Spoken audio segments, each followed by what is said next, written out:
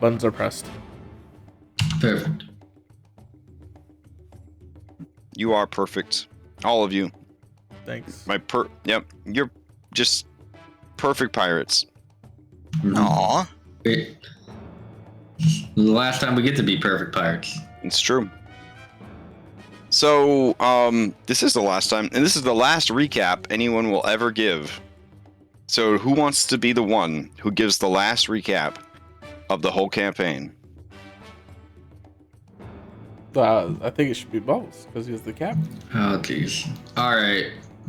and he's gonna need it. Probably. Well, I was also repairing a floor last week, so I'll just recap the entire campaign. All right. So in the beginning. No. We already did this. Yeah, you're right. If you don't feel qualified, does anyone else feel qualified to recap? This is the last recap that we'll ever have in Skull and Shackles. I passed it Anybody? to Anna Laura. She's got like keen minds. She's probably remember. All right, I'll do it if no one else wants to do it. My recap would be terrible. It would just be me running, fine. and I'm just That's trying to fine. run That's to fine. catch up to people. So and then I kept on running. We had the tsunami casted on the island, so we were able to break in through the secret entrance. I don't really know how secret it is. It just felt kind of secret.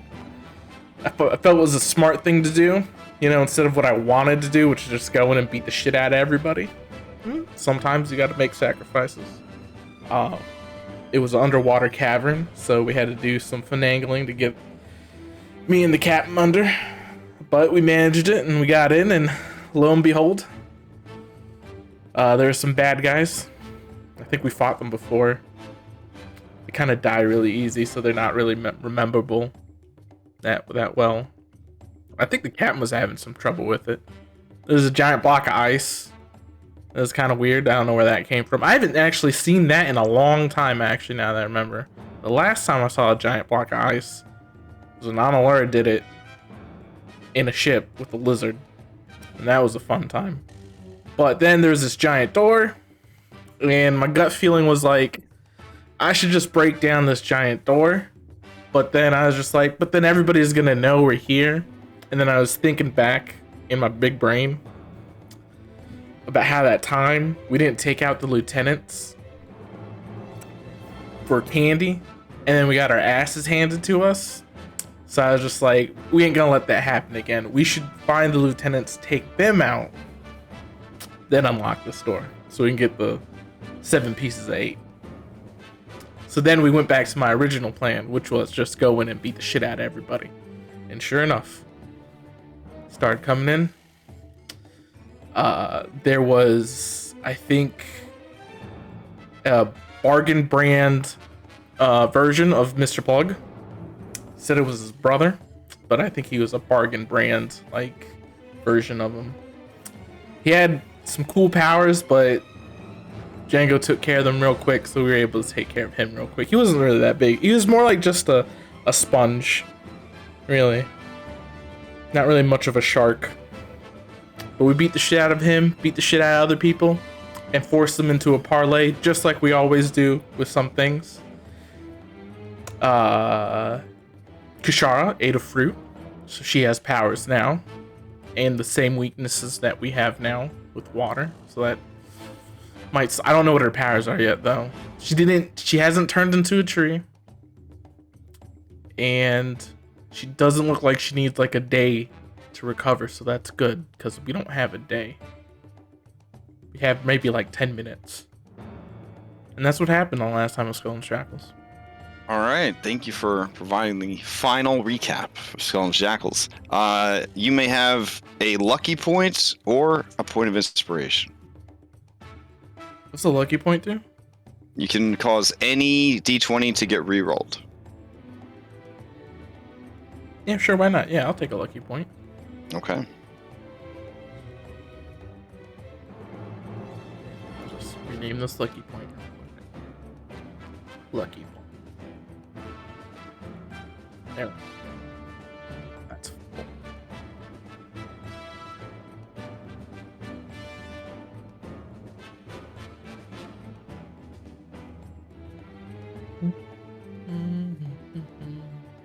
All right.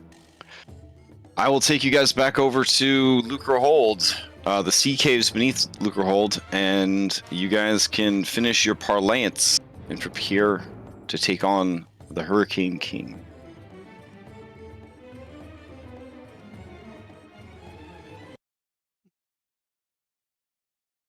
Oof.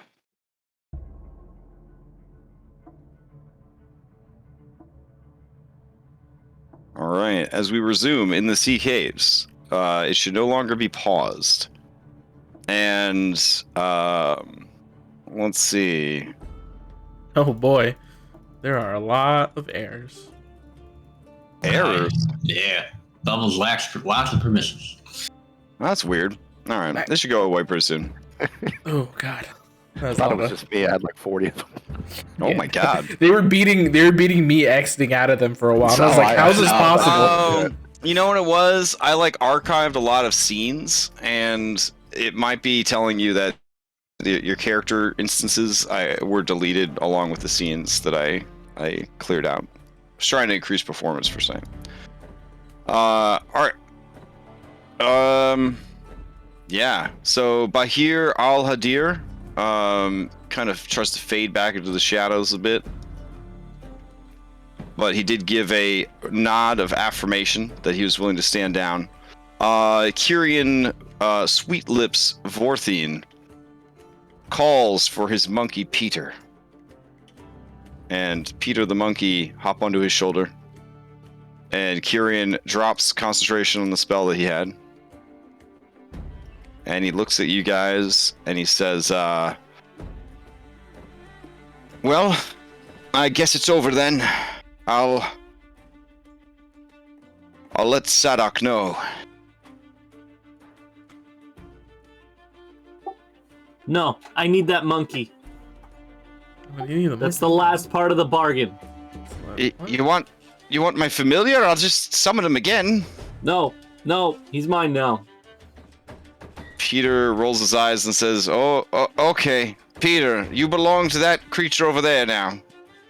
And Peter salutes and heads over to you. I All pick right, up. I'll start approaching pick up towards this the captain and dude's, say, all right, someone tell me where the hell Goldtooth is. I imagine he's with his like, butt buddy or whatever. All right. And as I walk past the captain, I will take out my Shivaka pistol and start loading it with the bullet that I have Goldtooth's name carved onto. Okay, as you are, Goldtooth comes around the corner. Oh, Look, there it's he's Gold right Tooth. there. I don't Oh, think it's him. Mr. Goldtooth, hello. No, it's him. Yeah. Yeah, he got this gold tooth. Anyways, I'm gonna Yeah. pick up this guy's piece of 8. Okay. All right, Goldtooth looks at all of you, and he says, been a long time, hasn't it? A long time since you took the test and proved your mettle to the Hurricane King. Been following... Careful, Django's still butthurt about the bird. I was getting to that.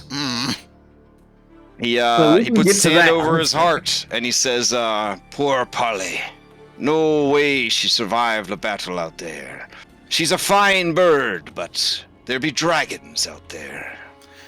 Oh, well, if you're feeling so downhearted about her, I'd gladly send you to join her. Oh no, they likely wouldn't go to the same afterlife planes. Here, let me explain it to you. And I start explaining how all Sure, of the you're, planar travel works. you're ruining my moment here, all right? There's no moment. This is a parlay. Sadak, It's a little parlay. Sadak just kind of barrels on and he says, I've done my time, but the actions of the Hurricane King are the actions of a coward, a yellow-belly bootlick, and I refuse to follow him anymore. Conveniently, right when we were getting ready to kill you is when you decided this. Yeah, he's definitely the coward. Yep. No, don't be mistaken. We all knew that it was, well, the strangest thing happened, you see. About a week ago. All at once, we all sorta felt the sway that the Hurricane King had over us weaken a bit. And over time, we started to look a lot harder at the decisions that were being made, at the actions and inactions being taken. We've been planning this mutiny for a while, but the Hurricane King, Kurdak Bonefist, he don't take kindly to mutinies. So we've been biding our time, waiting to see who had the brass balls necessary to face him down. Shoot him now, Django, while he's talking. I have to say, I'm not too surprised it was you. Kishara gestures towards Captain Bubbles, and as she whips his pants down, casts Minor Illusion to make his balls look like they're made of brass. Thank you.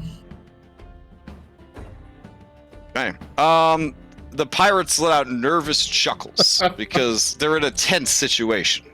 Brass balls, y'all. Yeah. Johnny Brewski continues to pour drinks. We should hire that guy. He's really dedicated. Yeah, he is. Yeah, I mean, he was doing it the whole fight. You think Yeah, I his think decent we should ability hire is that we can all just get wasted whenever we want? You know, it's nice that you all forgive him. You know, you didn't get eaten by his bird, so, you know. It was not Yeah, called sort of forgiveness, it your was own called fault. parlay. I mean, Like, we did get you out. Yeah, I mean, got a job Yes, to do, anyway, man. If it weren't for you, and it was up to him, I still would have been digested in that bird's stomach. I mean, like what? We would have missed you probably. Well, I mean, I don't know. We didn't really know you super great then, so maybe we might have forgot about you like kind of soon. But if we knew that you could have been a good friend, we'd have felt bad about forgetting you. So there's that. Look, we're about to face more than just the Hurricane King, right? We're about to face Tar Buffon, right? And I hate to be the voice of reason here, Django, but having a little parlay where we don't have to use up everything we have before we fight probably the biggest bad we've ever fought is not a bad idea. Oh, crab cake, I ain't using up everything. This bullet is the only one I need. Boy. Django, You maybe can we can take compromise. care of that afterwards, though. I mean, seriously. Why don't you Like just what? ask for his gold tooth, Django? That'd Yeah, I be mean, pretty like embarrassing. pistols at high noon. You can do that after this is all over. I Yeah. hold out my hand towards Sadok, and I'm like, I'm gonna need that piece of 8 or whatever. Zadok says, so you saw the gate then? Yeah, I mean, I probably don't actually need it, but just in case, I'm gonna take that from you. Oh, you'll be needing it. Oh no, seriously, I currently possess at least 2 ways to get through that door without it. But the door, you see, ain't a door. It's a portal. Ah, great. To where? There's a pocket dimension in the center of this island. It's not a living pocket dimension, right? No? Like, it doesn't teleport you inside like a plane that is just inside of another creature? No. Okay. I think we're good, guys. I think we're Good, good. those are illegal around here. Yeah. It's the crown of the Hurricane King grants you access to this essentially hidden cove that can only be accessed via the crown. Though that became a bit unwieldy and in time, one of the previous Hurricane Kings installed this portal, which would allow supplies to come in and out easier. I feel like it's really dumb. Look, can we get rid of that? Yeah, for sure. Like, here's this back door to my supposedly impregnable area. Let's just build a weakness into it ourselves. This is a terrible plan. Yeah, The portal can only be activated if you got the 7 pieces of 8. Yeah, is there like an exhaust vent we can this blow up happens. around here too? He looks around and Johnny Brewski points over at an exhaust vent and he shrugs. What do we hit that? The whole place go up? Let's. I mean, Johnny shrugs again. I'm gonna turn to You've been Clack Lore. You've been watching too many plays, Captain. I know. I'm turning to Clack Lore and be like, this place is gonna need a major renovation if we take over. So I'm gonna sigh and then unload the bullet.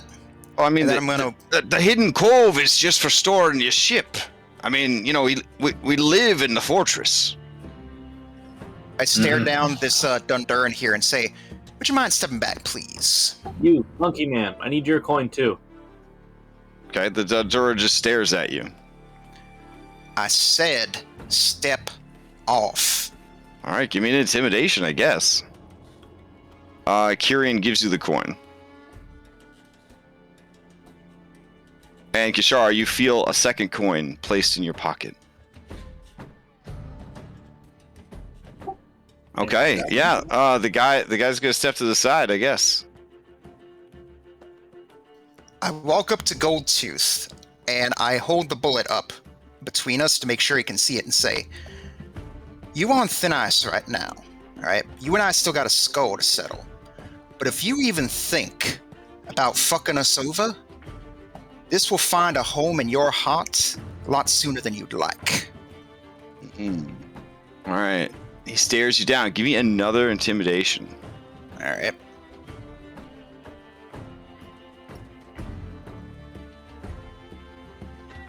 Okay. He squints at the bullet and he says, "Oh, looks like you wrote something there. Did you use crayons?" No, he said he was gonna give you a hole in your heart or something, or it was gonna find a home in your heart. I think he was proposing. He does that a lot. Sadok blushes a little bit and he says, "I've never been much for romance, but it's nice that you gave me a personalized bullet." And he reaches for the bullet. I quickly pull it back and I'm like, despite what Shorty said here, I'm implying that if you betray us in this upcoming endeavor, I will shoot you with it. Oh, yeah, obviously. Just a little weird that you're writing people's names on your bullets. I mean, how many bullets you got there with names on them? Is that your love shot? I've got one for you, and I got one for that other mangy cat wherever he disappeared to. Okay, you feel arms wrap around you, and the mangy cat drops his visibility. Get off me, you son bitch! And he says, now, friend. We're all allies here. I ain't your friend. And I think there's a certain someone who might object to you touching me without my consent. Ah, I see you got a new hat. No, I'm fine with it. Now you have the third best hat in the room. And he tips his hat at Kishara. I tip my hat back. I start looking around, hoping that, expecting Miss Shivaka to show up to help me out. Nope. Ugh. Look. B team is off securing the perimeter like B team do. Right. Look. The other one, and I pull out the other bullet that had Bahir's name on it. The other bullet, that's for him. And he puts his hand over his heart and he says, "You got me a bullet? You did not have to do that." He's a very generous fellow.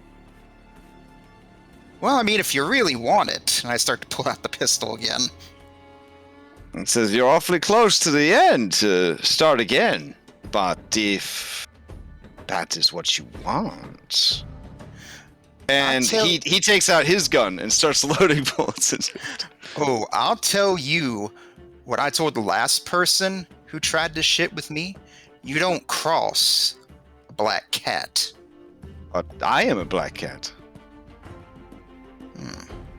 When you cross your legs, is that crossing a black cat because you're a black cat? That's a really good question. Yeah, that's that is a that's great good When you question. say crisscross applesauce. Wait, what the fuck are we doing? Are we supposed to be killing the goddamn Hurricane King? We are. Undercross under apple. I don't know. Like, I just need. Django, just deal with your problems later. We gotta go. He's Hold on, like Cal. 3 minutes away from him from Cal, becoming a lich I again. need like 5 minutes. Just need like 5. You got 5 minutes to kill these people or not. No, I need to take a We have all heroic 7 rest. now? Okay, I need to take a heroic short rest. Okay. Yeah. Yeah, that's fair. Calm I down, can deal with alright? one too. Jesus Christ. I got hit by one thing that took out like half my health. Pretty man boy. Yes? Right there. No, not sorry. you. This pretty man boy right here. Yeah. Kyrian Sweet Lips. Yeah. Yes. You got them sweet lips. Got any healing spells? I have some healing spells. Oh, I'll take one too. You think you give me a healing spell? You know, seeing that we're pals now. Yeah. He looks at you and he says, yes, but I only have touch-based heals for you. I mean, you can touch just about anywhere on here. All right. Fade to black. Claximus, you receive some healing. The healing is... Let me see how many slots this dude has left.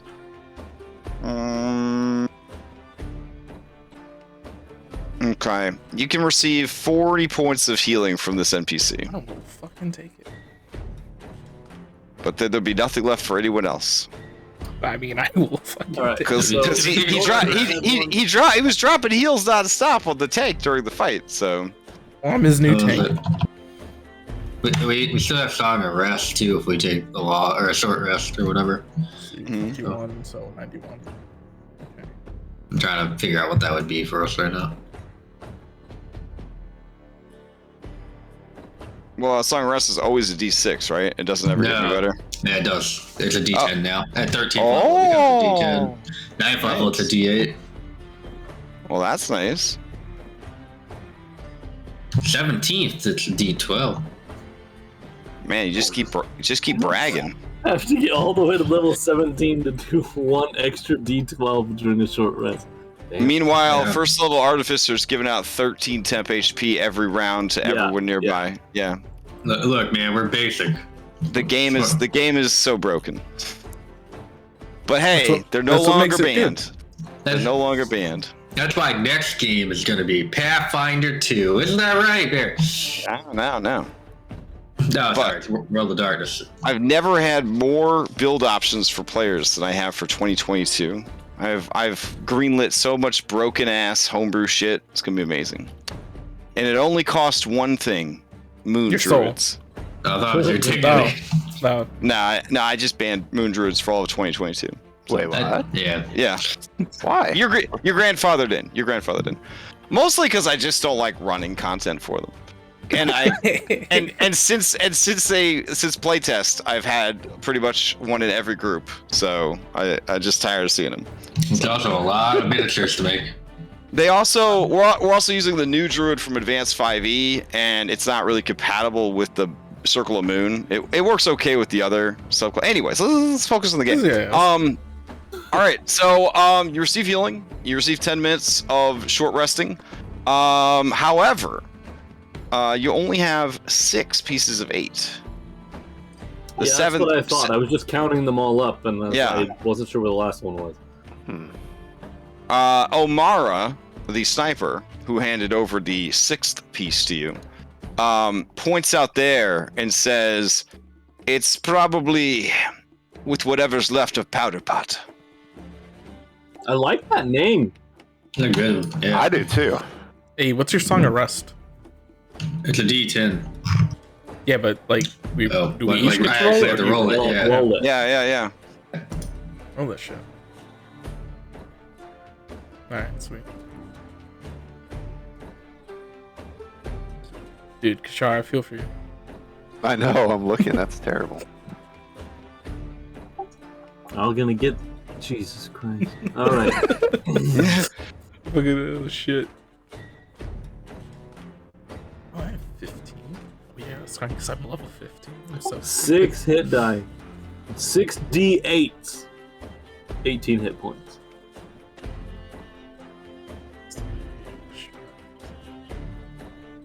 Well, it's good that your Sunday character rolls so much better. No. I mean, comparatively, he actually does roll better. Okay, yeah, I mean comparatively, but Yeah.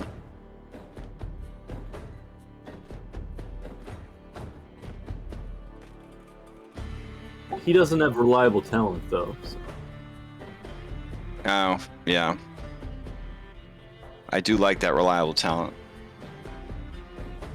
I feel like this is not calculating correctly. Let's see. Okay, it is. I'm just stupid.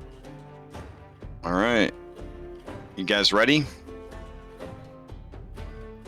I guess we need to go scope out the remains of whoever has the last piece of 8. Okay. So I will fly around and do that, I guess. All right. There should be a pile of exploded monkey out in the bay somewhere.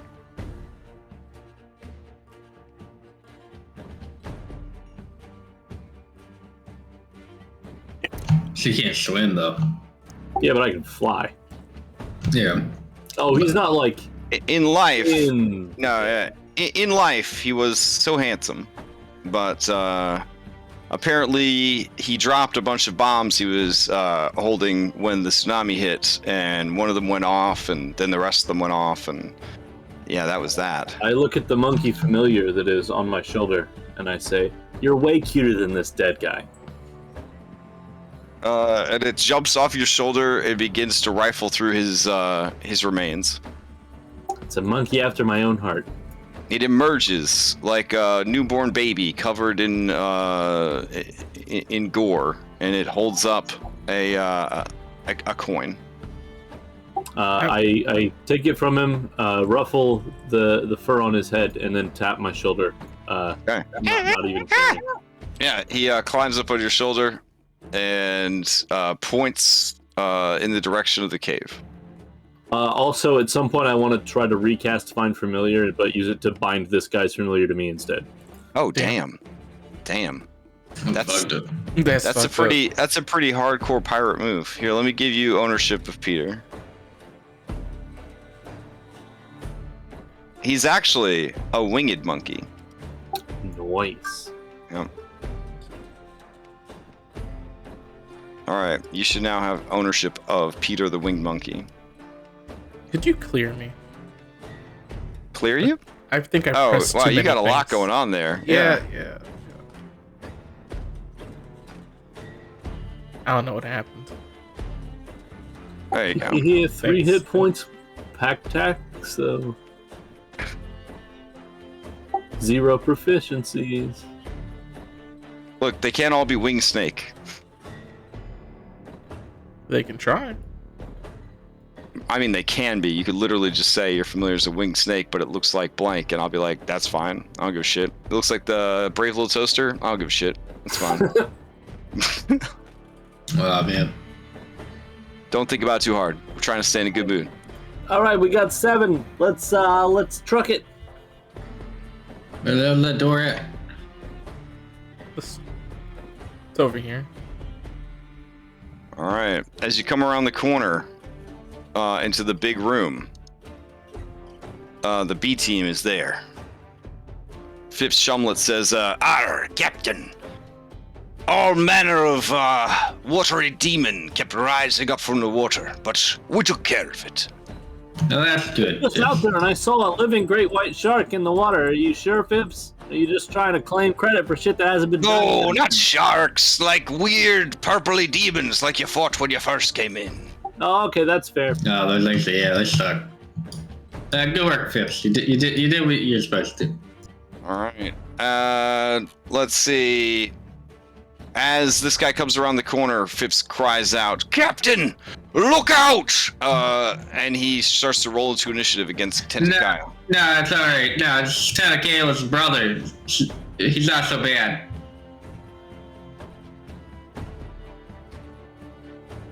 Yeah, it's like as I walk by Mishivika, I'll just suddenly take her up in an embrace and say like, that Bahir guy just like snuck up on me and is getting way too familiar. Oh yeah. Are you looking to Is this like another Jimmy situation? Oh no. I told him what was what, so you don't need to worry about that none. Oh, because I mean, but here, he's pretty handsome, and I mean, he's a pretty famous assassin. I won't raise an eyebrow. It's like, are you saying that me and Jimmy ain't enough for you no more? I was just saying we should just, keep our options open. Life is long, as they say in my homeland. You know this guy tried to kill me, right? Everybody tries to kill everybody. It's the Shackles. Well, yeah, but it's like I tried to kill these guys. And she points at Bubbles and Claximus and Annalora. I nod in agreement. Well, this was different, right? He said he was trying to kill me so that he could steal my soul and give it to, like, the goddess of death or something like that. Wow. Clax did that to a lot of us. Yeah, that sounds pretty cool. So is he joining the crew, or... Yeah, probably. Oh, wow. What? Okay. Did you forget the part where I did the thing with the bullet and the... Well, I mean, when Bubbles' hurricane came... Did you give him the bullet you made? The pirates really the crew? Did you give him the bullet you made for him, sweetie? I mean, I showed it off and threatened him, but apparently the captain doesn't want me killing the other two folks I have on my revenge list yet. Oh, you were gonna shoot him with the bullet. That makes more sense. Yeah, just like I was gonna do with Goldtooth. Oh. Yeah, he didn't do that either. Interesting. That's definitely what I assumed you were gonna do with it. For sure. Well, this is it. You ready, Django? You ready, Captain? Yeah, I'm ready to do some cowboy shit. So before I plug in these pieces of 8, how much money do they look like they're worth? Just like as collectibles. Oh, Priceless, they actually look rather beat up, like maybe a gold each. If people fuck it then. I plug them in. Okay. It's the You're thinking about stealing the fucking thing. So the thing about portal keys is they don't actually have to be magical items to be portal keys, which is kind of a neat thing about portal keys. Anyways, it's Planescape stuff. All right, so you put in the things, and as you put in the 7th one, you give the giant ship's wheel a little spin. With a resounding chunkity chunkity chunkity chunkity chunkity sound, it is going to swing open, and hopefully, I guess not kill anybody. Let's see. I look over at Bubbles and I say, okay, this is a really cool door though. So maybe instead of just like destroying it, we could just like repurpose it for something else. Yeah, maybe we can move it like to the front. Something like that. Right. I mean, or if it's a portal, maybe we can just like disconnect the portal from this, or like connect the portal to something else instead. That's true. Yeah, maybe mine out the back of it if we're gonna keep it on this plane. Yeah. Could be like the treasury or something. Yeah, that's good. That's good. Or like your really cool captain's quarters. Yeah, that's neat. It's neat. I like it. All these ideas. Panic room. Ooh. You know what? I panic a lot. I like that one. I like that one a lot. Lift. As you go to enter the portal, someone pulls on your pant leg. Yes, Pigo. Pego. And they give you a firm hug. Pigo, if something happens to me, I know that someone's looking for another partner in their open relationship. Pego? Shivaka, just talk to her. Oh no, you don't. No, Lift, I got this. You stay away from her, you little shit. If something happens to Lift, go find the parrot's son. Pego. All right, yeah, there you go. I got you. Pego looks right at you, Django, puts a fingy in each nostril, pulls out long ropes of boogers, and smooths her eyebrows out, even though she doesn't have eyebrows, and says, Pego. Mm-hmm. And waddles back to the B team. That guy, Goldtooth, is always looking to add to his harem. Maybe you might try your luck with him. All right, you guys may push through the portal into. Oh man. If I die, Yeah. don't let me come back as whatever Phipps came back that one time. Just kill me until I look beautiful No, again. yeah, no, Right. we've Just never keep- let anybody fucking Just keep have that killing me happen. until I'm beautiful again. Okay. Oh All man. right, so let me- Mr. Beautiful on the inside, and that's what matters. Let me change out some music, I guess. Let's see what we got. There's teeth in the walls. Let's see. No, we don't have living dungeons. It must be crystals. Crystals are alive. What kind of new age hippie bullshit are you trying to? I mean, we literally back Like at home we have crystal monsters. crystals that Yeah. are alive. Yeah. Oh yeah. Okay, that's true. You know what? We'll keep this music for now. It's fun. All right. Yeah, the passageway you enter is choked with red mineral growths and deposits. Every now and then, some of the minerals quiver and move as if resettling themselves. Yep, they're alive. Up ahead and to the right, you hear the gentle lapping of water against stone and the occasional mournful wail of the damned. Ooh, sounds like Dang. home. I think that's it. What's what? That whaling. What's Well, what? I have Home? fucking infinite vision now. I don't know what you're talking So about. I step around the corner and I can see down here. Do I need to adjust your mini with infinite vision? Well, I have like 240 feet of dark vision at this point. I know, but And you're then so you- small. And then you see can't people's find you. souls. What's my color? What's the color of my soul? Yeah, I also see people's souls. What's my color? Let's see. Set dark vision. Actually, I think I said it. if you You set said- it on your other token, it probably wouldn't be on this token. There you go. You should be able to see very, very well now. All right. In fact, I think all of you can kind of see this though, because it's pretty well lit. You see a number of things. You see that the cavern you're currently in, choked by red mineral deposits that occasionally shift and move, leads to an ancient, rickety pier that connects to several wet outcroppings of stone that rise up out of the murky, languid seawater that has collected in this demi-plane. The ceiling of the room is about 100 feet high. Once you get out of this cavern and into the larger chamber, you see sort of just floating there in the limited water that is available, an ancient ship. The ship is adorned with all manner of bones and skulls, and overall, it looks like one of the most sort of heavy metal pirate ships you've seen so far. Just bones and skulls and chains galore, shitloads of cannons, ballistas. I mean, this thing is like kitted out for some serious ass kicking. The ship itself is just a sloop, though, with a single mast and some very tattered, almost worthless-looking sails. They are so poorly maintained. Beyond the ship, you see a island that is laden with gold and gems and treasures. And residing in those treasures, you see a skeletal dragon, the remnants of its bronze scales still clinging to the bones.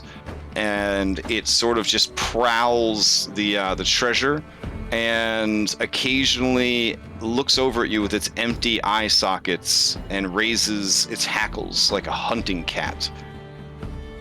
In the water, you see the rotting fins of undead sharks that are sort of swimming about. And every now and again, you see a colorful wisp of light sort of float by. And as it does, it trails a mournful cry or wail or sea shanty behind it as it just sort of hovers above the water, exploring the cavern that has now become its tomb. All right. So that's cool, but do we want to see where this other passage goes first, or we're just gonna jump right into it? I mean, if you want to look down it real quick, since you can see everything. Yeah, give me just a second. It's like, you go ahead, short stuff, I'll cover you. Nope, you think- it's just this little spot, looks like. Yeah. That's kind of disappointing. Yeah. So you think the Dragolith is, what's his face? So as you proceed down that passageway and examine the room and kind of go to leave,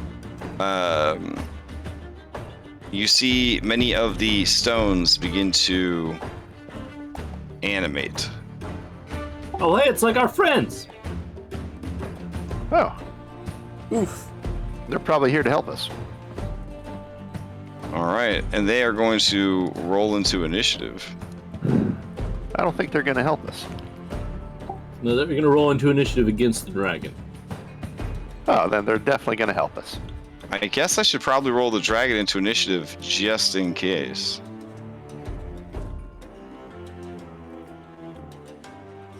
God damn it.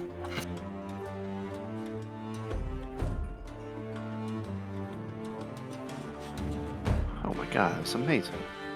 Way to keep it consistent, Sarah.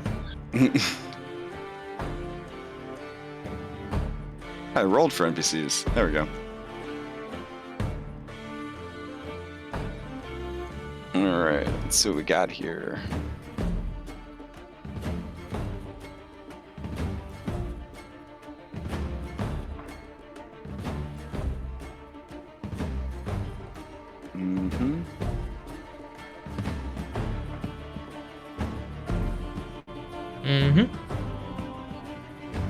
All right. Go ahead and what do you got for us, Glaxmus? I rolled a 14, yeah. All right. Django, start things off for us. All right, I'll start looking over at the crystals emerging from the walls, and it's like, do they look like they're aggressive at all, or moving towards us in any way?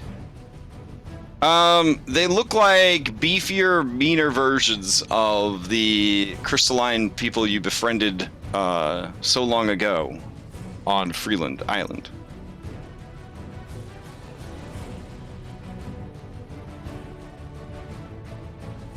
I'll defer to the captain. Say like, Captain, I don't know. You think these things look friendly? What you want me to do? I highly doubt they're friendly. All right, tell you what. I think for now, since I'm a little bit uncertain, I'll go ahead, hold an attack action with my Shivaka pistol for if any of them starts attacking any of my allies. Okay. And I'll go ahead, pass the turn to Kshara. All right. Seeing what Django's doing, I'm gonna throw my hat at the crystal nearest to me. Okay. Are you doing an aim action first or no? I'm trying to decide. Yeah. Well, okay.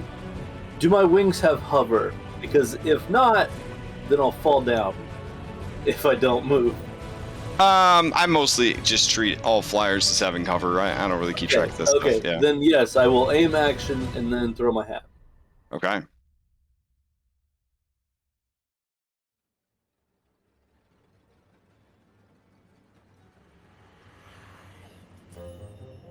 All right. Let's see. Aim action is going to hit. Which one are you throwing it at? This one north right of here you? above me. Oh, okay. Business. Gotcha. Business crystal golem. All right. Yeah, 21 is going to hit. All right, so you run the buzzsaw of your hat along this creature, sending up red sparks. It takes the damage, but it is a beefy boy. Careful, guys. He's a beefy boy. I actually need to restart my Foundry real quick. Oh, I should have done this before. Oh, no, I already did a bonus action. Next up is going to be lift.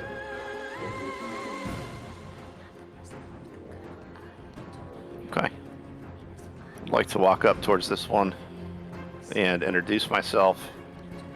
That I'm Lift. We know your relatives. And we'd like to recruit you to our crew. Okay.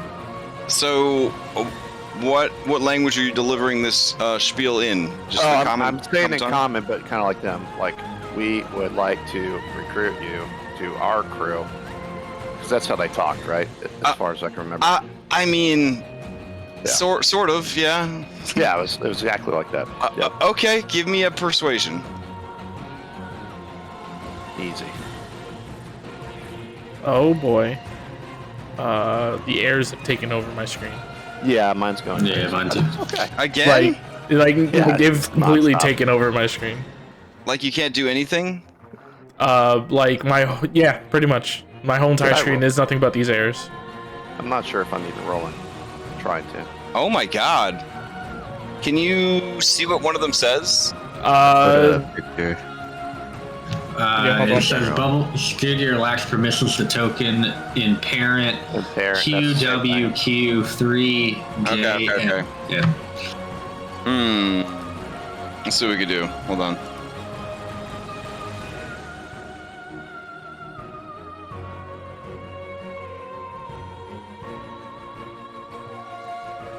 Okay, this is a pretty common error. Let's see.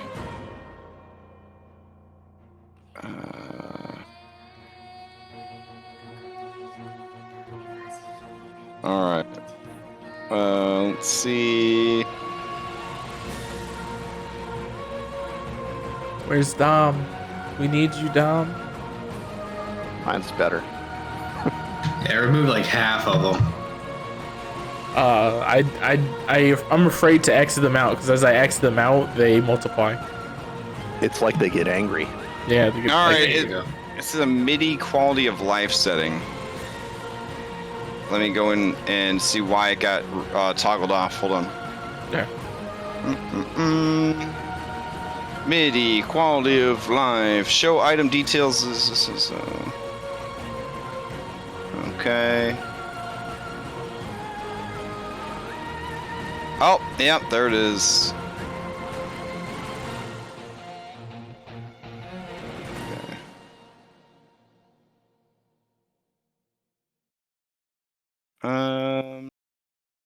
I think we should be okay moving forward. Is everybody able to move and do stuff? Game was paused, but Oh, okay. That's probably why I wasn't rolling the check.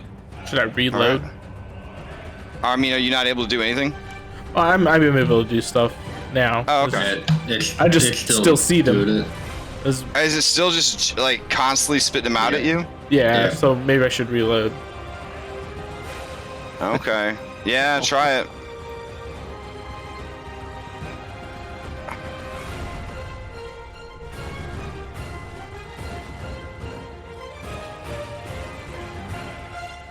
Yeah, sorry about that. That's all good. I mean, I don't know why it's doing this all of a sudden.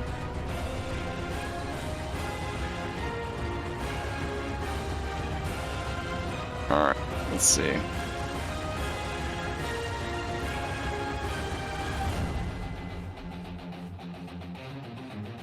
Damn, some killer music.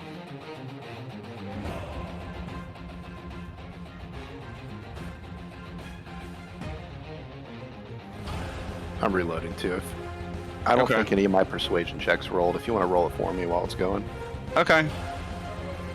Yeah, I don't see them. Hold on.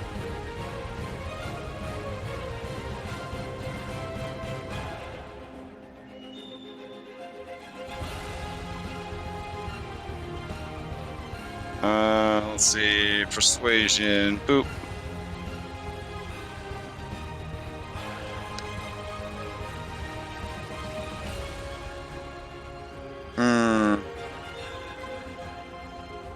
Yeah, I'm asking it to roll, but I'm getting kind of. Oh wow, I just got kicked. Maybe it's not I think us. it's down. Great. Maybe it's Foundry? Tried to reload. Yeah, I tried to reload the Foundry. All right, But, let me go get check. back Let's see. Okay.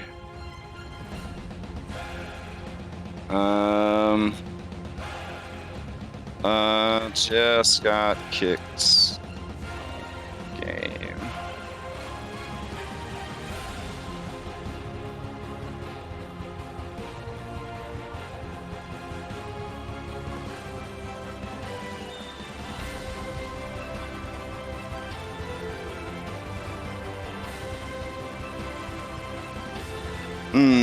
All right, I'm gonna pause the combat music real quick.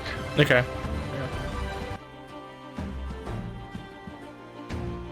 And try to figure out what's going on with the servers.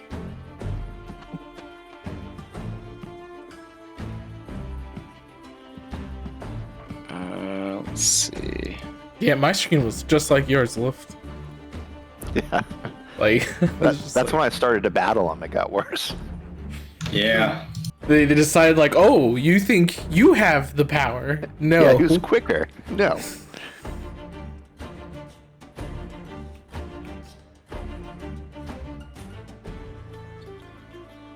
My screen is now, like, because I reloaded, it's just stuck at gray, so. That's mine too. Yeah. But yeah, mine was like that too. It was like half the screen was covered in it.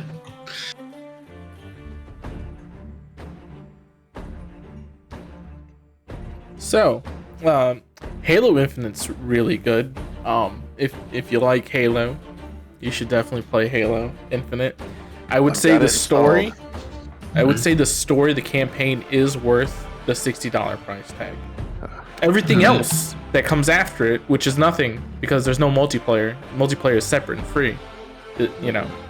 Would not be worth a $60 price tag, but multiplayer is free, so you're not going to pay anything for it. Yeah. It will frustrate you though if you're bad, so don't be bad. Did you complete it? I have 100%ed the game. I've collected every collectible. I've collected all the skulls. I still need to beat it on Legendary or Heroic, but I'm gonna beat it on Legendary. I kind of just want to wait till co-op because there's no co-op currently. A decent chunk of time going through it, like 40 hours, 50. Oof.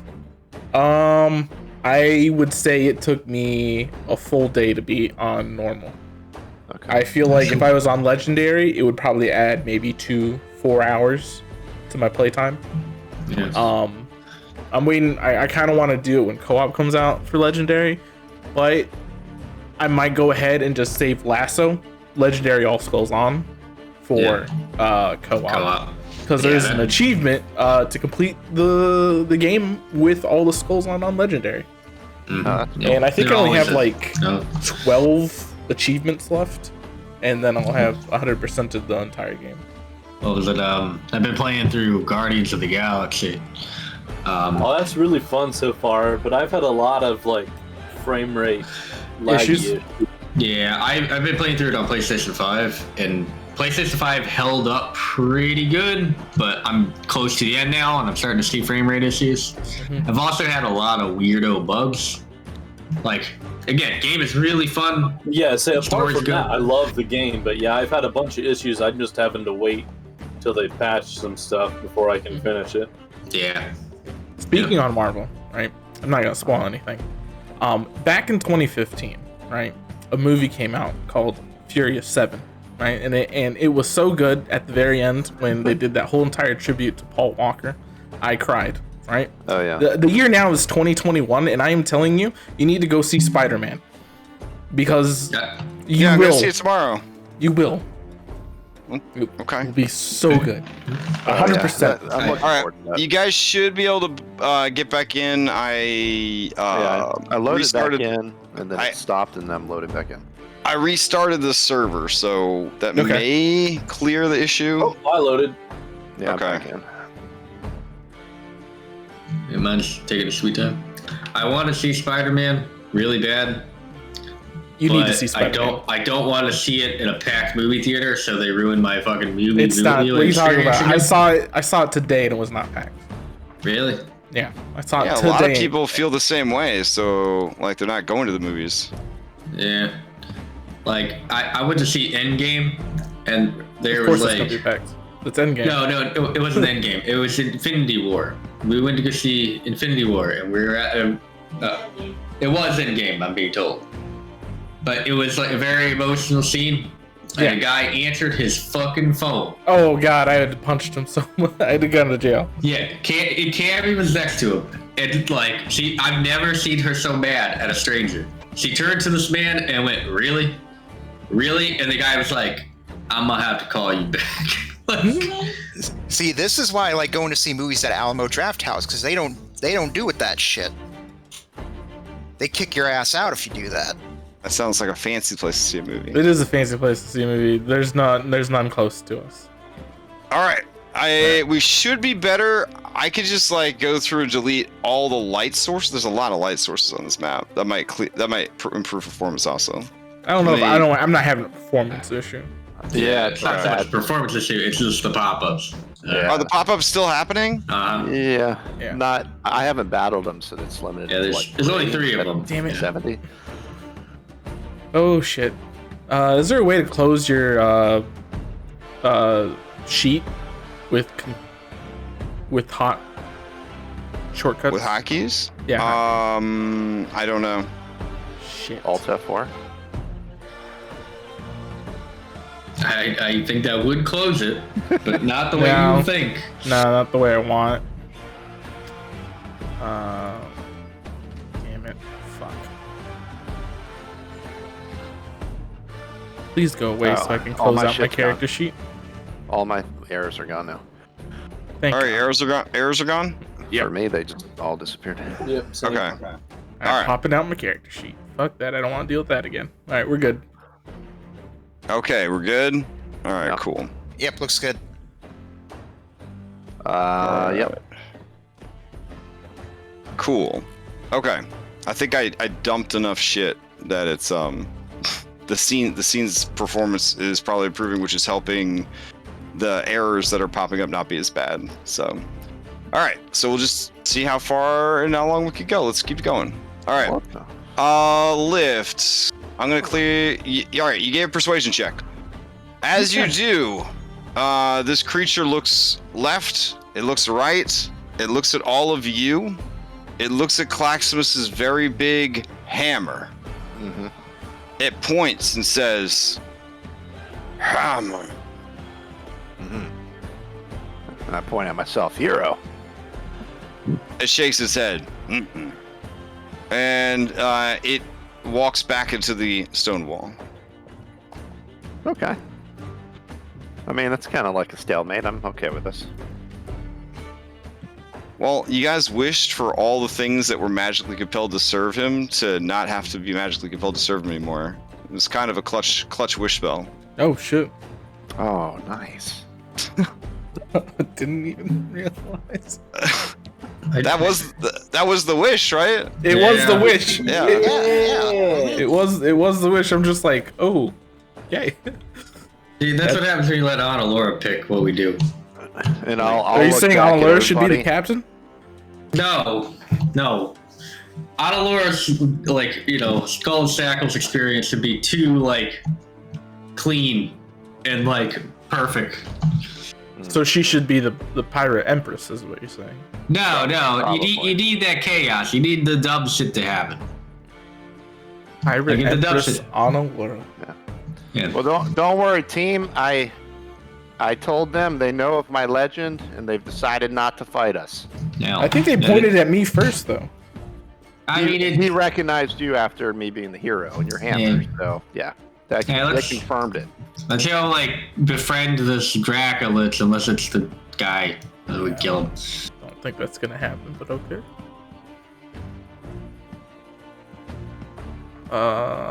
Yeah. So there's water here, right? That's water. Or is it Yes. ghostly water that has ghosts in them? It is super murky water. These seem to be the ghostly creatures that are kind of floating around. Okay. gonna go ahead and fly.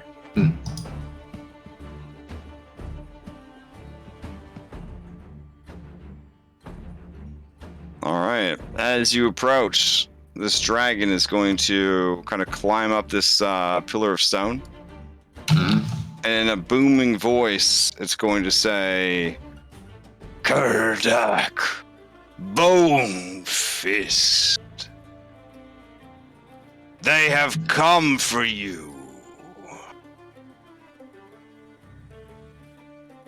Yeah. Does he think we're Kurdak? I'm not sure. No, I think he's calling for him. Oh, Look, hey, look, Mr. Dragon Man. We ain't got no gripes with you. Or you know, your Draco-lit stuff. You know what I mean? yeah. Like, honestly, it's pretty rad that you live here. I'm not gonna lie. We just came, we're gonna kick Kodak's ass. Come here, Kodak. Or, I don't know, whatever his name is. Hurricane King Man. And then we're gonna take over. If you want, you can join up with us. That'd be cool.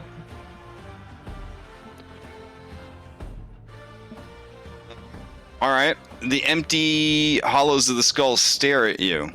Go ahead and give me a persuasion check.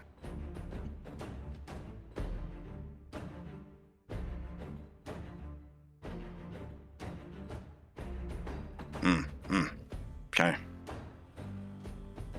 The skeletons of the skeleton of the dragon kind of clings to the pillar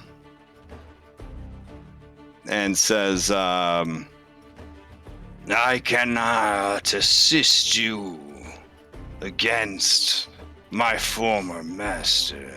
Yeah, it's no worries. I kind of want to do this like mano a mano. Anyway.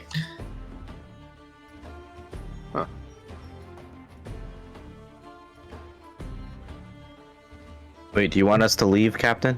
No, I mean like mono as in like us. And then, yeah. No, we can go. Yeah. Nah, I mean, Like the exit's like, you know. Just Where is he though? Are you able to at least kill these sharks? I feel like the sharks are bad. Yeah, I mean, Shara, you see his souls now, right? Where is he? Oh yeah, that's right. You can you have Assassin's Creed vision. You see in the lower parts of this sloop are 4 souls. One is of a human with a very powerful black soul swirling within it. So sort of a black and blue combination there. That is near the front of the ship below decks, so right about there. Towards the rear of the ship, you see a large monstrous soul, and then 2 medium monstrous souls. Hey, Captain, you want me to fire a warning shot? You are so trigger happy today. Dango, there's no such thing as a warning shot. There's just a miss shot. He's saying today you shoot to kill. Well, now you shoot to kill. A while back you weren't shooting to kill. Yeah, like 20 minutes That's ago, parlay. shoot to kill. But now it's shoot to okay. kill. Shoot to kill. Like, give him a thumbs up. All right. So let's see here. I turn to Kashara and say, like, Kashara, you got that fancy vision. Point out to me where the closest one is. I mean, the closest one to me or the closest one to you? Yeah, closest one to you. I need to get some distance so I can make sure I'm aiming properly. He's like right back in here. Yeah, right about there. All right, I'll go ahead, take out my Shiva pistol, aim where Kashara is pointing, and fire into the hole. All right. Go ahead and give me an attack roll.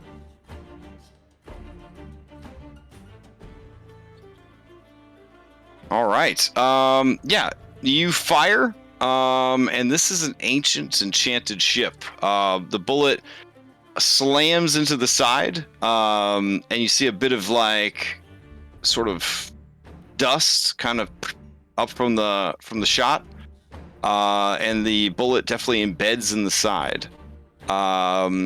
You see, Kishara, the movement inside is abrupt and immediate. The larger creature and the two medium creatures begin making their way up to the upper decks. Well, I've got them excited. They're on their way. All right. Well, I'm gonna cast Holy Weapon. Okay. I'm going to enlarge. Okay. Yeah, what we'll do is everybody could essentially do one thing in there before the fight gets started. All right, I'll go ahead and activate my haste boots then.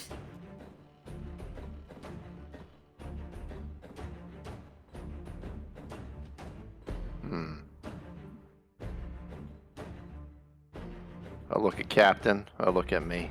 I'll look at Captain. I'll look at me. It'll be okay. I'm gonna turn into a brontosaurus. Oh, rad. All right. Do you need a brontosaurus? Yeah, I don't think I ever got one. Oh, Or okay. or I might have. I don't. Let's see. No. Nope. All right. Bronze. Nope. I got one though. Whatever ones we fought earlier Where's that mushroom at? on the island. Mushroom. Oh, you want the brontosaurus from this island? Okay. Yeah, that's the one I learned. Yeah. Remember? So you want the golden brachiosaurs? Okay. All right. Let's see.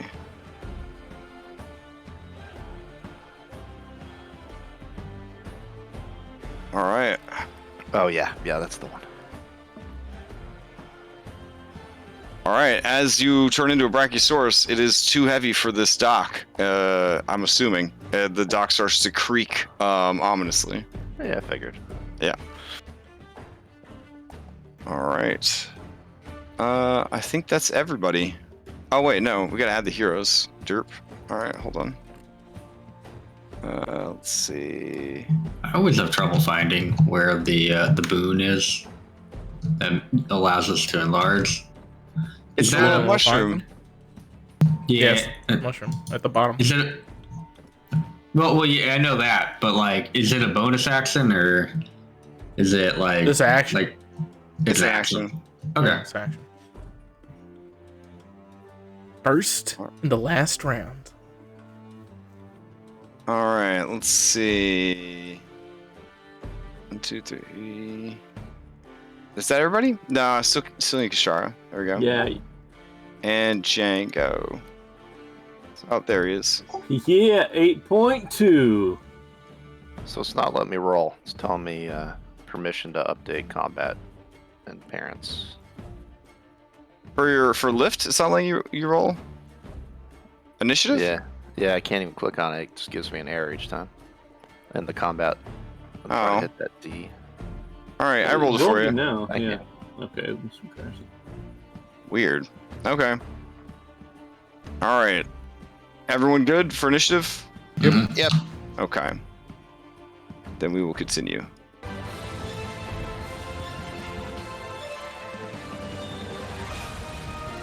All right. Beginning combat for Rills. Let me see. I feel like this music is not. It's like it's a little too exciting. Yeah, it's too heroic. Kind of happy. Yeah. Let's see what. Can you- see what else I got? Can you move Krako to between Bubbles and the dinosaur? Oh, This game okay. is paused. Sure. Thank you. All right. I got you. Here.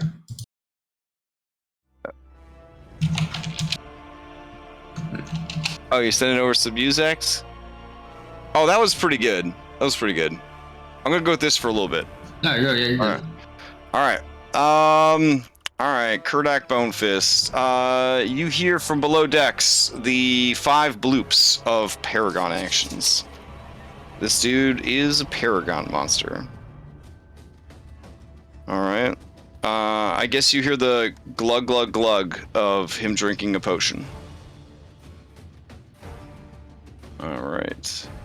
And then that will be his turn.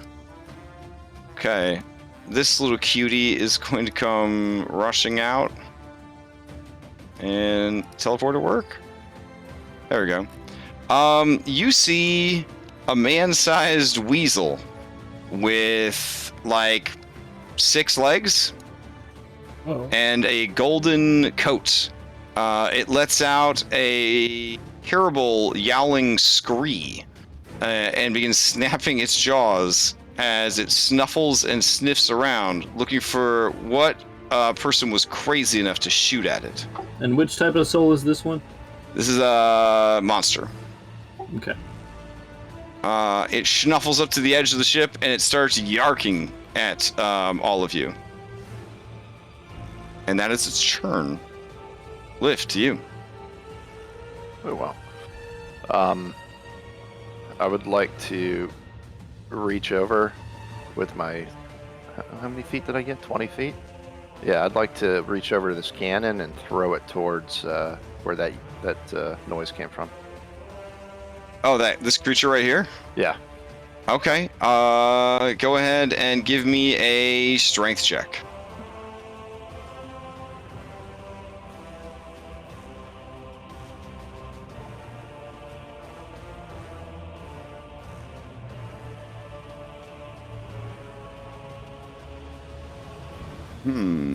I saw you roll it. The game's lost. I don't know if that would change it. Nah, that shouldn't affect anything. I also don't know why it keeps pausing the goddamn game. It's run fine pretty much since we like came over to. They were really good rolls. They were both 16 plus. Oh, were they really? Just as the strength roll. Oh shit! Yeah, I saw the roll. All right, yeah. You pick up the cannon and you chuck it over at this creature. Go ahead and give me a. Well, it's a pretty heavy cannon.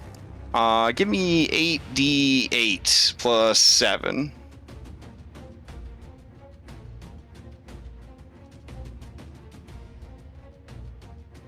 Whether or not it'll let you roll, that's unknown. I can't do anything. I can't even That's type it. what the hell? All right, how about I? All right, I'm gonna. Lacks permission to create a new chat message. All right. Oh, okay, that's easy. No, that's easy. You're logged out. Just reload, lift. You've been automatically logged out. Happens all the time to me. Oh, you're on a different instance of the server than we are. Yeah, Okay. that's all. Just Okay. reload and it'll ask you to log in, and you'll be good. Okay, let me try that again. Okay. You can roll that for me while it's going. Okay, sure. Let's see. 1, 2, 3, 4, 5, 6, 7, 8 plus 7. Here we go. All right. I'm gonna give this thing a dexterity save to see if it can get out of the way for half. Here we go. Where is that guy at anyway? I don't even see him anymore. Oh, he's under the cannon. I'm gonna say 14 is probably not enough. So he is pinned beneath the cannon. It takes 45 points of damage and is bloodied, and begins to let out yowling cat sounds of pain and frustration. All right, lift. Anything else from Dino Lift? Yeah. So did I fall through this? I'm assuming I. Not yet. It's definitely wobbling pretty hard because Brachiosaurus pretty heavy. Yeah. I think. I mean, I'm pretty tall. I wonder if I could stand on this. I don't know. We're gonna give it a shot. I'm gonna try to take a step forward. I'm gonna try to get onto the ship. You're gonna try to climb onto the ship? Okay, yeah. Give me an athletics check as a Brachiosaurus. Okay. So I guess that's gonna be a dex roll. Yeah, you said athletics. No, it would be a strength. It'd be a strength. Oh, strength. Okay. That's all right. You got it's a +7, so it'd be a 20. Yeah. You nearly pulled the ship over sideways. But you pull yourself over the ship, and then it rights itself. Perfect. And then can I hold my second attack if anything gets near me? Or Unfortunately, no. Yeah, Yeah. you can't cash it in for a reflex later. I'm sorry, a reaction later. All right. Yeah. No worries. That'll be it. Okay. Bubbles to you. All right. I'll move up, try to climb up onto the ship. Okay. And then I'll use my action to enlarge. Okay.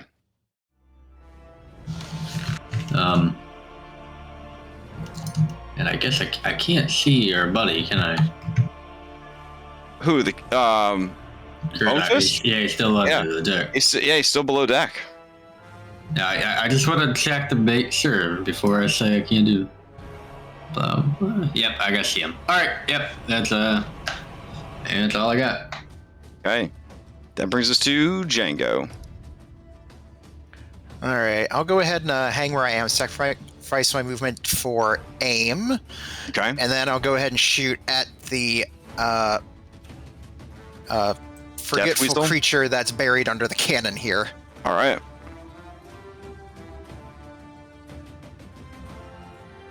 Oh shit. Yes. All right. So give me a sneak attack, and then we'll do a max damage on top of that sneak attack. So 7 times 6 is 42 plus 21. You blow this thing's head off. Jesus. All right, just blow smoke off the barrel and let's see here. Check distance here real quick. Let's look here. Tell you what, I think for now, since I can't move, I'll go ahead and use item interaction to swap the pistol for my rifle, and then that'll be my turn. All right, fair enough. Okay, that brings us to this adorable shark. All right, this shark sees that there's some action going on, so it's going to swim over, and it's going to ready an action for whatever opportunities might come its way. Laura, it's you. Okay. I want to ready a level 4 spell. Okay. For if Kurdak or I guess one of the other monsters shows up, maybe. Mm-hmm. Yeah, so I'm just waiting for a target. Okay. And then as a bonus action, Krakow will protect the Brachiosaurus and the captain. Thank you. And then I'm going to have Levy. I guess what I can do is I'm gonna strap the Magikarp to Levy. Or kind of just put the Magikarp here. Mm-hmm. And I'm gonna tell Levy to kill the sharks so the Magikarp gets experience. Oh, okay. Yeah. Smart. This is your last chance. Yeah. So 16 on the shark. 16 definitely hits the shark. It takes 14 points of damage. And it's pushed back 5 feet. All right. Okay, that's it. Oh no, that's not what I wanted to show you. There we go. That is the crazy weasel cat with the 6 legs. Yes, it is. Yeah. Is it dead? Well, that one's dead. A second one comes out, and it is going to aggressively, with its bonus action, race towards Captain Bubbles, and is going to launch itself at him. It is going to use its multi-attack to... let's see. Well, yeah, it definitely wants to bite. Bites once and attacks with its claws. All right, here we go. Here comes the bite.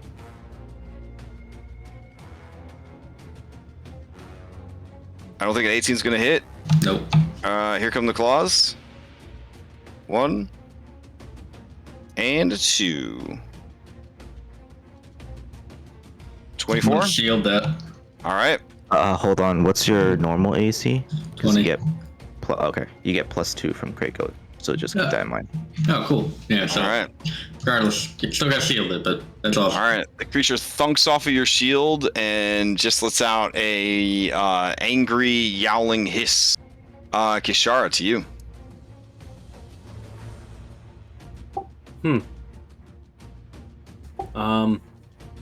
I appear to have gone completely white, but it is my entire screen. Oh. Not just the window. So that's going to be a me issue that I'm going to try to solve. In the meantime, I have a summon lesser demon scroll. I'm going to summon them all around the door with the order to attack Kurdak as soon as he comes out. All right. Which ones are you going for lesser demons? I think that one says that you have to pick, so whatever you want. All right. Let's see. Summon lesser demon. 2 demons of challenge rating 1 or lower. Are you going for 8 demons of challenge rating? Yes, I am, because of the action economy reasons. All right. Let's see. All right. Okay. You will summon a bunch of dretches. Oh, here we go. Summon a bunch of abyssal wretches. Look at those cuties. Oh, Jesus. Alright. Now, where are you summoning them? Onto the ship itself? Yeah, I want to summon them all around the doorway so that as soon as Kurdak comes out of it, they just all attack him. Alright.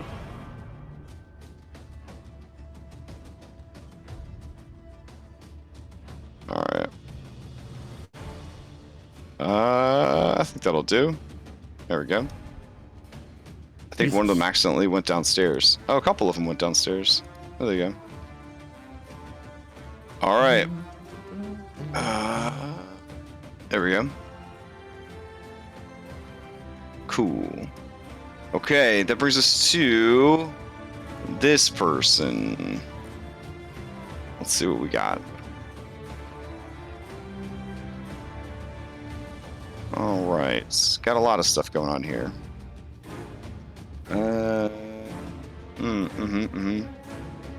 Okay.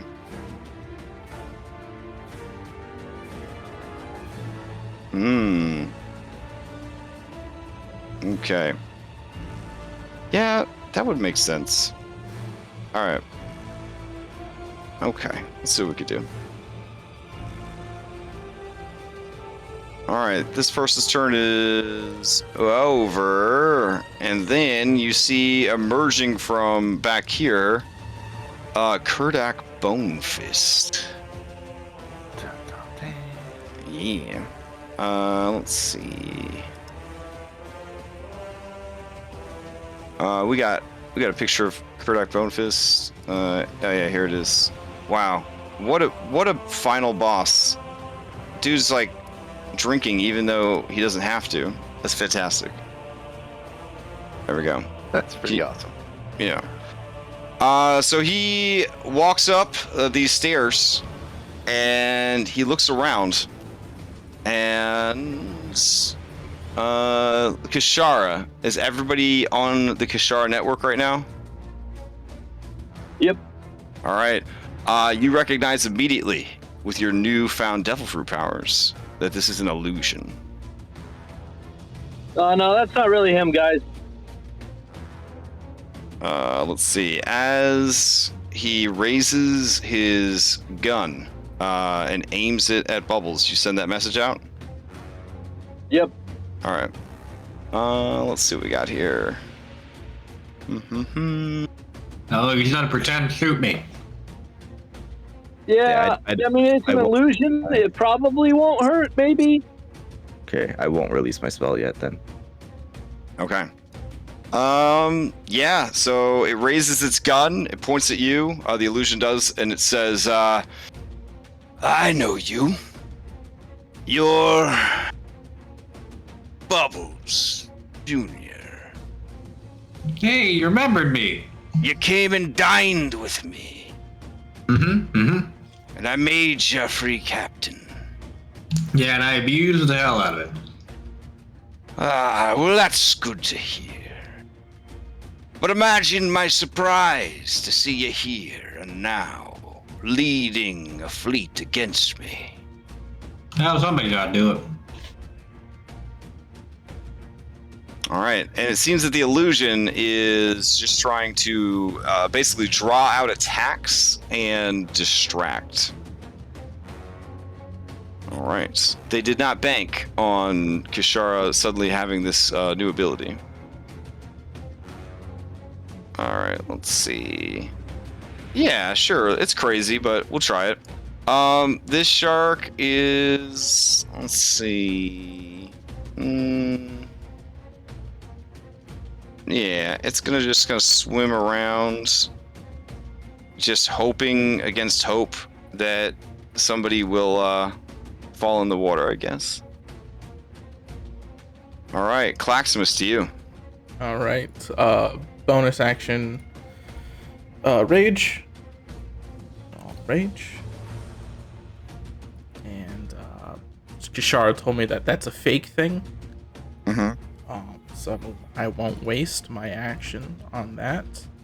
Instead, I'll just keep buffing myself up. And I will use my action to explode with divine energy.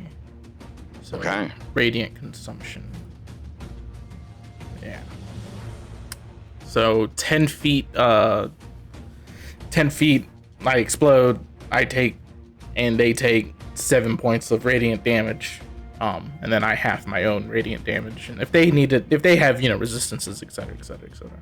And then I'll, it's just, plenty of movement. What's, the ceiling like? The ceiling is a classic, like, stalactites affair. There's just stalactites hanging everywhere. All right, so I will use my movement to fly up, and maybe somebody just won't be looking up at that time, and then I can just drop in from the air and just go up. All right, fair enough. So, right around, maybe, let's see, fly up. I think, yeah, if I fly up straight up around here, so 150 feet up. 100 feet up. And I'm amongst the stalactites, using them as cover, trying to use them as cover and hide up in there. That's my turn. All right, shark just swimming around, and then as the turn ends, layer action activates. All right, let's see what we got. Okay. Appearing on the ship are 2 of these souls. Here we go. Got 1. And we got, we'll say 2. There we go. And they will go ahead and roll themselves into initiative for the next round.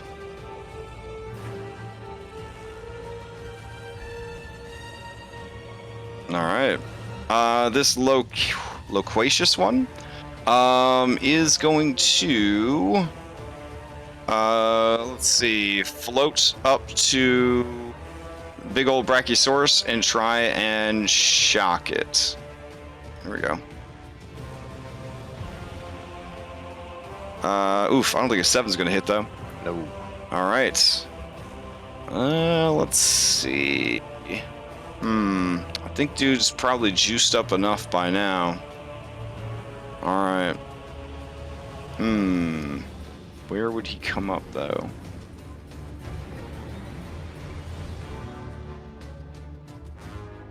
All right. That works.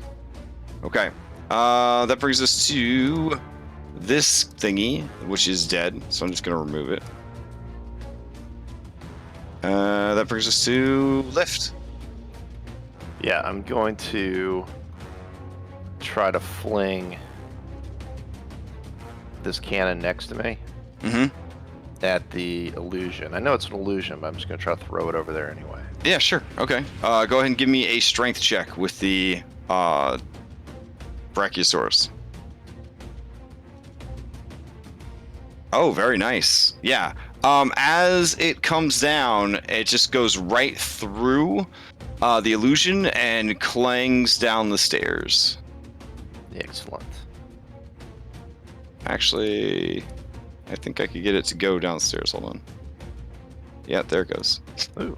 You hear a scream from down below. It sounds like the scream of a big lady.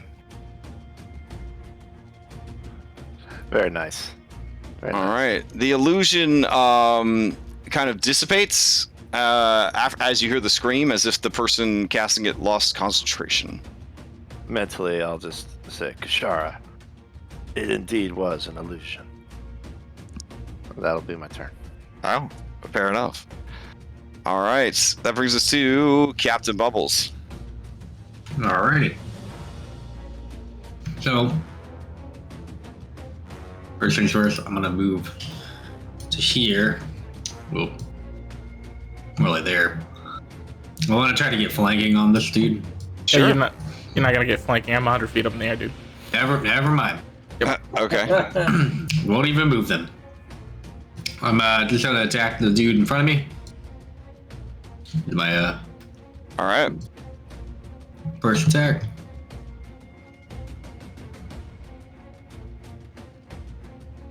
Yeah, that's definitely gonna hit. 30 damage. 36. Oh my god. Yeah. Yep. Yeah, it did apply holy weapon. So, is he dead? Oh no, it is still going. Okay, great. With that first attack, I'm gonna use defensive flares, and I get to add my bardic inspiration, which is now a D10. So, and I'm gonna use defensive flares for this. So, they'll take 10 more damage, and my AC will go up by 10. Holy shit. All right. It is bloodied. All right. Well, I'm gonna attack it one more time. Okay.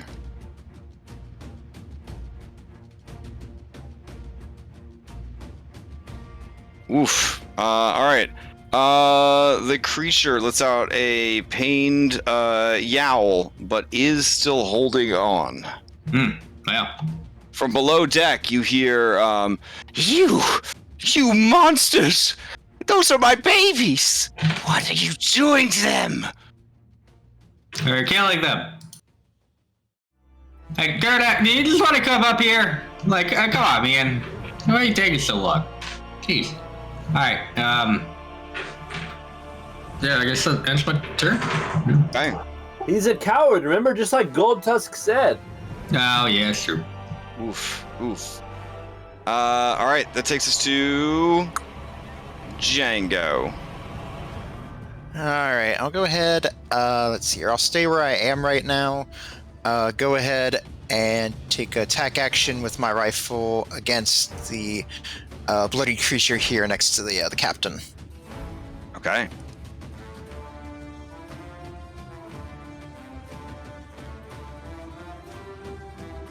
Yeah, that blows its head clean off.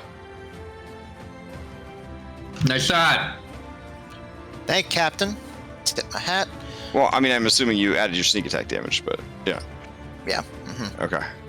So here, all right. Then let's see.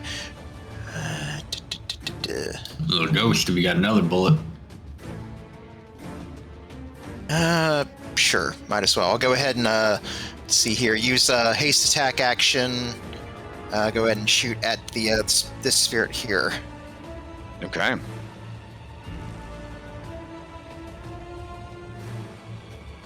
Ooh-wee!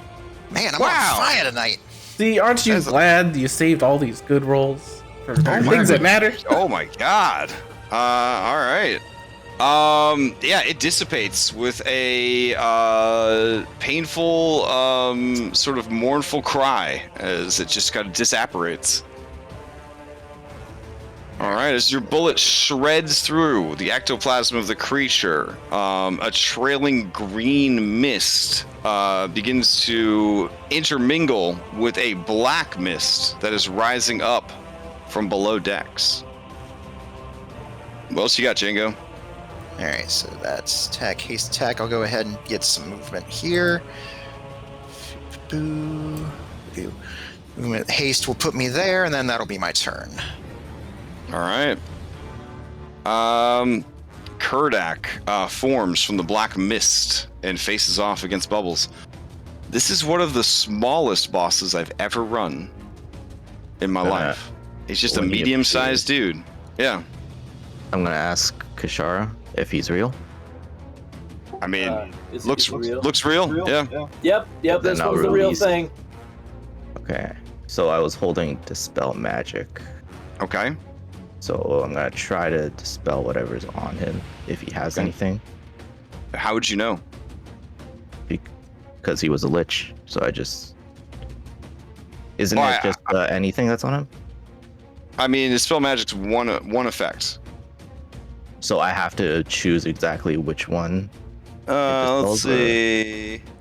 Choose one object, one creature, object, or magical effect. Within range, any spell of 3rd level lower on the target ends. Okay. For each spell of 4th level or higher, blah blah blah. So you're doing this at 4th level? Yes. All right. Okay. Whatever spell effects of lower level were on him are stripped away. Yep. All So right. 4th level. Let's see. That brings us to this shark. I think 4th level I have to make a check. So Only there's if there's things higher than that on him, of which I guess there are magical effects on him that are higher than 4th level. So yeah, go ahead and give me a caster check. So 10 plus spells level, and my caster check is just intelligence, right? Mm-hmm. Okay. This is at advantage because I have the spectacles. Okay. So 22. 22. So that would be all the way up to 9th level magic. So whatever ongoing spell effects he had have been stripped away. All right. Let me adjust some stuff on his sheet real quick. All right, got it. Let's see. Luminous shark. It's just swimming around. So it's gonna kind of dip under the water and kind of be like underneath the dock right here. And no longer be ready in action. All right. As its turn ends, the Hurricane King is going to look up at you, Bubbles, and let's see. He is going to shake his head in disgust. Go ahead and That's give fair. me. Go ahead and give me a Wisdom saving throw. This is not a spell. This is a supernatural effect. Is that wisdom? Wisdom, yep.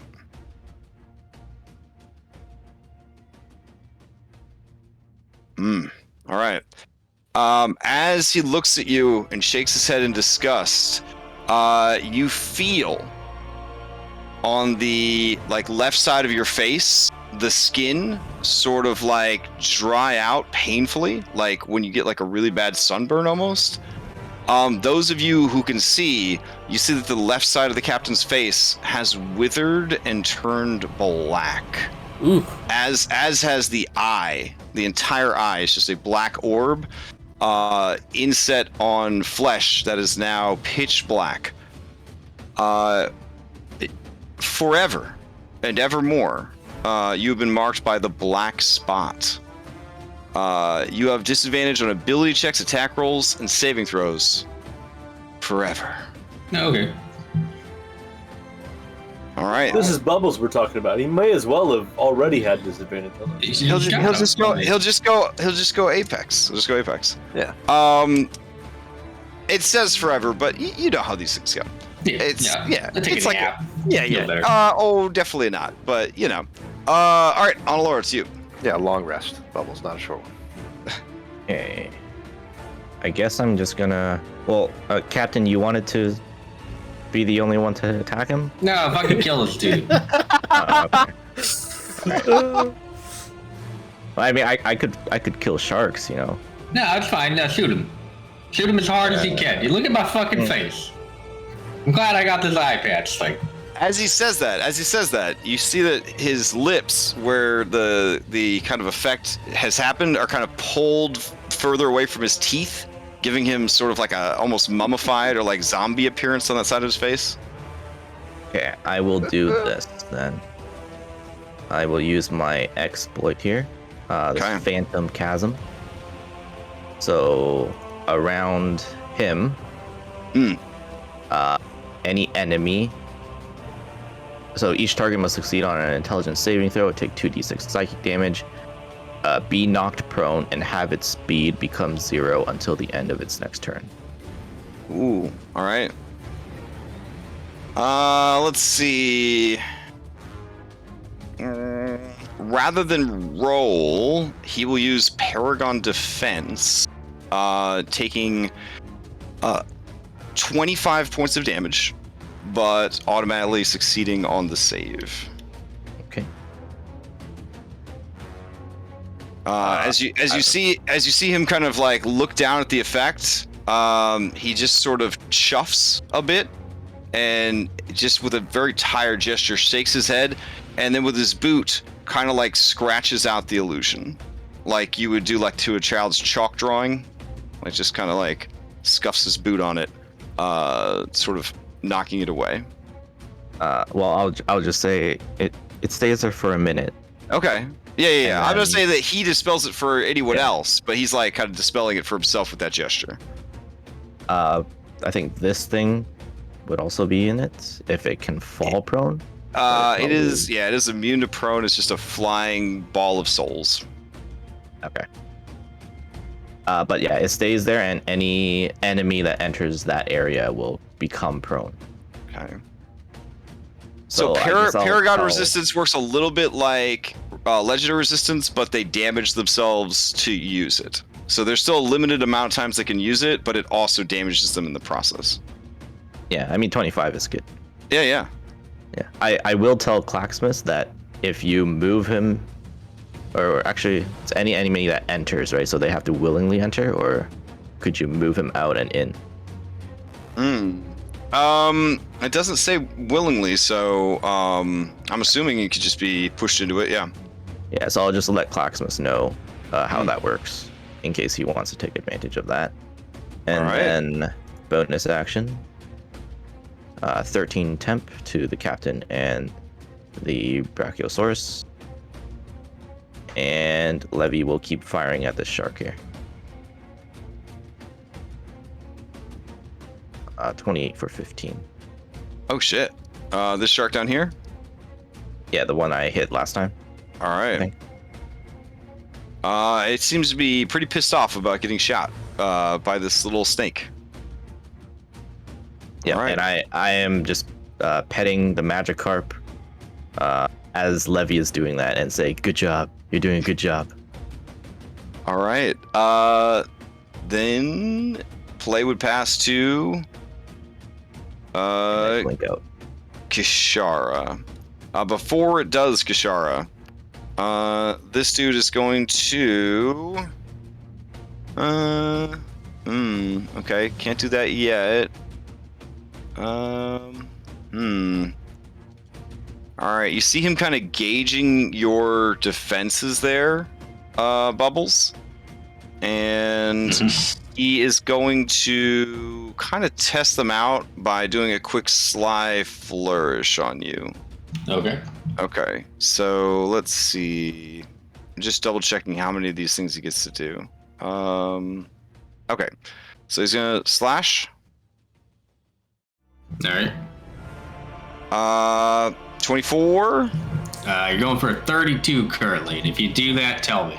All right, so yeah, as he slashes and sees like your impenetrable defense, he is going to use the side effect of that to move up to half his speed without provoking opportunity. So for this particular guy, he just sort of like turns into black mist and then like roils across the field and then reappears. So he is going to appear on the back of this Brachiosaurus, and then he's going to slash the Brachiosaurus with his second attack. Oof. All right. So Yes. 22. Yep. And then he will swing again. I mean, he did have like a 28 strength, but somebody remove that effect, but whatever. So, I saw that too, and I was like, bro, you're too reliant on magic items. Like, just cheat and be like a not Pathfinder boss. And I'm like, no. I'm gonna have you use a bunch of magic items because that's how it is. 28. All right, so only 27 damage to this dinosaur. So not that big a deal. All right, Kishara, to you. All right. Just so I know, what's the movement on my wretches? Let's see. These critters have a speed of 30. All right, perfect. And he currently has the high ground of dinosaur because he's up on its back. So I was already 20 feet in the air. Okay. Where does that put me in relation to the deck of the ship? Assume the deck of the ship's about 30 feet above the waterline. Okay. I will fly at an angle upwards then, so I'll be about 50 feet up so that I'm like 20 feet above the deck. Okay, sounds good.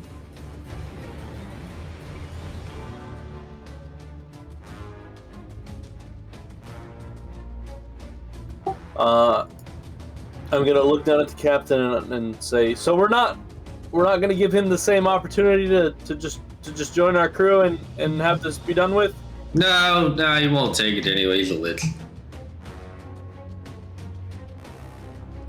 I mean, it's kind of rude to call people that, but and then I am going to throw my hat at him. It will be a disadvantage because of range, though. Okay.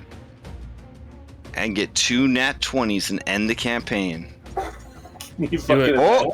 After all of my terrible rolling. All right, 17 would hit, but he is going to. Let's see, where's this shit? He's got so many of these moves.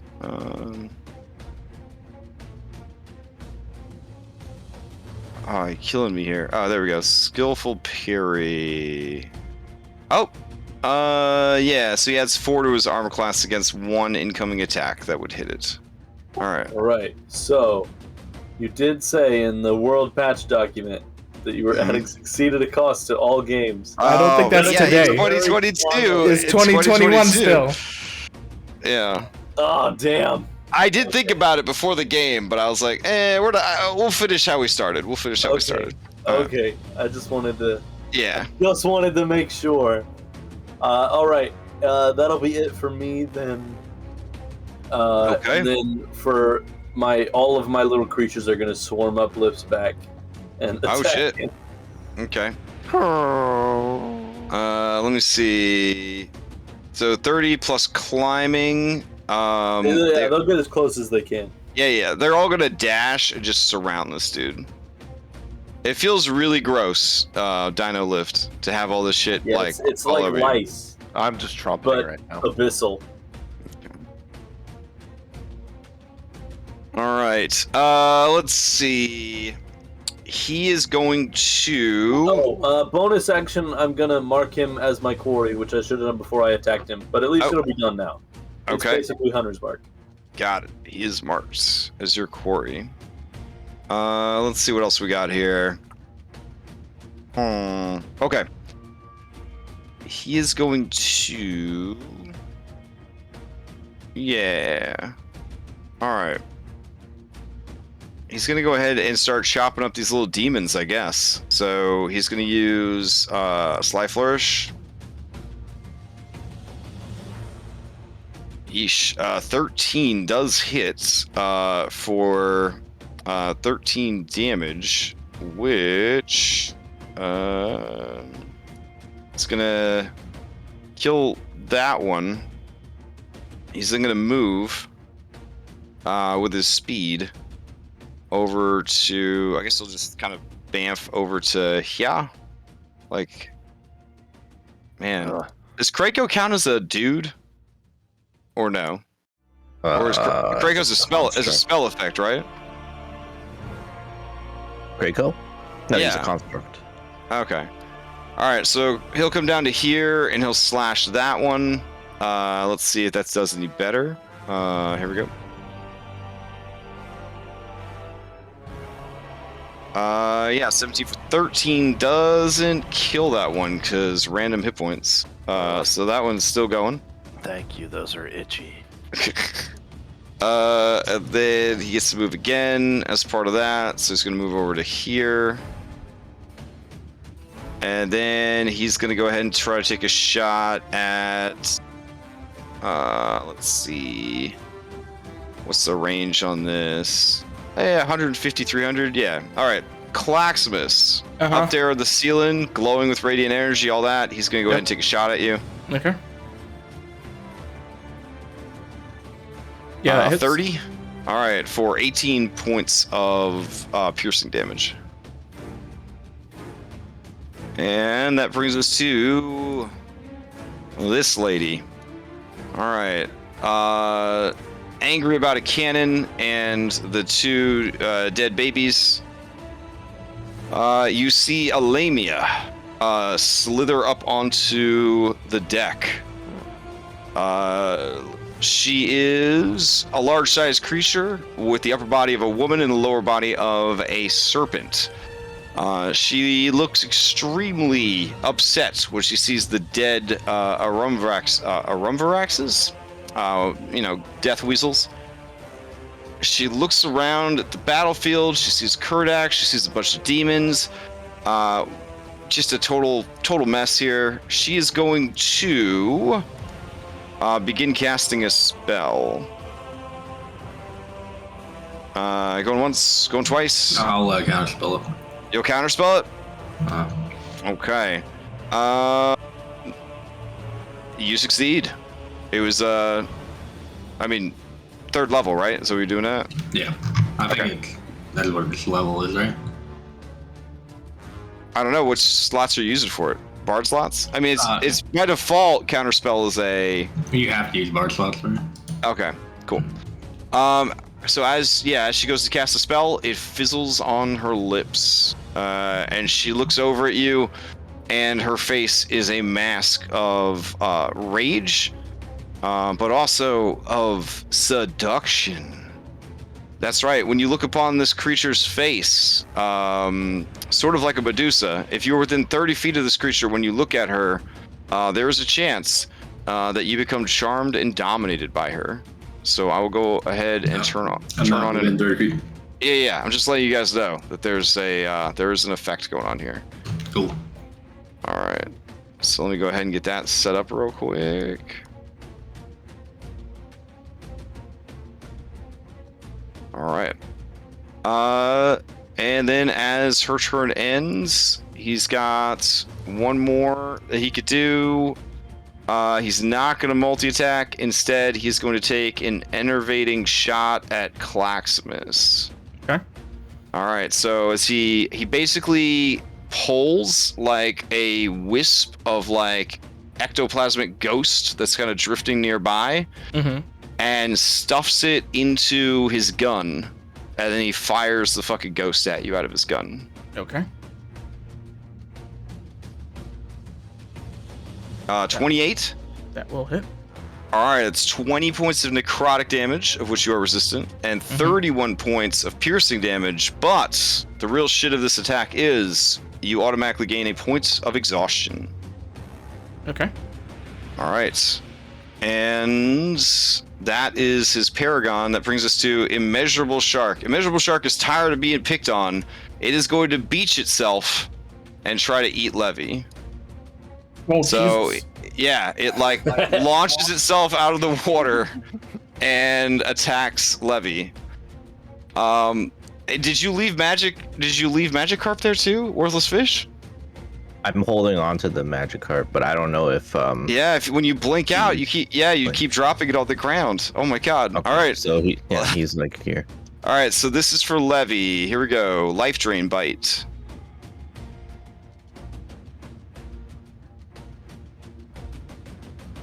Uh, 28. Yeah. for 23 piercing, and I guess you got to make a Constitution save because this is not a status effect. It's just a reduction of maximum hit points. So, Okay. all right, What is it? Constitution? Constitution.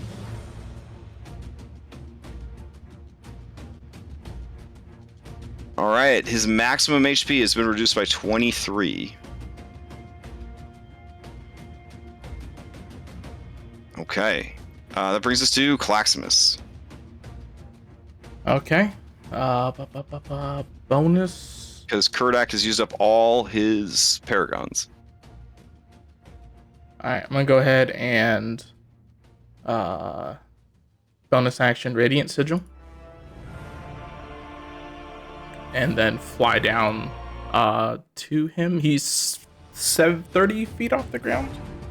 Right? I want this post. What do I want? Who is what now?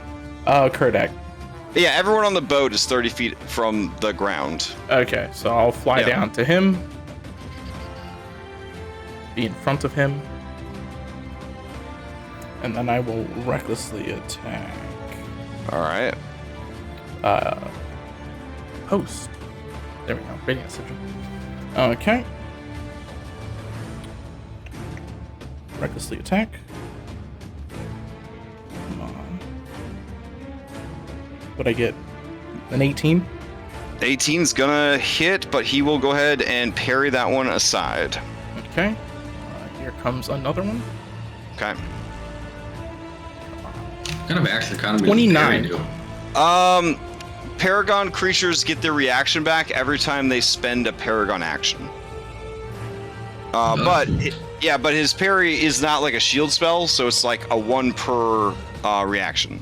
So so once you burn it, then you can kind of go through it like Claximus is doing right here. Yeah. So the second attack does hit. Okay, the bludgeoning is actually radiant. Oh, okay. He takes full damage from radiant and full damage from force. Alright, and then he's gonna take an extra 15 from radiant consumption. And then he's gonna take where are you, buddy? Divine Fury. If you zoom in on his mini, he's just so small and mean. He is, Okay. yeah. Yeah. I don't even see his minion. Yeah, you understand. All the bosses that I usually run, especially on VTT, they're just huge. They're just huge. And there's just this medium-sized dude showing up. And then the extra radiant from Divine Fury. All right. And I use 70 feet to fly down, so I will use 70 feet to fly straight up out of his. Okay, and he already burned his reaction, so that's that. That is my turn. Okay. Also get a D8 back. All right. Local sharks in your area are looking for stray cats to eat. Django. This one's going to launch itself out of the water. Try to bite you. Here we go.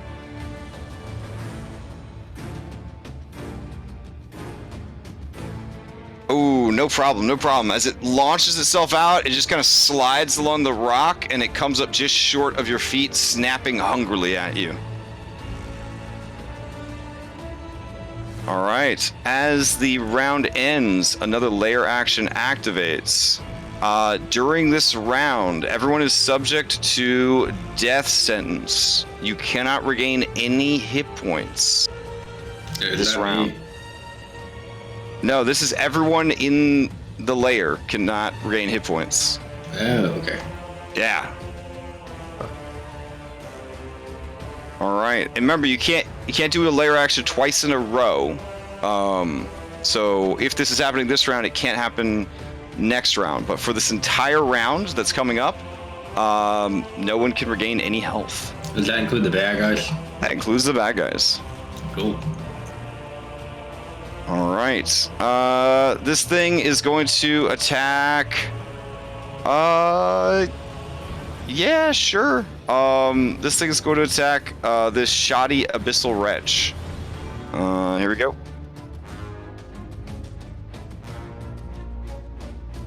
The abyssal wretch would have died, but since it's a Tanari, it takes half damage from lightning.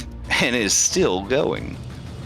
The soul is just going to angrily sort of float around the creature, unable to do anything, and just sort of bury itself in the pack, trying to draw their attention.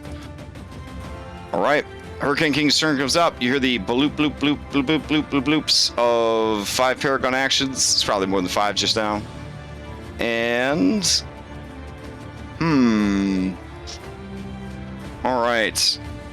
Bubbles is still an indomitable fortress of defense. Claximus has proven to be a much easier target. So he's going to take another enervating shot at Claximus. Reaching out with his hand, he spools together some errant souls, forces them into the gun, raises it, and fires. Okay. Here we go, Claximus.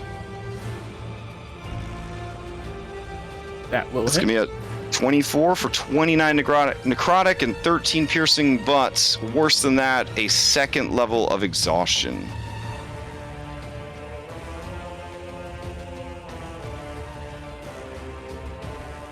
And keep in mind, now you have halved speed with 2 levels of exhaustion. 70 feet of Once movement. Gotcha. Once you get to 6 levels of exhaustion, you just die. That would suck. That would suck. Yeah. All right, and then he's got movement.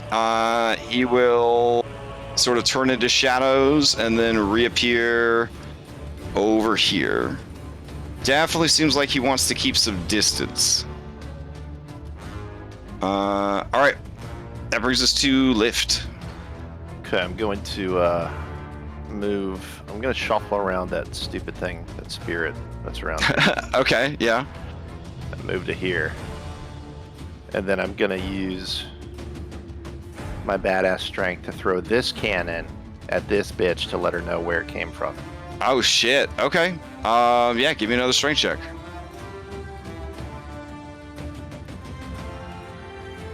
Fuck yeah. Okay. Yeah, so you throw this at her. She's going to make a... giving her a dex save of 18 to try to avoid this for half damage. She does not. So go ahead and give me 8d8 plus 7. Please tell me she is knocked down the stairs. Let's see what happens here. Okay, 51 points of damage, and then, I mean, you did roll a nat 20 to throw it, so I guess we'll add 64 more damage to that. She takes a total of 105 points of damage. She is bloodied, and she and the cannon roll down the stairs. I just imagine the cannon goes off as it hits her. Like it's some like crazy event. Kadoosh! Fires up in the air, stalagmites fall down, raining into the stagnant water, and you hear the clatter and clang of her falling down the stairs with the cannon onto the other cannon. Lift. Can you move over a little bit so I can get to that ass hat? Please. Yeah, I'll move a little bit this way. Okay. Now, as a creature with multi-attack is very, very specific about what it has to do. So, since you threw the cannon, that would be essentially your attack for the round, or your check for the round. That's why. Yeah. The last turn. Okay. I figured. All right. Anything else from patriotic Brachiosaurus? No, I'll just stare him down with this face. Look at that face. This face? Let's look at that. It's a face. The face that haunted me as a child, because you had to like grind these to level up in Final Fantasy VI, and they were very, very strong. Yeah. Yeah. That's the same face I remember seeing too. Yeah. All right. I'm just waiting for the Final Fantasy 14 bros to tell me that he's a world boss in Final Fantasy 14, and it's one of the best fights ever, and it has J-pop music that would make you cry, but that's fine. All right. Captain Bubbles, before you can take your turn, dude's gonna take a third enervating shot at Claximus. There we go. Yeah. And critically hit him. 58 points of necrotic I'm gonna damage. use my lucky point to make him reroll that. Oh shit! Nice. All right. Here we go. So this is with a plus 11. So whatever this d20 is, we're using that instead. 18 plus 11, so it does hit, but it's not a critical hit. So Okay.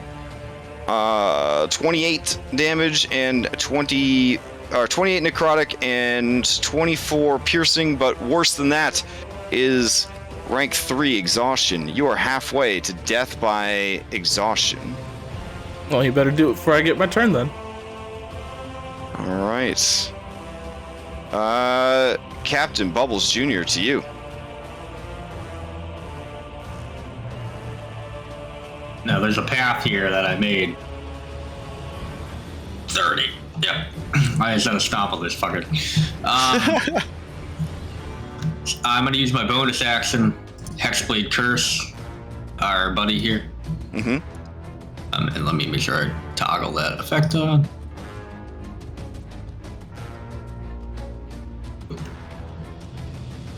I apparently have deleted Hexblade Curse, but that's okay. All right. I'll put a Hexblade Curse on him. There we go. All right. And then I'm gonna take 2 attack rolls on him. Okay.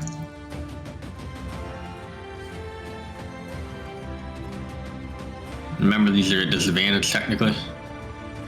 Right, because of the black spot. But they do crit on a nair against him. Yeah. Oof. Both of those are gonna hit. They are too high for him to parry. All right. And then I'm gonna use a defensive flourish to add a D10 to it. All right. And to my AC. Ready? I don't get the bonus from Krakow anymore, do I? Yeah, as long as Krakow is within 10 feet of you. Is Krakow still within 10 feet of me? Yeah, I put him on your hat. That's awesome. I appreciate you. Yeah, he's like attached to your back, like a little octopus backpack. Mm-hmm. All right. Well, those are my 2 attacks. That's all I got. All right, fair enough. As your turn ends, let's see. Kurdak's got a shitload of Paragon actions to cash in here. He is going to...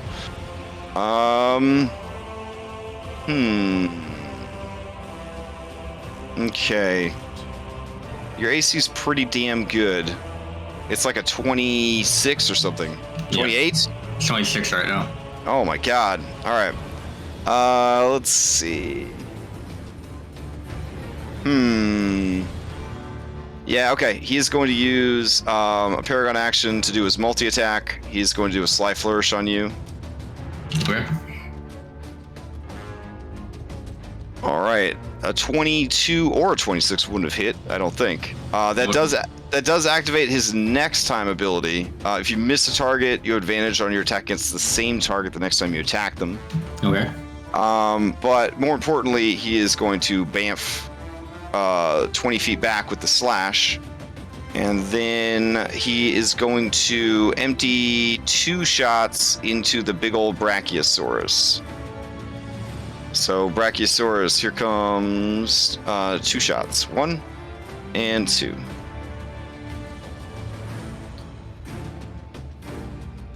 All right. I don't think a 13 gets through your dino hide, but a 27 for 15. Yep. And that brings us to Django. All right, Django, you have a shark in your face. Yes, I do. I'll burn my bonus action to disengage. All right. Then I'll go ahead and, since hopefully it won't, it's not going to do good trying to follow me this far inland. So I'll go ahead and take movement action. Yeah, as you go back, you do see that the B team is back here, and they are fighting they're basically fighting those golems, and Shivika looks at you and says, it looks like they changed their minds. You're doing good. You're doing good, darling. Yeah, you're doing great, sweetie. Keep it up. As she shatters the head of one of the crystal golems. All right, let me just check distance here. Ah, perfect. He's still within range. Oh, Pigo runs up to you and hands you a folded note. Pigo. Thank you, darling. I'll take a look at this later. I'll just sort of like stuff it in like my boot. Okay. And let's see here. Yep. Still within range, just barely. So I'll go ahead and shoulder my rifle, take attack action against the Hurricane King. Damn. All right. Range is 240. Yeah.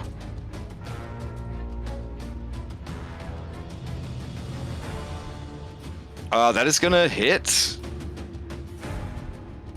All right, then I'll go ahead and use haste attack action, take another attack against him. Okay.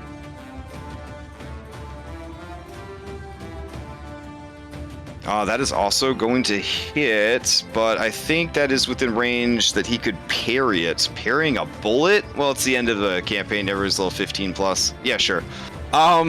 You like almost spin him around with the first shot, and then lightning quick, his blade is up, and you see a spark as it hits the blade, and he parries the second one, burning his reaction. All right, that's all for me. Whew. Okay. Let's see. No longer in melee. He can go ahead and try to do another enervating shot. So he is going to aim at Claximus. Burn down this heavy hitter. Hopefully. Yeah, I'll hit. 21. All right. That puts you at 4 points of exhaustion. Ugh. That was good role playing with the on there. It's good. All right. So exhaustion bad. I just want you to remember that. Exhaustion very bad. The others said that I could do better, so I'm gonna keep playing. I know, but now your hit point maximum is halved. I'm raging. It don't matter what my hit points are. My hit points could be but 0. you're gonna care when you get to 5 because your speed will drop to 0. All right, luminous giant shark. It doesn't want to get left out on the fun. It is going to swim, and then shabu itself onto shore, and it is also going to attack Levy. There we go. Well, there's also a delicious fish that got left on the ground. All right, we're gonna do 50-50. There's also a delicious shark right here. No, it's not, because you know how zombies don't eat each other? Because, you know, unless there's nothing else to eat. All right, here we go. Odd, it's going to be Levy. Even, all right. It's going to try to gobble down that sweet fish. All right, you see your beautiful, worthless fish disappear down the gullet. I'm going to go ahead and mark it as the one that ate him. It has the yellow. Here, I'll put a little poopy on it. There you go. No, this has to be when it evolves. All right. Man. Okay. Laura, it's you. All right. I was gonna help you, Claximus, but I've got better things to do now. Okay. Oh, wow. Yeah, you gotta take care of yourself. I'll do it. Don't worry. All right. Let's see. I'm gonna first appear 10 feet up, so 15 feet. Okay. I'm going to aim at the shark, and let's see. I will do a 4th level Scorching Ray, not from my amulet.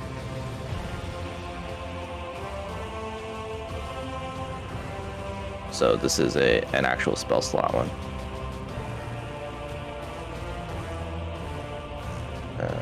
There we go. Oops. Oh, yeah, Wait. that's going to hit.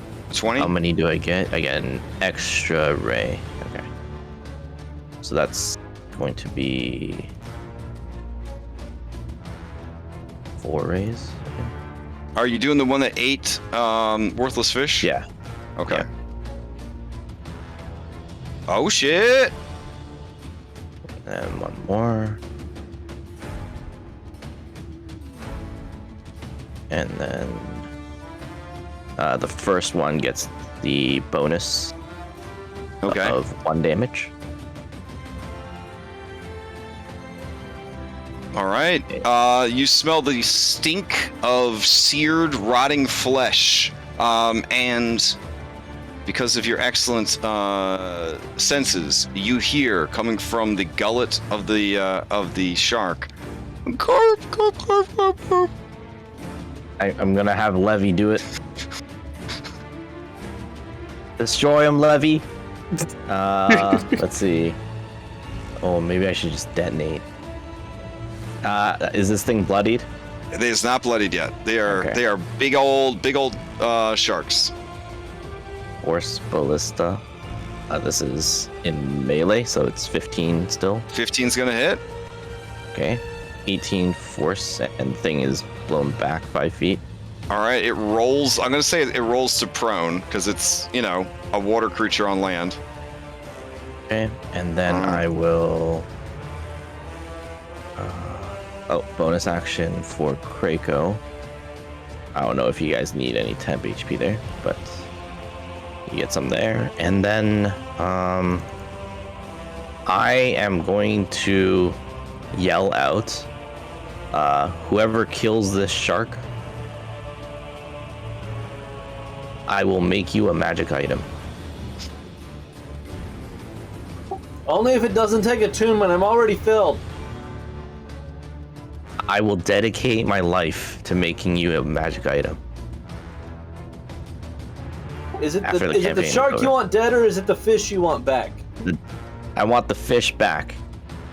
And I want the shark dead. All right. Hurricane King's looking over at Claximus. He's gonna just keep shooting. As long as he's not in melee, he's gonna be taking these enervating shots. Here we go. Yeah, I'll hit. All right. You have never felt this tired, ever, and you've died. Your wings kind of like fold, and you either slowly kind of drift down to the ground, or you can kind of cling to the stalactites in the ceiling with what little strength you have. I'll just fall to the ground. All right.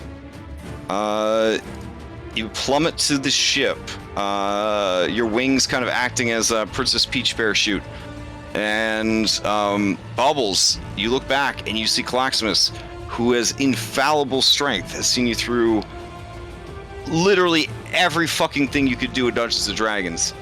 And he just sort of like kneeling there, barely able to like stay conscious. Fucking kill him, And Captain. you can see tendrils of Claximus's soul coming out of his chest, out of his from behind his mask, from his ears, and they're all trailing back towards the Hurricane King as he is sort of siphoning away Claximus's soul.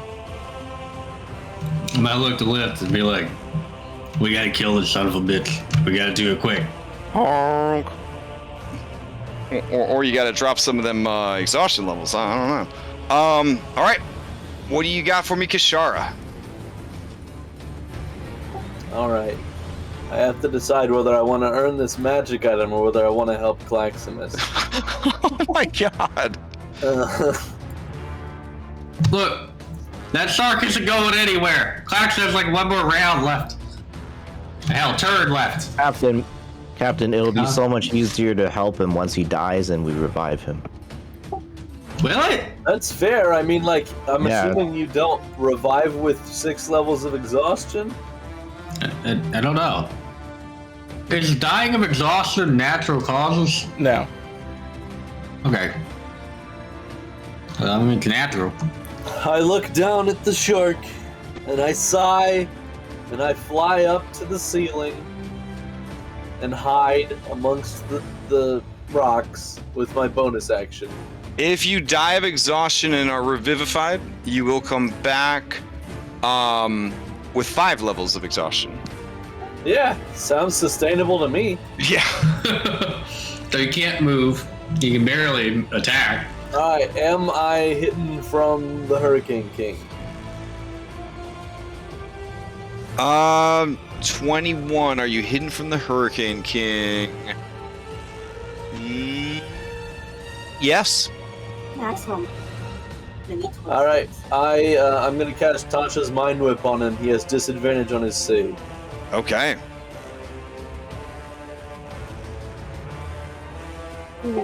solid damage. Okay. Let's see. Mind Whip.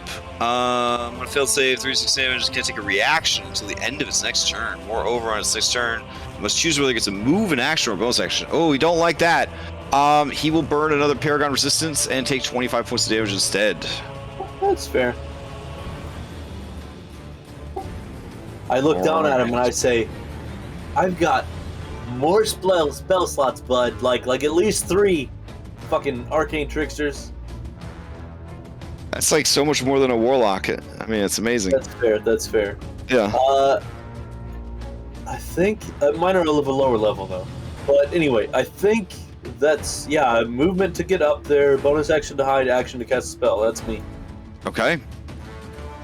All right. Do you have action surge yet, Django? Not yet. Damn. Okay, I won't action surge then. All right, she's gonna use. I'm gonna say that she has to free herself from the cannons before she can rejoin the fight. But there's no one there to counterspell her, so she'll probably just Misty Step out of the cannons. That seems like a pro gamer move. All right. She is so pissed. Wait. Doesn't. Well, never mind. I guess they're cannons. I was gonna say doesn't like anything block line of sight for that, but I'm probably not a cannon. So with a sort of crimson blood mist, you see her bamf just within sight of the stairs. She is furious. Didn't we break teleportation, or is that just like long distance teleportation? In this dungeon, the thing that was preventing teleportation here was those Cana loss. Once you dealt with the Cana loss, you're fine. Yeah. Let's see. So she's gonna appear and check range.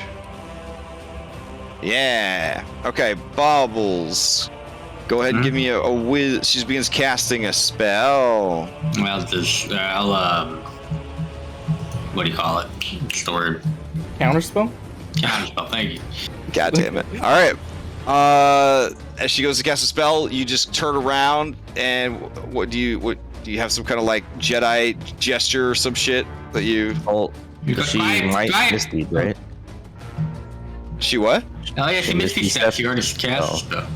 Oh, you're right. She Misty Step, so she could only use a. So take back your spell slot. She can only use a thing. So, she will still do Wisdom, but she's tolling the dead. On you, Captain Bubbles. Okay. Right. Give me a Wisdom save.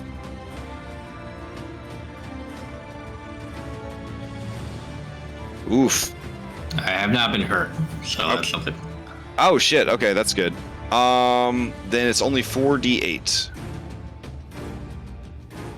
Okay. All right, 14 points of necrotic damage. All right. Let's see. This shark is. Are you back on Allura or no? Oh, I didn't roll my thing. So Okay. Let me check. I don't know why I did that twice. Here. Oh, I forgot to have my babies attack the Hurricane King. Oh, all right. Yeah, that would have been. Yeah. Okay. Let's see. They all slide down the dinosaur like fucking Fred Flintstone. No, not you. Yeah, they all say yabba dabba doo. Yeah, Okay. but Every single one of them, just like one after another. I imagine it's not in a pleasant voice. It's yabba dabba doo, but it's in abyssal, or maybe yabba dabba doo is just regularly abyssal. I don't know. That's up to you. All right, let's see. 8 of these dudes, they only have 1 attack, which is a bite, and it's at a +3. Let's see what we could do here. Let's see, +3. I didn't feel like looking up the mob rules, but if you ever have a bunch of shit like this, you can always just use mob rules. And what, there's 7 of them? One of them died. There shouldn't be. You only summoned All right, I'll get rid of this one. There we go. All right. 1, 2, 3, 4, 5, 6, 7. Here we go. I didn't feel like junking up the chat with like 7 different rolls. One of them hits. Even if they're all giving each other flanking. Alright, so he takes 1d8 plus 1 points of damage. But more importantly, he cannot use his enervating shot while he's in melee. So, alright. He takes 3 points of damage. Whew. Okay. So are you there or not there, Analora? No, I got a 9, so I'm here.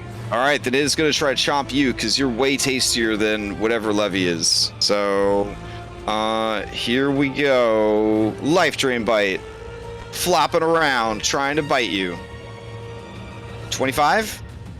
I will shield. Shield will make it 25, right? I'm 27 because I'm next to Levy. Oh, okay. Gotcha. All right, then that is going to miss. That brings us to...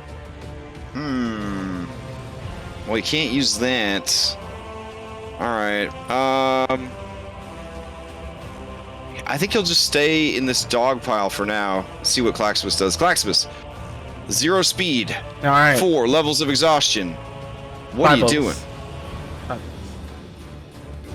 I'm gonna take my hammer and I'm gonna chuck it at him because that's all I got. Alright. Yep, that's what I'm gonna do. I'm gonna take this hammer. I can't recklessly chuck it because it doesn't matter, I think, because it's... Okay. So... Take my 100-pound hammer, and with whatever I got left, I chuck that bitch. Should I just make recklessly? That gives you advantage, right? That cancel out your other disadvantage, wouldn't it? I don't think it... Don't know if you could... I think it only reckless strength melee attacks. Yeah. Oh, yeah. There you go. Yeah. Otherwise, people be making elven accuracy, not elven accuracy, but you'd be making hella bow builds. I didn't know if Me good. you could. So throwing is normally like a. I'm gonna use my lucky point. I'm gonna use my lucky point. Oh, okay. Go for it. Come on, baby. Give me something I can use. Nothing even better. No matter. All right, you chuck the hammer. With your fatigue, it just sort of lands right in front of the captain, like fucking Thor's hammer in front of Captain America. Nah. And There's then. no way I can lift that. but not like that at all. Yeah. I will then use my bonus action to go ahead and cause Zealous Presence.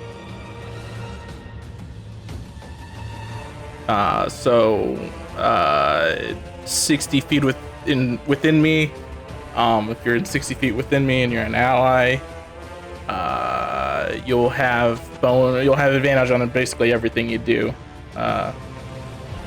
Attack throws and saving throws. All right, I'll turn on an aura for you. Yep. Our fights always start with these beautiful maps and then very quickly just turn into Venn diagrams. So Lift will get it. Bubbles will get it. Char will get it. And the rest of these assholes will get it. Okay. Char is 100 feet up. in the air. Do I still get it? I'm 30 feet away from you. I'm 30 feet. You're 100 feet. I don't know. You do the math. Not my problem. Does anybody know Pythagorean theorem? You don't even need that. She's 30 more than plus 70. 60 is 90, and I'm 100. So, like, I don't get it. All right, then Lift and Bubbles, and then the rest of these bastards get it. Okay. Anything else from Claximus? Let's see.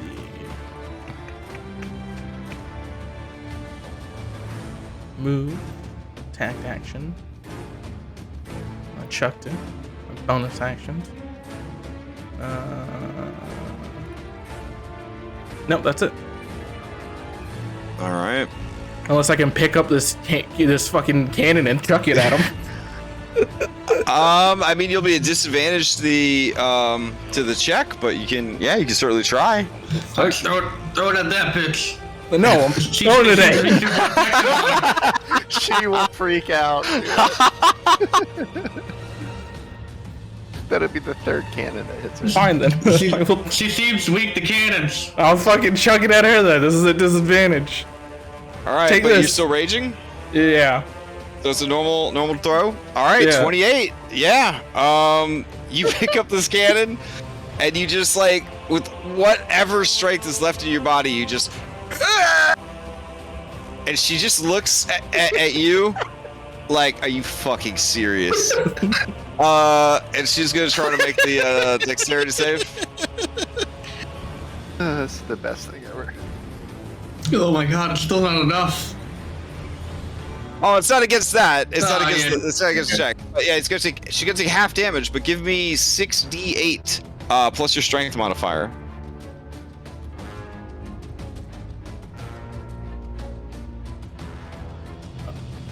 Plus 3.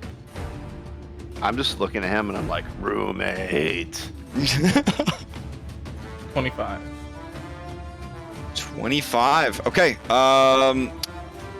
She takes damage, but does not die. She's badly bloodied. She slithers to the side as that cannon. Oops. I sent her down the stairs. She did. Goddamn teleporters. She slithers to the side, and I'm gonna say that the stairs down are completely jammed up with cannons now. You have filled the staircase with cannons. If the cannons were skee balls, you would have won many tickets. Good job. Yeah. Anything else from Claximus? I look at roommate and I was like, the hammer, the hero. Hammer. The hammer, the hero. If you, as a Brachiosaurus, pick up that fucking hammer in your mouth and start using it, I'll give you a point of demon inspiration because that's fucking dope. So, alright. Let's see how sharks are doing. You went too far inland. This shark is sad. It's just gonna swim around. Wee. Alright. As that shark's turn comes to an end, so too does the round of no healing. Alright, so everyone, you are able to heal again if you require such things. But what is the new thing that happens this round? Oh, okay. He's gonna yell over the din of these demons, all yelling yabba dabba doo. He's going to shout, "Arr! Avast, ye scurvy dogs! You didn't serve well in life, but perhaps you'll be more handy in death." And you see, like, spiritual energy kind of gathering, and the only one of his crew that you killed was Horus. So Spoopy Horus is going to form and enter into initiative.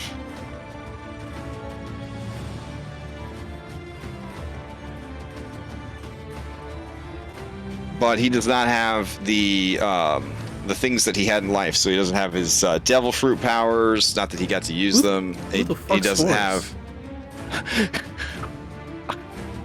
Budget, Is that Mr. the Plug? budget? Yeah, the budget, What? Mr. Plug. Where the fuck is Budget Mr. Plug? You are making. He's the only one we killed. Budget of the budget, Mr. Plug. Fucking fight me, Budget Mr. Plug. I will take you on. Unreal. Okay. Wow. I'm so upset right now. This guy, he's supposed to be like this really cool bag. Anyways, whatever. Here, I'll give him like a Put him right spoopy there. ghost color. Image, tint color, I don't know, green? Sure. Alright.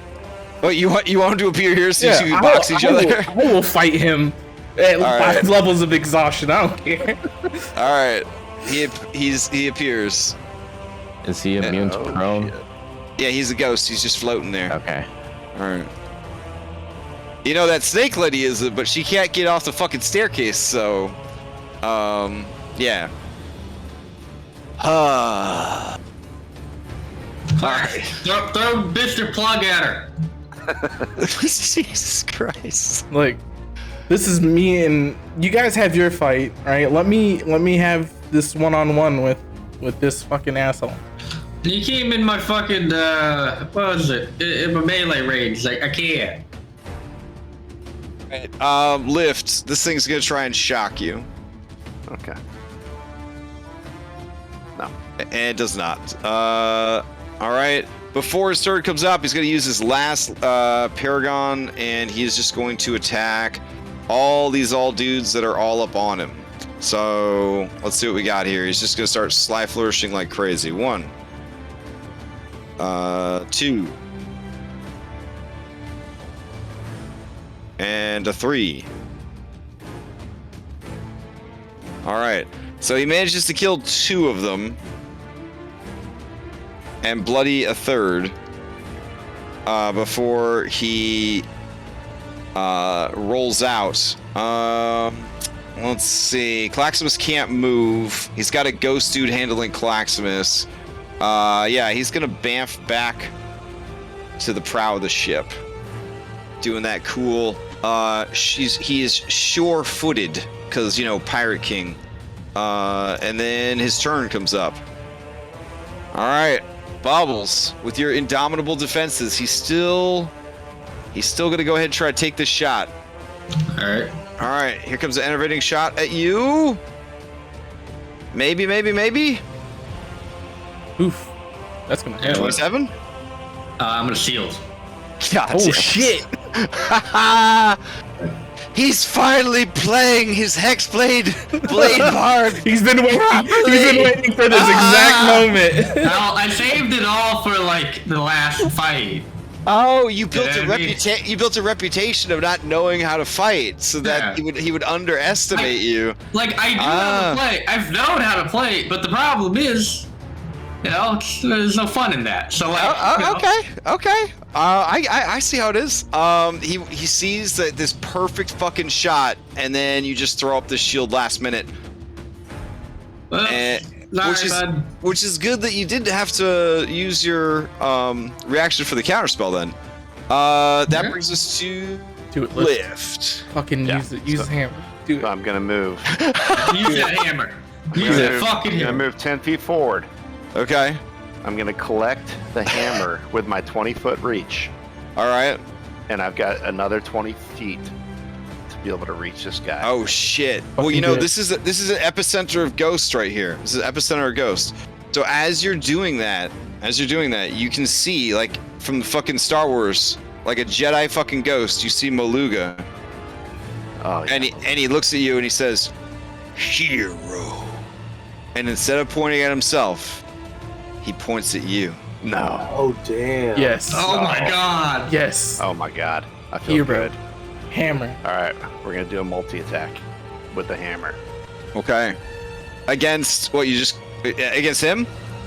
Not against the Hurricane King. Okay, so you're gonna trample forward a little bit more to the front of the fucking boat. The whole front of the boat kind of leans forward a little bit.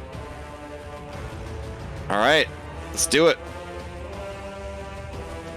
Come on. Oh yeah, your tail's got to reach to 20 feet. Yeah, okay, yeah, that's fine. You can be back here. That's fine. Do any of those hit with the hammer? Yeah. All right.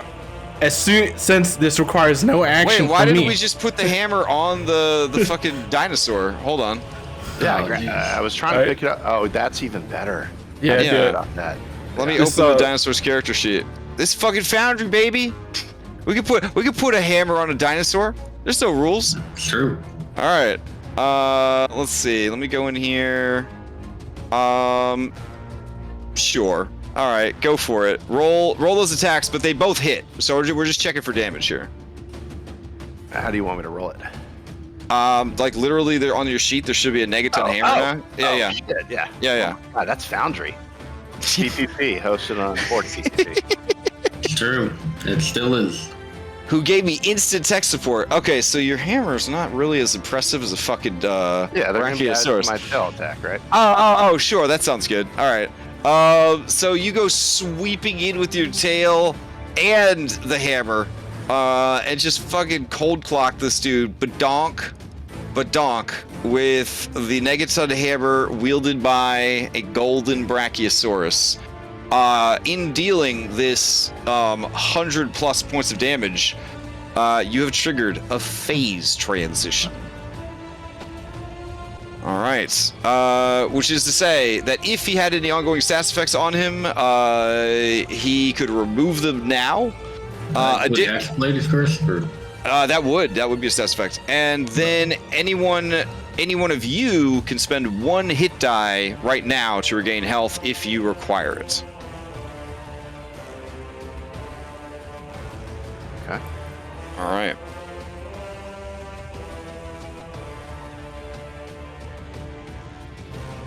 Okay, and then what else do you got? Patriotic Brachiosaur. Any of that damage that was done with the Negatun hammer is still affected by Radiant Sigil. Nice. So it's all radiant damage except the force. It is a beautiful thing. This golden Brachiosaur grabbing hold of the hammer and then swinging with tail and mouth, just bringing them down on the Hurricane King. Hit after hit after hit, a whirlwind of whipping limbs and glowing particle effects. Yes. In fact, here you go.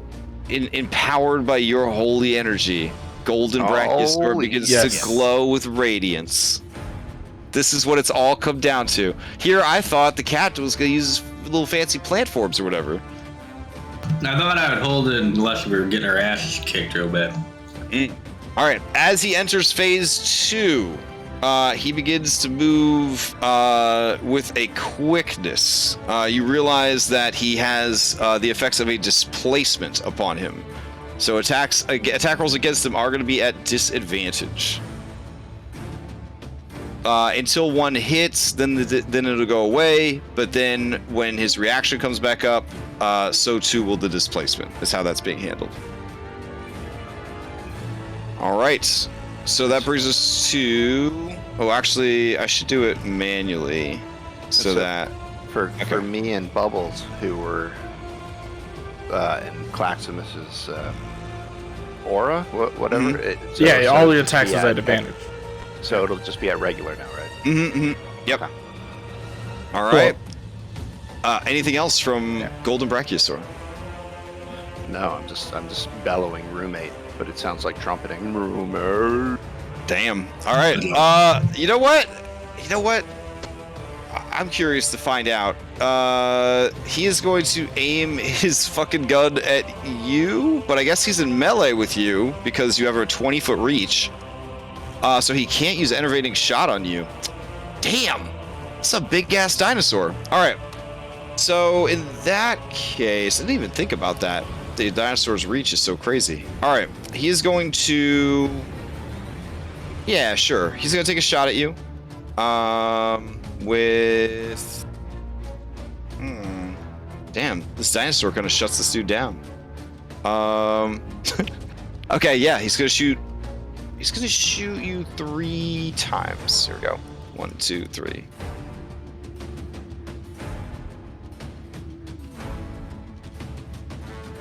All right, dinosaur.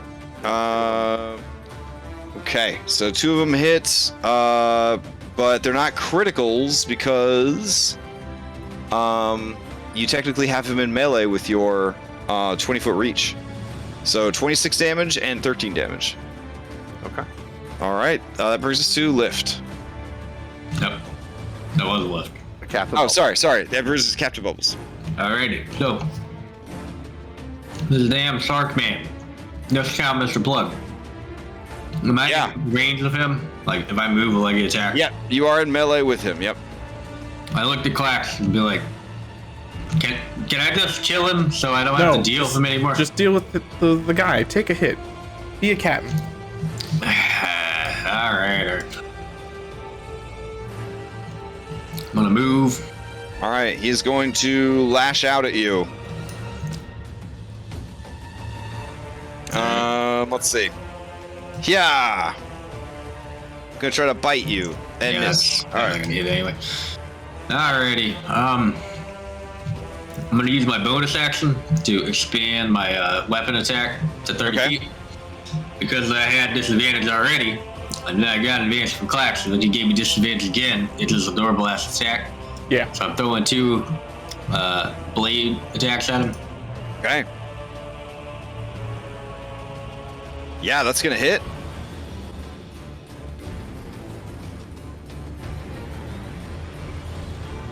And that one is advantage, but disadvantage to a normal attack. He will parry it. Alright, so I'm gonna add a D10 to the first one with defense flourish. Okay. Wait, actually, I don't think... Nope, he can't parry that one, so they both hit. Oh, sweet. Yeah. Alrighty. So I add 1 to my AC. Okay. Which, I mean, damn, but still. All right, he is past bloodied.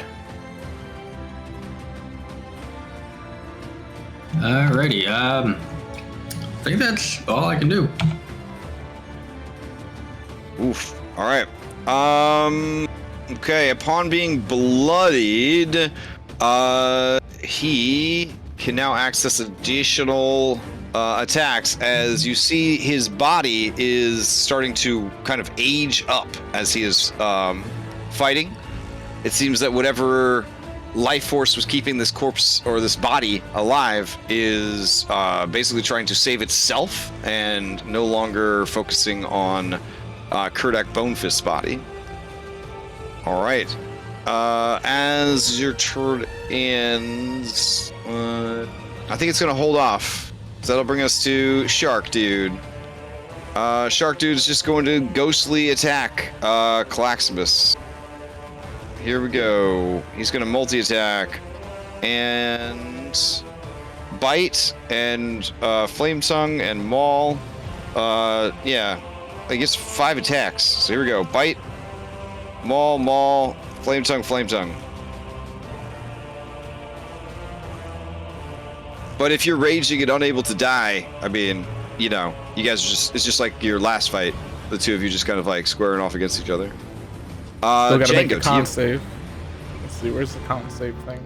Where'd it They go? are at disadvantage now because you have the most exhaustion 2. anyone's ever had in Dungeons and I got Dragons. a 12. Oh shit! What does that mean? I don't know. It means I'm gonna re-roll, anyways, because Okay. I have rage. Let's see what that D20 You was. guys have lucky. Nah, I already used lucky. Alright. So 7 plus 10? 17. Okay. All right.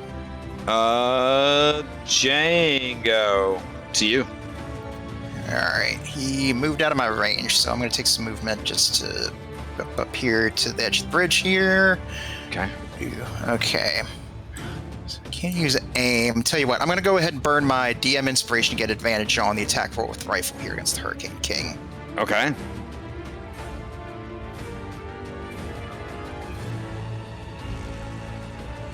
That is going to hit.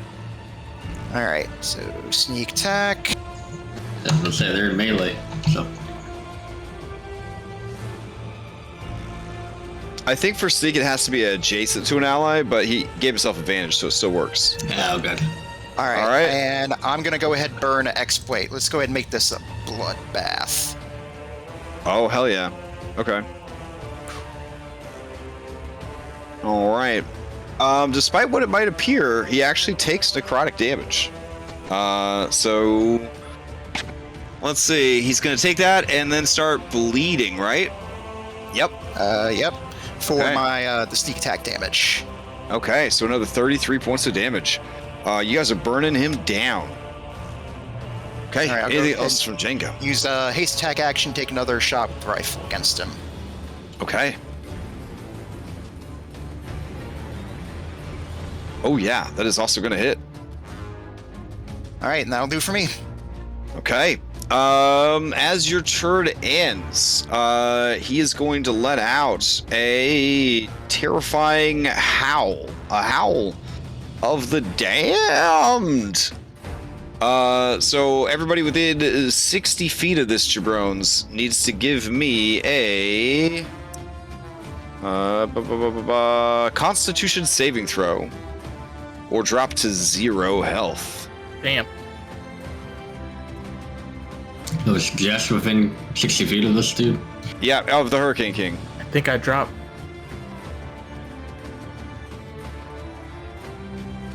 Yeah, I think I'm also gonna drop. Okay. Damn. All right, that goes on to recharge.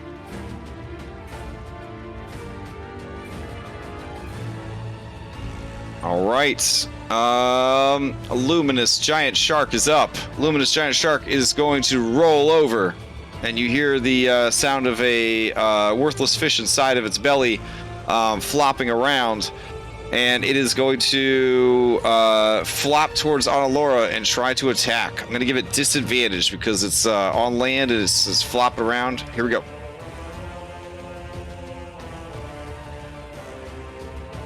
So 15 is not going to hit. You hear the creature kind of... I don't know what sound sharks make, honestly. Just gnashing its teeth and sort of flopping about.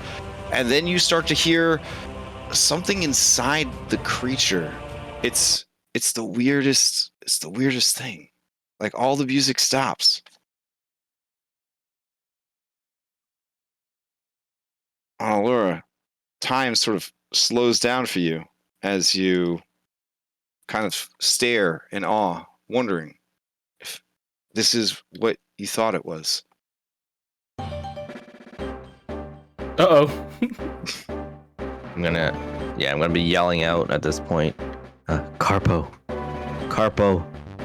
believe in the me that believes in you. You've gone through so much.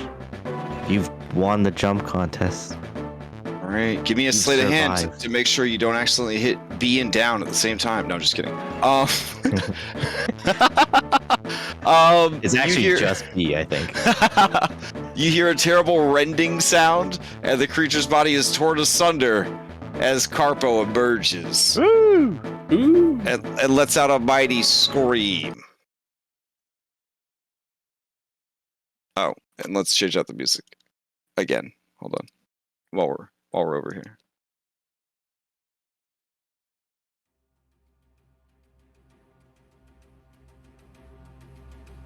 All right. Let me give you control of Carpo and roll him into initiative. Yep. This is your chance, Onward. You can use Carpo to throw a cannon at that bitch one more time. I guess as Carpo springs out, I'll also grab onto like his back.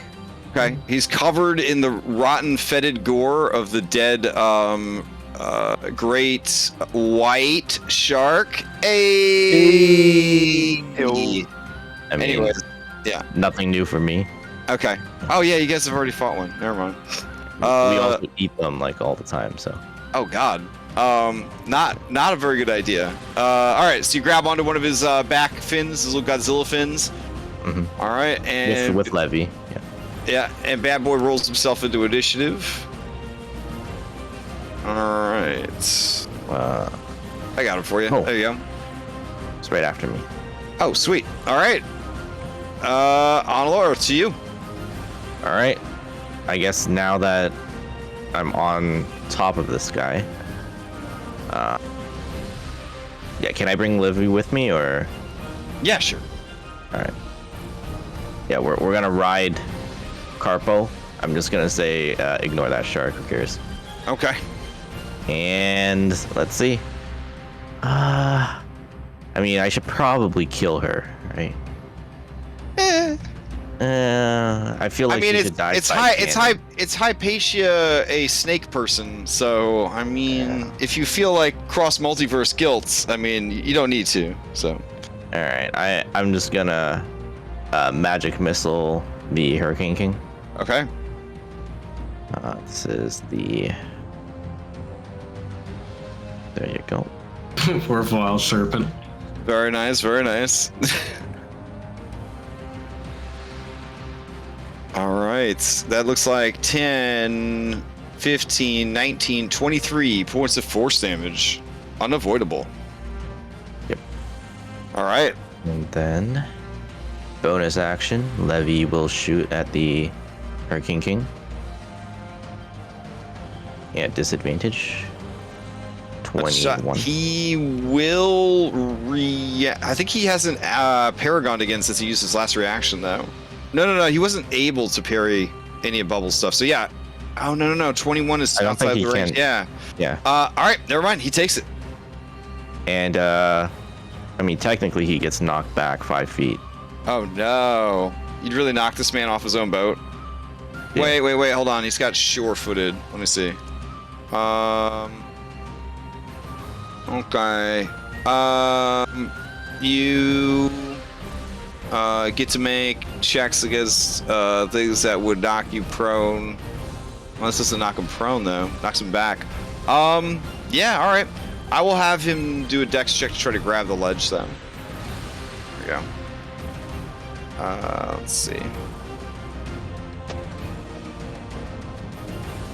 Alright, you blast him back, and he reaches out with his skeletal hand and clutches the massive titan skull that is mounted to the front of the ship and entwines his bony fingers in the chains that dangle from it.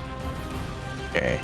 Alright. And then Protector here for lift and... Bubbles is down, so... Can I move... If I'm mounted on him, can I move him, or is it on his turn? What? Oh no, he's got his own action economy, man. He doesn't listen to anybody. All right. So I'll just point him towards this direction. Okay. All right. Hurricane King will take a Paragon to just pull himself back up. And I guess just stand against this horde of people. He looks tired. His body looks like it is kind of coming undone.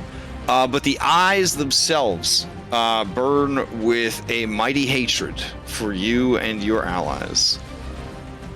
All right. Worthwhile Serpent is up. All right. It's going to reel its head back. It's going to see a blue... light form in its mouth, and I guess he'll use this.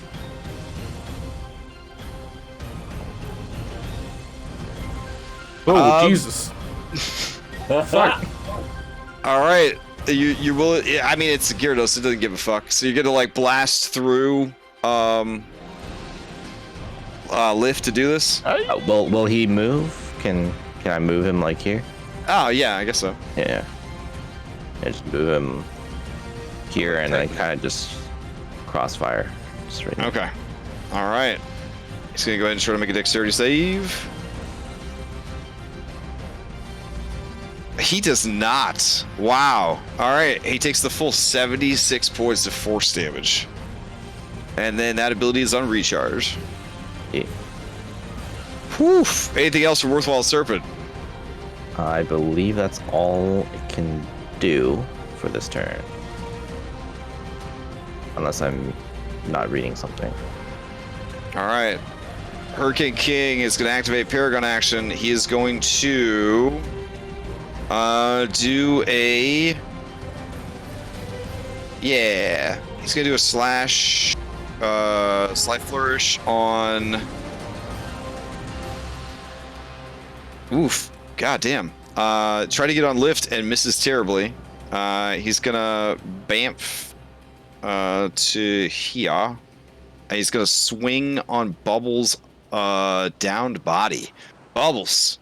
We play with semi-conscious Zero. You can say two things as he raises his shadowy blade, prepares to bring it down on you. Little bitch. Okay. Here we go. This is with advantage. 30. That will hit. All right, that's 2 failed death saves. Mm-hmm. All right. He's going to bamf over to the other side of you, and as he does, he twirls the blade, and he looks down at you, and he's going to try to plunge it into your chest. Here we go. Oof. Ooh. Oof. Oof. That's bad. All right. He stab it down. He give twist. And he pulls sword back out. And it trails blood and bits of soul. Unless you got some secret backup thing that you were waiting on. You said, like, I'm like, you know, semi-conscious. Yeah. Is there any way to trigger the awakening? Which one? Cactus. All right. So Fucking what? Do it. I don't know what's going on, but I hope it's good. all right. So as he goes to finish you off, instead of saying "fuck you," you just say "cactus." Is that what you say? You get two words. Cactus, please. All right. As he stabs down, and he pulls back the blade, it trails blood and the wispy green and blue essence that is Captain Bubbles. But something climbs out of Captain Bubbles' discarded clothes. Something green, terrifying.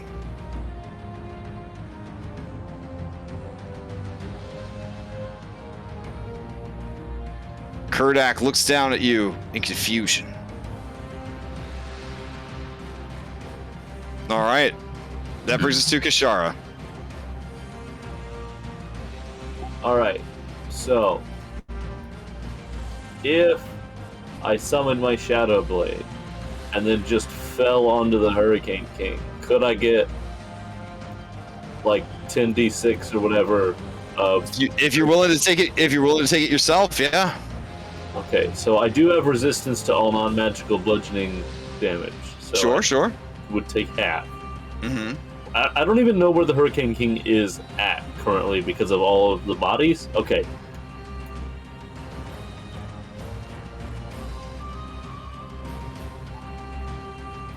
That'll have to be a possible next turn plan because I can't get there in time. All right. I will move to right here. I will bonus action hide again, and then I will Tasha's thing on him again. Okay. There it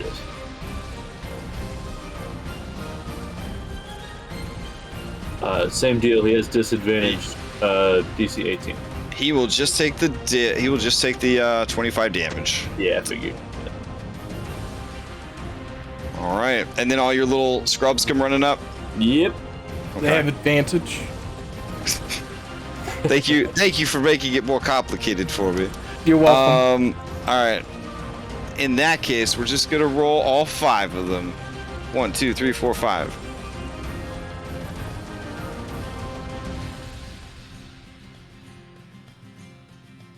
All right, let's see. Ooh, one of them got a critical hit.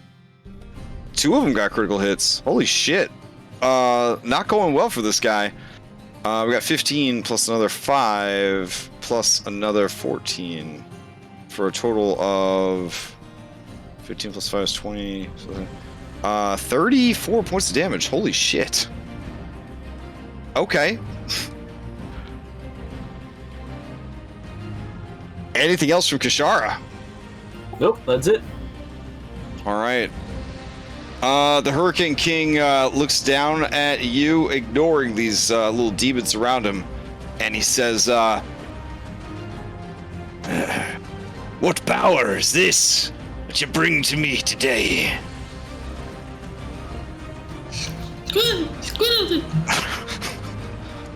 His face screws up in fury, and he is going to, let's see.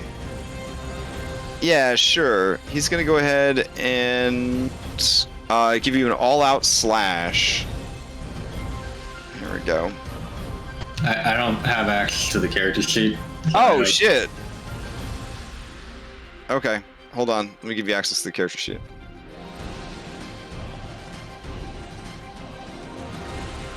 All right. It has the ability hard to hit when you're standing under strained against. Here, I'll just give you access to it. Let's see, Bubbles, Owner, and then I get Whiplash to the top left corner of the screen. Okay. All right, you should be able to double click on it to open up the character sheet now. So as he swings with a fucking 27, you are just too damn small and fast, and you just pirouette out of the way. And the 48 points of damage that he was bringing down to you miss. All right, there's a boom of thunder as the blade hits the ship, but it does nothing. All right, that brings us to Hypatia. Hypatia is going to look around the battlefield, and let's see. She's finally up. She's finally up and ready to go. She's going to slither up to here. And she is going to... Yeah. Okay. That sounds good. Claxibus. Mm-hmm. She is going to put you to sleep. Okay. He's unconscious.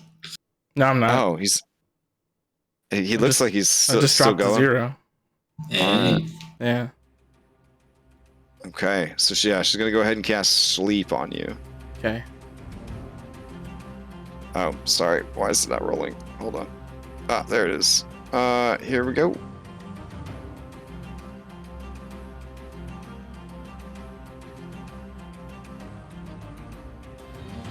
Oh, cute. Okay.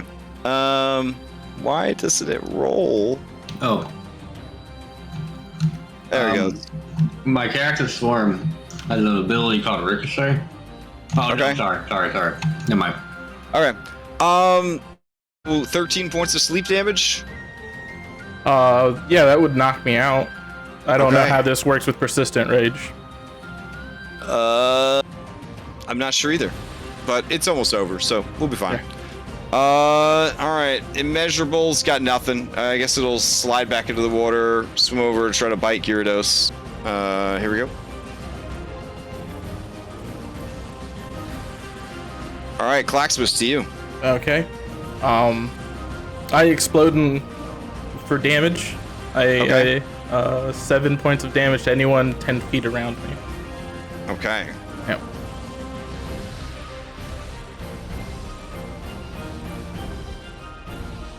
And I would be unconscious. So I don't know. Here's one. That's safe. Oh yeah, persistent rage would last even if you're incapacitated. Oh sweet. I wake up, I guess. I don't know. I'm pretty sure. All right, so I'm like, you just see me like I'm so tired. I go to sleep for a moment and then I explode. I'm like, I'm not done. I'm not done. All right. Anything else for Claxibus? No, because that would happen at the end of my turn. Okay. All right. Let's see.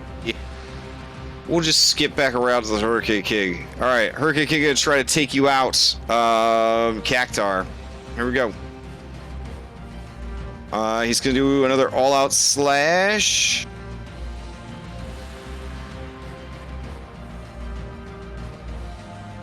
Looks like a 26. Well, that will hit. Shit. All right. Man. I really wanted to see you get that attack off. I know. I just want to drop me, honestly. All right. Unless you call upon your last boon from the wish. Yeah, but I wouldn't want Petey. Like, will I still be in my cactar? If you drop? Yeah. Yeah, I guess.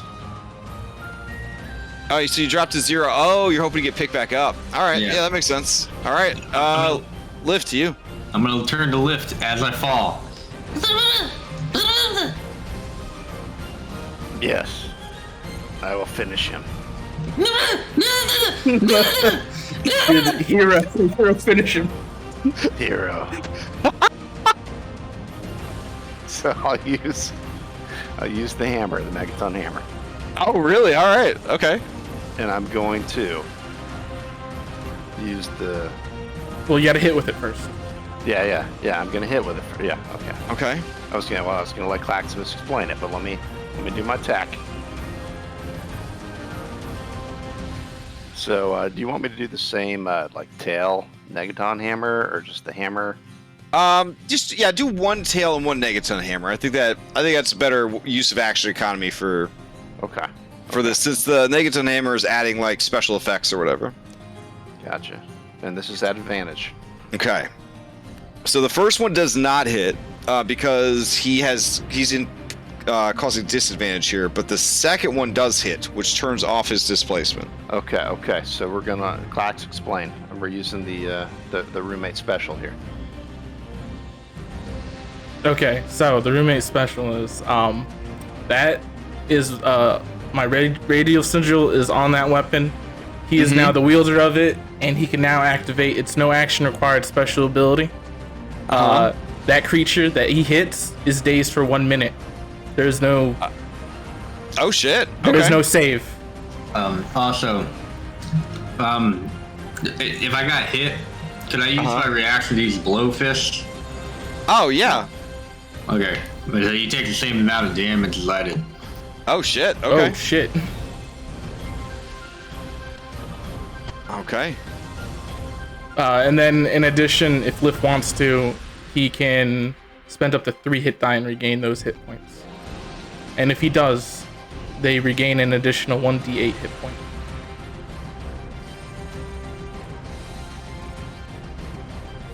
Oh shit! So you're gonna pop up bubbles or something? Yeah, if I can. Okay, sure. How do I roll the? I'm so lost after that. I think it's just what is it? Would you say it was Claxus a D8? It's his hit dice plus an additional 1d8. Okay, so his total hit dice, or just whatever size hit dice he has? Whatever size hit dice he has, he just needs to roll 3 of them. Oh, okay.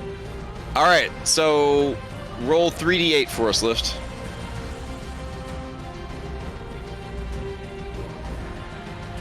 All right, 11. You see Kurdak has dropped to one knee, kind of holding himself up with his shimmering shadow blade.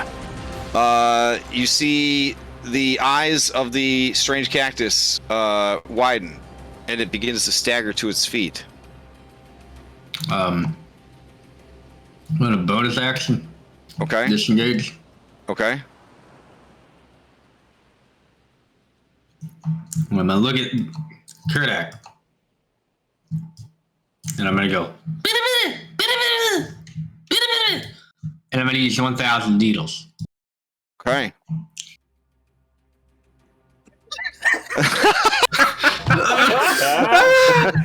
I think. Do I have any DM inspiration, or does anybody have any DM? I got nothing for you, man. I used everything. Can I What? get? Oh I have a lucky point. Wow!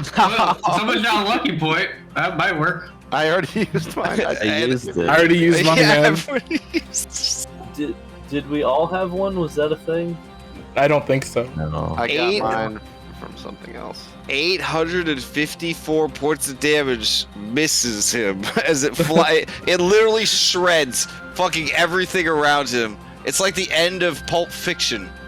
Just fucking needles everywhere. Not a single needle goes into the Hurricane King. Well, I'm gonna roll my d6 and see if I get it back. Okay, that's yeah. Aww. All right. Yeah. So anything I'm else? to make any fucking deal. You get a lucky point. As your turn ends, the Hurricane King. Hurricane King unclenches his ghostly butthole. He and he's just going to fucking take shots at you. They're all at I don't know what disadvantage. Dazed does to him. I don't know what Dazed is. Just so you know. Oh, he can only make one attack on his turn. Blah blah blah. All right. Wow. Look at that. You got a nat 1. He got 2 nat 1s. For fuck's sake. I guess Django. You want to just go ahead and snipe the Hurricane King? He literally has 3 hit points. All right, yep. I'll go ahead and Okay. here I am. Get down on one knee. But if you get a nat 1, we cancel the campaign. It just wins. We all are like, fuck it. Oh no! Oh my god! That was Right here. All right. All right, So- tell us how it ends. Tell us how All the right, whole campaign I get down ends. on one knee. I look down the side of the rifle, lock eyes with the Hurricane King through it, and say, "Smile, you son of a bitch." Squeeze the trigger. The stock recoils back against my shoulder, and the bullet just hits right in the center of his nose, and then just his head explodes. Damn. Look at that. That's a 15-yard shot through multiple allies, a ship, and he just boom right in the head. Mm-hmm. Oof. Beautiful. Absolutely beautiful. All right. With the death of her beloved, Hypatia goes on a rampage, but is very quickly put down. She only has 10 hit points, and we are over time. And I want to hear how this campaign ends. So if you guys are okay with it, his ghostly servants will flee like a containment unit being opened in a Ghostbusters movie. And Hypatia will fall to her stomach, mourning, pounding her bloody fist against the ship. And this, the pounding causes this cannon to topple over and crushes her, and she dies. Hey, roommate, pick me up. Pick me up, Goes roommate. off into her. Kishara looks down at the dead body of the Hurricane King and smiles and pats her pocket. Woo! Bubbles is going to continue to try to get back. The 1,000 fucking needle. Give me. I was like, I even when I designed it, I was like, don't worry, everybody. He'll use his DM inspiration on this one. It's too important to miss. Even if I used DM inspiration, it wasn't enough. It wasn't enough. It was incredible. It was incredible. I get it back. And then I just use it on the dead body. I'll take 70 healing. Yeah, I'll take 70. Yeah, I picked you up. I think I'm. But I got you. All right. But what about his soul? What about his soul? Yeah, as you look at his lifeless, soulless body, it begins to just be filled with needles and more needles and more needles. After a minute passes, you return to form of Bubbles with 1 hit point. I have that teapot. Captain too. I regen automatically, so don't even waste it. You uninvest me. Oh, sorry. Where the hell are you? I have that tea kettle. Oh, there you are. You're invisible. Do I catch his soul? I mean, you were busy like nuking his corpse when you were supposed to be catching souls. I mean, well, technically, I didn't have it on me. It was just laying on the fucking clothes that were on okay, yeah. So naked Bubbles. You remember? Oh shit! And you snatch up the thing and you hold it out, but it doesn't seem to be grabbing anything. Yeah, it did fucking work. That or it shot a phylactery. Like, it remade a phylactery. Maybe it's one of those things that just clears out your sinuses. Now, what you see on the lifeless corpse of Kurdak is he was already looking kind of old, but very, very quickly the corpse ages up to the centuries-old corpse that's supposed to be. Now, he was a sylph in life when he was a young man and his body was stolen by Tarbafon. But even then, it looks like it was just used up. His hat falls off, and beneath the hat, you see, worn tight against his head, is the hurricane crown. Boom. Sure, Alright. cast mage. No, not really. Okay. Take me. So Take me over there. Lift. Drag me over there. Aw. Here, I healed 2 points of your exhaustion. I can walk again. Oh man, look at that vintage fucking art. The guy was hiding that underneath his pirate hat. Why the fuck wouldn't he show that off? Bubbles gonna pick it up. He's gonna dust it off. He's gonna put it on his head. All right, it's very Biggie Smalls. I think that's why he didn't wear it. I think Now Bubbles can finally throw away this dope crown, that item that he's been carrying around forever, because it's not really needed anymore. All right, so while you are attuned to the Hurricane Crown, your charisma increases by 2 with no limits. You can make it appear as any sort of headpiece or gear. Oh, my bad. So his hat falls off and turns into the Hurricane Crown. That makes more sense. Once per day, you can cast Control Weather. While you are on your bonded ship, you can cast Control Winds.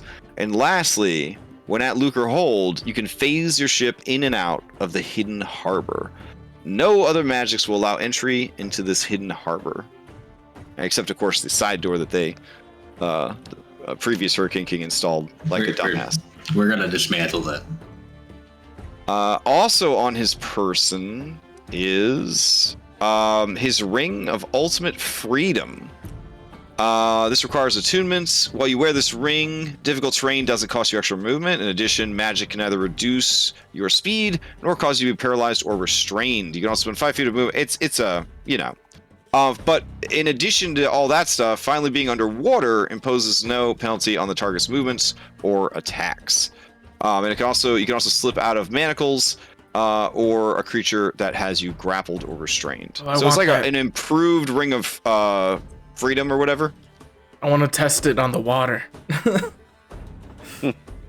What happens when I have that ring attuned and I go in the water? I gotta know, Captain.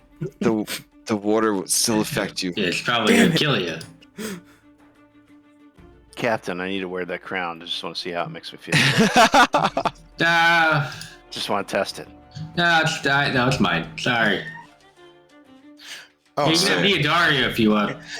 Oh, so What?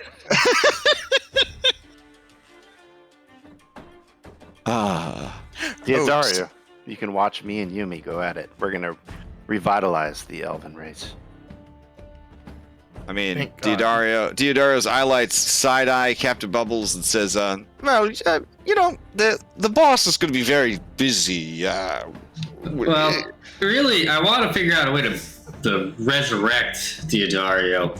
Do you have the resurrection spell lift? Extra Life charity stream? Oh, man. Fantastic. I do not, Captain. Damn. With the death of the Hurricane King, but more importantly, the acquisition of the Hurricane Crown, whomsoever attunes to it becomes the new Hurricane King and essentially the ruler of the Shackles. Additionally, the ruler of Lucre Hold and the fortress built atop the rock and the magical harbor hidden within. The remaining surviving lieutenants of the Hurricane King swear fealty immediately upon seeing that you wear the crown. This dragon explains to you that he was friends with the previous Hurricane King, but Tar-Baphon killed him and turned him into a Dracolich, and up until recently he had to do whatever Bonefist told him to do, and only in the last week or so was he able to start regaining his own will. Yeah, that was sus. Yeah, that's sus. I wonder what happened. All right. So, are you guys okay with hanging out for another 30 minutes or so and doing some epilogues and shit and closing this shit out? Okay. Yeah, I was curious about something though. I'd be back here celebrating with the B team, but in a quick moment, I'd grab the note from Pigo that I stuffed in my boot, and I'd take it out and read it if I can. Okay. It says, letter U, And the second line, it's the letter STINK. High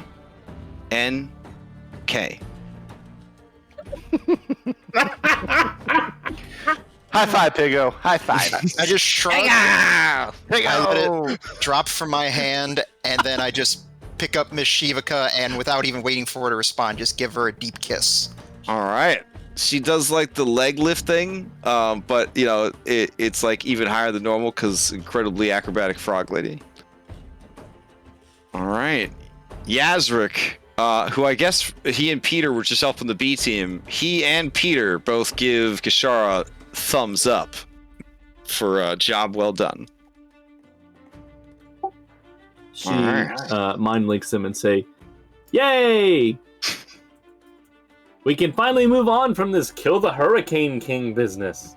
Mm-hmm. Yeah. All right. Do you want to stay on this map for the epilogue, or should we go back to our dashboard? Dashboard. Dashboard, definitely. All right. Here's a weird question. Do we level up? Yeah, Fucking sure. better. Yeah. Okay. Action surge. So, I told everyone else, but now that we've leveled up and I'm at 3rd level in Fighter, I am actually going to take Gunslinger. Oh, nice. Nice. I could Cavalier, Claximus, and I could finally ride you. I'm good. I'm good. Small species, Cavaliers, OP. I mean, because you they can actually get mounts that can go into dungeons and stuff. I mean, you can ride me another way, but not the way you're intending. Okay, spicy offers. Yep. All right. So for Kishara looks at you in lesbian with ace tendencies and laughs. so we have completed 130 Dungeons and Dragons sessions. 6 books full of pirate adventures by Paizo. In addition to that, innumerable side quests, both from Paizo and from Wizards of the Coast, and then also completely unique homebrew adventures piled on top of that. You have done so much and gone on so many adventures. But this is where, for now, the adventure ends. So, to recap, you have unlimited gold because of the Midas Stone. You have innumerable powerful allies who all have epilogues written for them. And I will share them with you. But I would like to know, do you want to hear them before you guys give yours, or do you want to give yours before, and then I read theirs? To kind of close out, like in the end, an epilogue, and then so-and-so went on to do such and such. So you guys want me to read your NPCs? Maybe theirs first, so that we can weave theirs into ours if there's a right. Sure. Yeah. Okay. And if there's any objections, I mean, we have done two lawyer episodes, so feel free to shout objection if you feel that these NPCs. And there's no way that I could have covered every NPC in the game, so if there's an NPC that was not covered on this list, I guess shout it out if it's that important to you. How could you question that doesn't really matter since this is the last session. Well, assuming I pick Eldritch Knight, how does being Eldritch Knight and Arcane Trickster work? Like, how do my spell slots work? There is an explanation of it in the book and in online, but it's like you don't really get that many extra spells. It's very slow progression, but they do combine. Just very. I will look that very, up. very poorly. Yeah. All right. So let's see. All right. First up, I've got Ambrose Fishgut's Croup. So Ambrose continues to fight his many demons via alcoholism, but the good days outnumber the bad. He finds purpose in helping Clan Claximus take care of their many angelic crab babies. So that's what he gets up to post-campaign. Let's see. You got your girl Drosha from way back. Stoic and resolute, Drosha continues to serve under Emperor Bubbles as one of his most trusted and capable captains. Right. You got Fifth's Shumlet, the Battlebriar, formerly Hammerhead Karkarian. Whether Plant or Karkarian, Fifth's loyalty to Day Captain turned Pirate Emperor Bubbles never again wavers. Finally promoted to full captain, Phipps is given his own ship and uses it to prowl the waters of the Shackle, looting and plundering for the Emperor. Fine. We got Owlbear, Heartshorn. All right. Owlbear settles down on the island of Freeland, where he assists with the management and operation of the Rosethorn Theater as a doorman and stage extra. I feel like that's, what he would do. All right. Rosie Cuswell. Rosie expands the Rosethorn Theater into a full-scale opera house that even little Apara cannot match. She gathers the greatest talents in the Shackles to work there, and at last can play her viola in peace. All right. I don't know if these are by order of appearance or what, but let's see. Shivaka. Shivaka remains the proud wife and waifu of Jimmy and Django. Together, the three pursue continued adventures and fight for the freedom of all sentient beings dwelling in the Shackles. Through magical means that Dungeons and Dragons makes possible, they do eventually have a little Froggo baby. Little Froggo baby. And is adorable. Let's see. But they never stop to ask, who's the father? So you might see them on Maury Povich. He is a glamour bard. He has like a traveling show that he does. Who's the father? So it's a whole thing. We got, I don't even know if I should show their tokens. Robinson Blunder Smith. Anybody remember that guy? Yeah. Robinson. Yeah. Somehow he's still alive, right? Yeah. Yeah, there he is. That is surprising. Yeah, he just keeps on keeping on. That's his epilogue. It's Man after my own heart. It is good. It's Wrote It is that one 4 hours in, didn't you? And his best friend Burnett Deadeye's Tempest, who continues to be passed up for every promotion, but seems okay with it now. character growth. Yep. Well, she just sees everybody who gets sent up. And has I'll to do be harder and honest. harder I'll be honest. One of my favorite NPCs in the whole campaign. Spring mumbling Danish. Spring cannot rest until the oldest man alive is hers. And who is that man? Dr. Queasy, Space Lich. Spring dedicates all of her earnings and free time to assisting on Alora and her team with the development of the Spelljammer engine. Alright. Langhorn Striker Mitch, who I'm pretty sure is dead, but if he's not, he's about to be. Dead. Langhorn Striker Mitch was swallowed by a sea serpent whilst on a fishing trip. No one was around to reincarnate him, so he finally got to die on his own terms. I hope he was punching it the whole entire way down.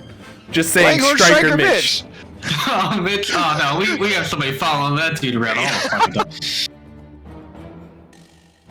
Alright, let's see. Carolina. Silver Teeth Lex. Alright. Carolina. Carolina grows into a capable and deadly pirate assassin. Whomsoever crossed the new pirate emperor would inevitably find a pair of silver daggers in their throats. And I guess eventually she travels outside of Paradise Vale and into other worlds than these. Because we believe that the art for the minis is transcendental. So, yeah. And it kind of is. Anyways. Citrine. Man. There were I just thinking about all the side quests for these characters that never got done. Citri denounces her throne and instead embraces capitalism. She serves as the matron and fiscal planner of Freeland and its surrounding territories, and she and Viturg eventually wed. Oh, that's sweet. She was introduced in Chicane's very first episode as well. Yeah, they were captured together. That's right. Yep. One of them pooped their pants, but we'll never know whom. Sandara Quinn. As the bad bitch head matron of Clan Claximus and the reigning high priestess of Besmara, Sandara grows in strength and influence while supporting her very formidable and rapidly growing family, capital F. Family. It's like a cult, honestly. They all just keep saying family. Yep. That's how I got them. All right. Anybody remember how to spell Teridi's name? Nope. T-E-R? Like what? T-E-E-R? Anyway. Yeah, it was that. Was it T-E-E-R? I'm not seeing her. T-R... wait, no, you spelled Oh, it there. right. No, there's an S and there's a silent S. It's Serena. There we go. All right, man. Serena finally learns Common and continues to travel with Lift and advises him incessantly about everything. Opening up every conversation with, "Hey, listen!" Yeah. And Lift never listened. On that same note, one of the surprise NPCs that I don't think anyone saw coming. Pigo. Pigo's love for Lift never dwindles. She is made Knight Captain of the new Aldfair Kingdom.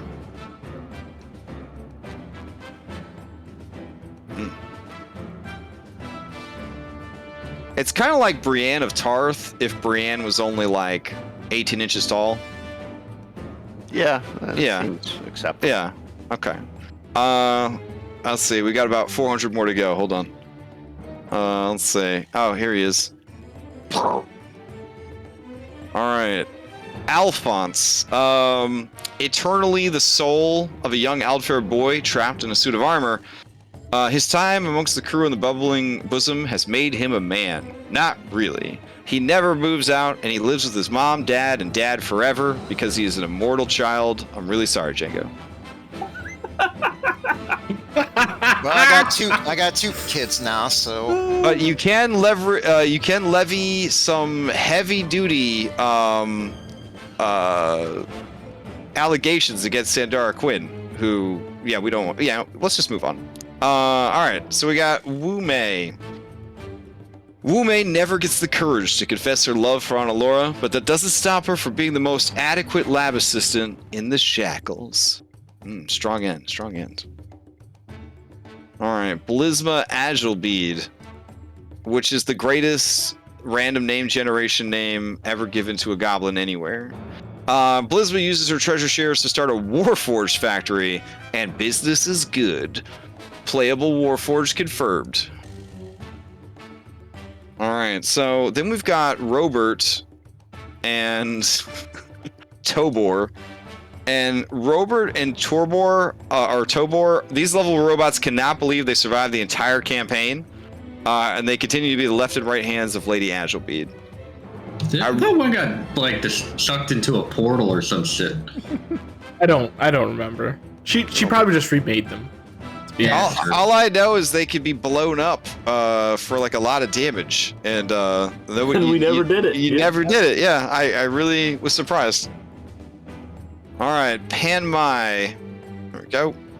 Pan Mai eventually rises to the rank of captain, returns to Chozu, and recruits a ship of ninja. These ninja pirates challenge everything we know and understand about fantasy lore. Okay, we got Jinzhou the Unfathomable. Another person that I never thought would be a NPC, but whatever. I should have known. I still hadn't learned my lesson at that point. Becomes the greatest singer and opera star in all of the Shackles, even more so than Fernando.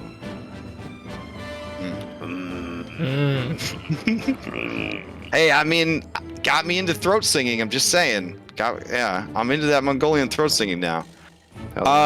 Green Marshmallow. Let's see. Green Marshmallow continues to train monsters while also raising innumerable Claximus babies alongside the rest of the harem. Hi. And don't think I forgot Infanta. Tyrannohamsterus Micro. So, yeah. Infanta dreams of traveling to space so that she can eat both a space hamster and the moon itself. Alright. This is where they start to take a dark turn. A very dark turn. Captain Bubbles, I don't know if you're going to be able to handle this next one. Oh, no. No, not Thug Roll. Thug Roll, formerly Sweet Roll. Thug Roll, having been changed forever by his time in prison, vows to free all prisoners in the shackles. This puts him at odds with Emperor Bubbles, and he becomes the first deserter of Pirate Emperor Bubbles' new regime. Damn. Well, we But did that. then we use his B-team ability, and he's obliterated forever. Yeah, just trigger it. Alright, Arel Horora. Arel settles into life on land. Using her shares from the infinite gold, she buys out Rickety Squibs, kills Rickety Hake, and makes a profitable squibbing empire of her own. Nice. I had him at my wedding once. I know, and then these people kill. It's pirate life, you know? Marries Arel, and together they run the Leviathan's Maw, the new Rickety Squibs. Right. Then we got Gus. Can't forget Gus the Hedgehog.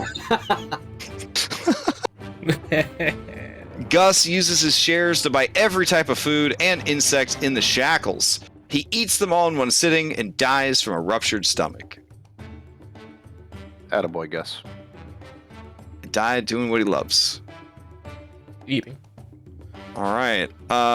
Fatina Al-Ali worked her way up through the ranks and became Captain Drosa's bosun. It's pretty good. I mean, they can't all, like, go on to cure cancer. You know what I'm saying? Jimmy treats every day like a goddamn gift. After all, that's why it's called the present. Also develops big DILF energy. That's what I got for Jimmy. Let's see. Oh, here we go. Crook Toothless Smythe. Died of old age. Oh. Alright. He's my favorite. Latecomer Alley One-Legged Lazarus. I'm sure you guys were all wondering what happened to them. Who the fuck is that? We met her once. She worked on the fucking ship. She replaced all the people that died to the Dragon Turtle. Never mind. She worked on the ship. She had a B-team ability and everything. Continues to serve under... Sometimes you collect too many Pokemon. Yeah, I'm gonna go out there and say it. No. Alright, continues to serve under Pirate Emperor Bubbles Jr. As a loyal vassal. Alright. She actually joined at the same time as this person, but I guess Sabina just stuck out a bit more because, you know, she got all that. You know what I'm saying? Yeah. Yeah. Sabina. Let's see. Sabina Nightmare Kirby eventually becomes one of the greatest runecasters in all of the shackles, serving as Emperor Bubbles' #1 ship mage. So in the end, you finally got a ship mage. We'd love to kill the Hurricane King. So Uri Darkspat. Let's see. Uri Darkspat refuses to settle down. Drops her half-angel babies off at daycare and works diligently developing more powerful gunpowder technology. Cool. Alright, Thalra Dryazel. Let's see. Serves as the main recruitment officer for Captain Claximus' expanding fleet family. Oh, that sounds marketable. Fleet family. Oh, wow. Yes. Yeah. Too fleet, too furious, too much family. That's the long tagline for it. All right. Let's see. And then we got Manita Niruan. Continues her work assisting on Alora and discovering the many weaknesses of the surface races. She did not get the recent memo from Wizards of the Coast. She is still wholeheartedly evil. So, not because she's a drow, but because she's an evil drow. She was born that way. Yeah. Let's see. Then we've got Thyra. I'll be honest. I was like, Thyra? The fuck? Thyra is the fire giant that you recruited. Thyra becomes the first fire giant to live amongst the cloud seas. In a free exchange of culture, she learns much about magic from the cloud giants and teaches even more about artifice and warfare. Nice. Uncle B. Rest in peace. Rest in peace, baby. So. Oh yeah, he got like shoved off the like. Yeah. All right, Princess Yumi. All right, let's see. Princess Yumi discovered notes hinting at an ancient Aldfair cryo chamber buried beneath the mainland. Too pregnant with 8 elf babies to go adventuring, she becomes patroness for a new group of heroes who must explore the dangers of the Cursed Valley in the inland seas. Is this hinting at a new campaign set at lower levels, not with pirates? Anyways, let's keep going. No PV. Let's see. Nixel. All right. Still seeking a way to revive the Avariel to their past glory, takes her share of the infinite gold and sinks it into research expeditions above and below the cloud seas. All right. Then you got Knight. We're running out of room on this map. Here you go. Knight returns home a hero and is made big brother of the island and kicks out Squall. Poor Squall. Wait, why'd he kick out Squall? You can't handle that kind of composition, man. Squall looking good. All right, Viturg. Viturg is one rich, happy, wannabe wizard. Okay. Then we got Kevin. Let's see. Kevin returned to Chozu with a formidable army funded by Captain Bubbles' money, challenged his brother for control of House Monkey, and was promptly defeated by his niece, and then fled. Poor Kevin. It's like a real hero.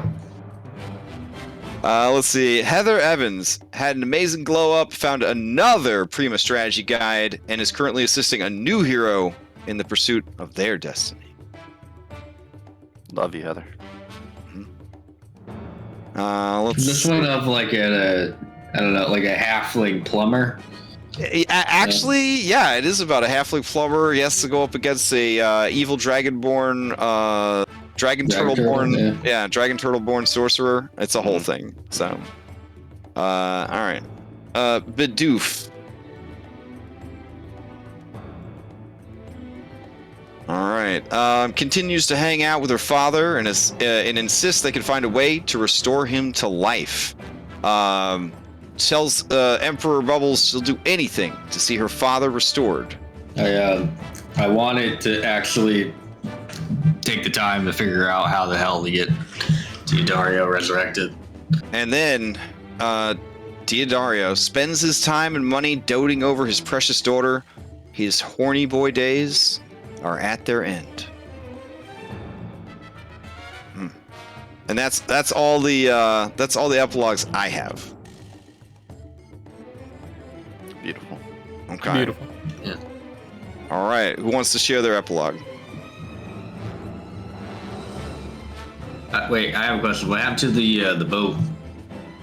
Oh, to the Bumbling Bosom? Well, you did tell the Bumbling Bosom that after you became the Hurricane King, you guys could part paths, right? I mean, Well, the bumbling bosom said that. I don't think we ever. we never signed anything. I'll be honest. Like, the ship I think would be lonely if it went back. I mean, when you found the dragon, he had an amazing multiplayer board game collection that he had no one to play with. You know, like his wife had left him, who was a tree, because he was obsessed with that Prima strategy guide he found. I think he gives it a shot. He like sails away one night, but then like 2 weeks later he comes back, and you know he tries to be cool about it, but you guys could tell that he was really bored and lonely, off by himself. So yeah, he sticks around. He basically says, oh, no, this is even better. He leaves, but he comes back 2 weeks later because he found a Prima strategy guide that he eagerly shows you. It details the adventures of a kitsune who travels around in space. And he knows that you guys are going to space. So might as well see if there's any truth to this this story about a fox from the stars. Oh. Ooh. Nice. Okay. All right. Any other backstories, or not backstories, but epilogues? Else, you must begin sharing. Trying to think if there's anybody else. I mean, there are others, but they're not like that. Yeah, I don't know if I care enough to. Yeah. Damn. They had their time, right? I mean, look, the bunny girls, they had their time. They were there as eye candy, and they're still eye candy. Look, the important thing is that we found out what happened. No, we didn't know what happens to Analora's mom and sister. Oh, to Robinson Blundersmith, yeah, that's very important what we found out. That's true, yeah. Oh well, all right. If Analora doesn't wrap that one up in their epilogue, I'll toss in at the very end what happened to Analora's family. And no this person pressure there. here, who I have no idea who that is. Oh my God, that is Aretta Banchin. She was on the original crew, and then she stayed behind and worked for Beardless Dungar, and then you recruited her when you were fighting Beardless Dungar in the Kraken Temple under the sea, where they were summoning. Oh my gosh. Anyways, yeah, what happens to her? She's just, every day she's just happy that she's still fucking alive, because she's been through an ordeal and a half. Yeah. And you know what? She becomes a fucking cleric. That's right. She becomes a cleric of Besmara and settles down to be a cleric of Besmara in Freeland at the port. Oh, what about this crazy lady? Oh man, Kaki Tarun. So it takes a long time, but eventually Kaki Tarun kind of comes to love her captors in that really creepy way that happens to people sometimes. No longer does she bite off the faces of whatever guards are required to bring her food, and slowly but surely, Green Marshmallow domesticates her into a good waifu. Just teaches her like how to put the teacup on her head and walk. And Yeah. You know, you can go whenever you want. Like, it's over now. She just sort of like growls at you. It's one of those scenarios like, where the fuck do you go? Like, you can go free. It's like, well, okay. Hey, it's a big map. There's a lot of places to go. Yeah, okay, that's great. But with what money? With what boat?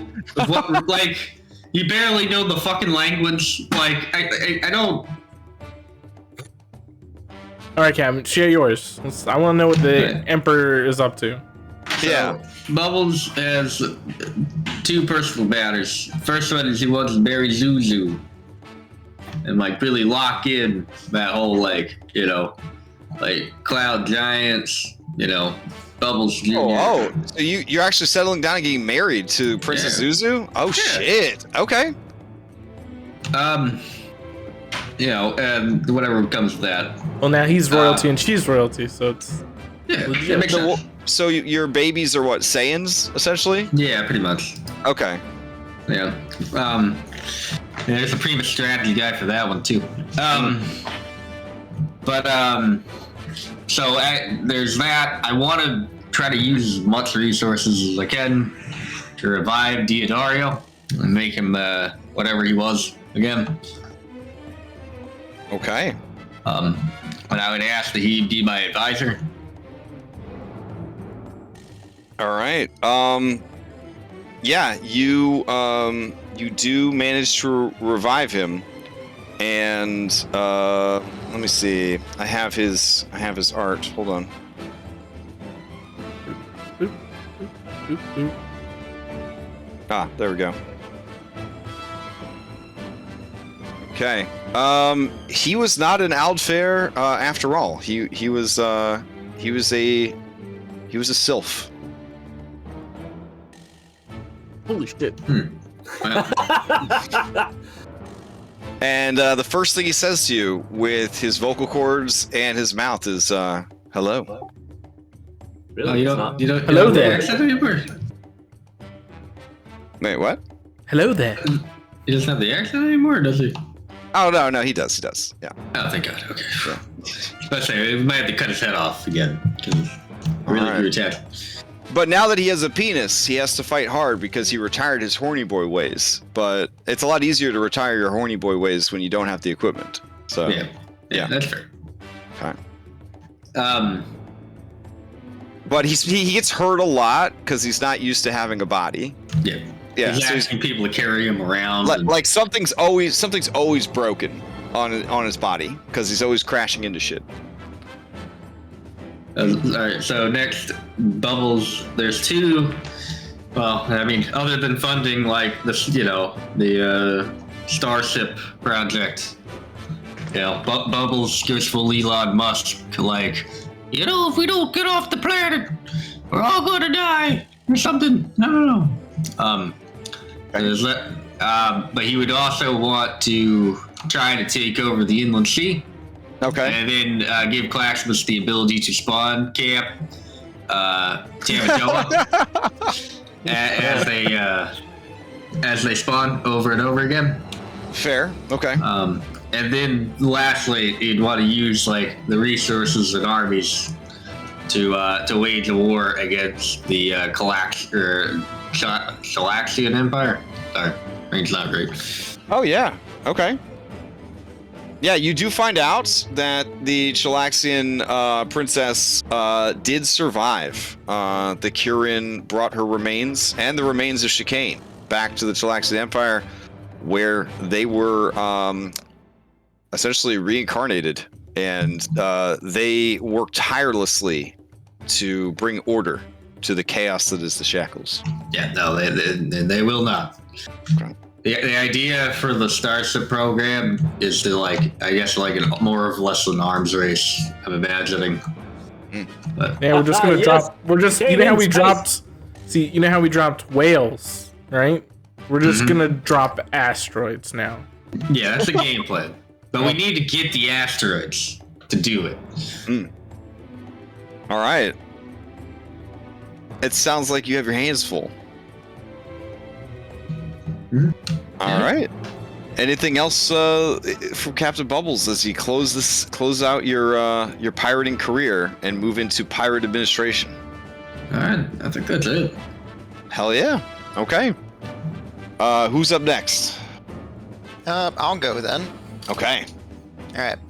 So, eventually, with Jimmy and Shivaka, their relationship grows over time, and eventually Django loses the lust for revenge against Goldtooth and Bahir that he had before, and eventually, while just staring out at the sunset one night with Jimmy and Shivaka, he's holding the list and the 2 bullets in his hand, and then as the breeze blows, he just lets them go and fall into the ocean.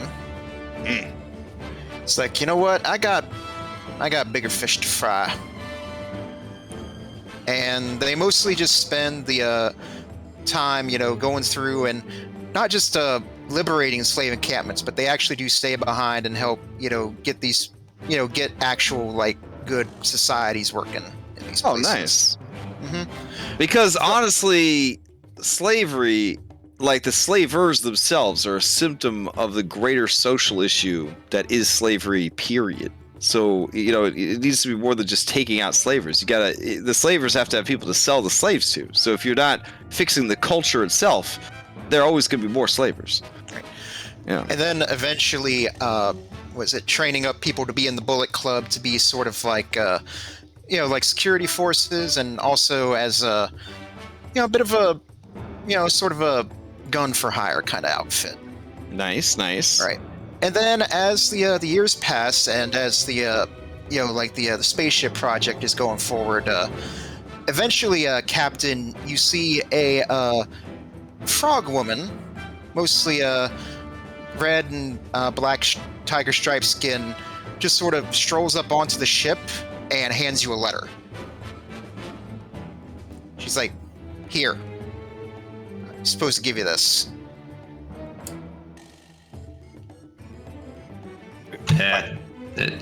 Shivica. Oh, this is someone else here. Let me throw up in a Discord real quick.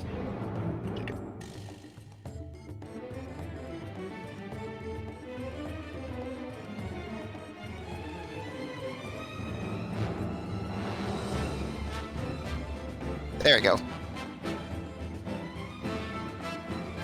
Yeah, it's like she's got a sword strapped to her back, and you see like silver ring in her nose and black outfit, red trim.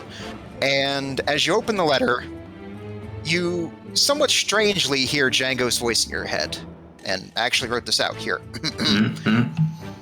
Dear Captain Bubbles Jr., Crab Cake, Mr. Lift, Kishara, and Bluebell, I hope y'all are doing well.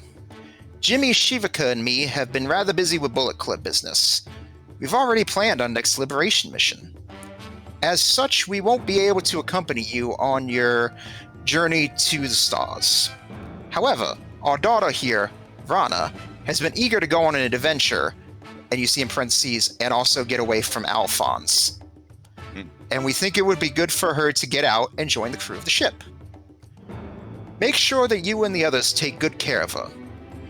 Do want to warn you, though, she can be a bit of a troublemaker.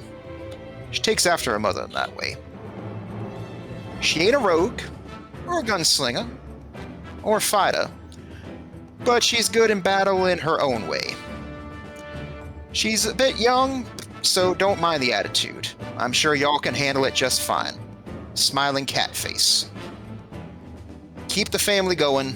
Yours truly, Django, Jimmy, and Shivica. P.S. Jimmy says hi. P.P.S. Shivica says if anything happens to Rana, she will do terrible things to you. And that's it. All right, kid. You ever mop a deck before? She glares at you for a moment and says, "Do I look like a janitor to you?" No. We need to get you the right outfit. Hey, Dario, where do we get the janitor outfits? He sighs, says, "I'm on it, boss." And then he falls over a crate that was placed, and you hear a bone snap. Yeah. Yeah, maybe we should have just put him in a robot body. I feel like that would have been easier. Though you'll see her reach into a pack at her side, pull out a bullet from her, just hold it between two fingers. She'll It look says very... Captain Bubbles on it. She shoots you. Yeah, that's exactly what I was thinking. No. She'll see Good fucking luck.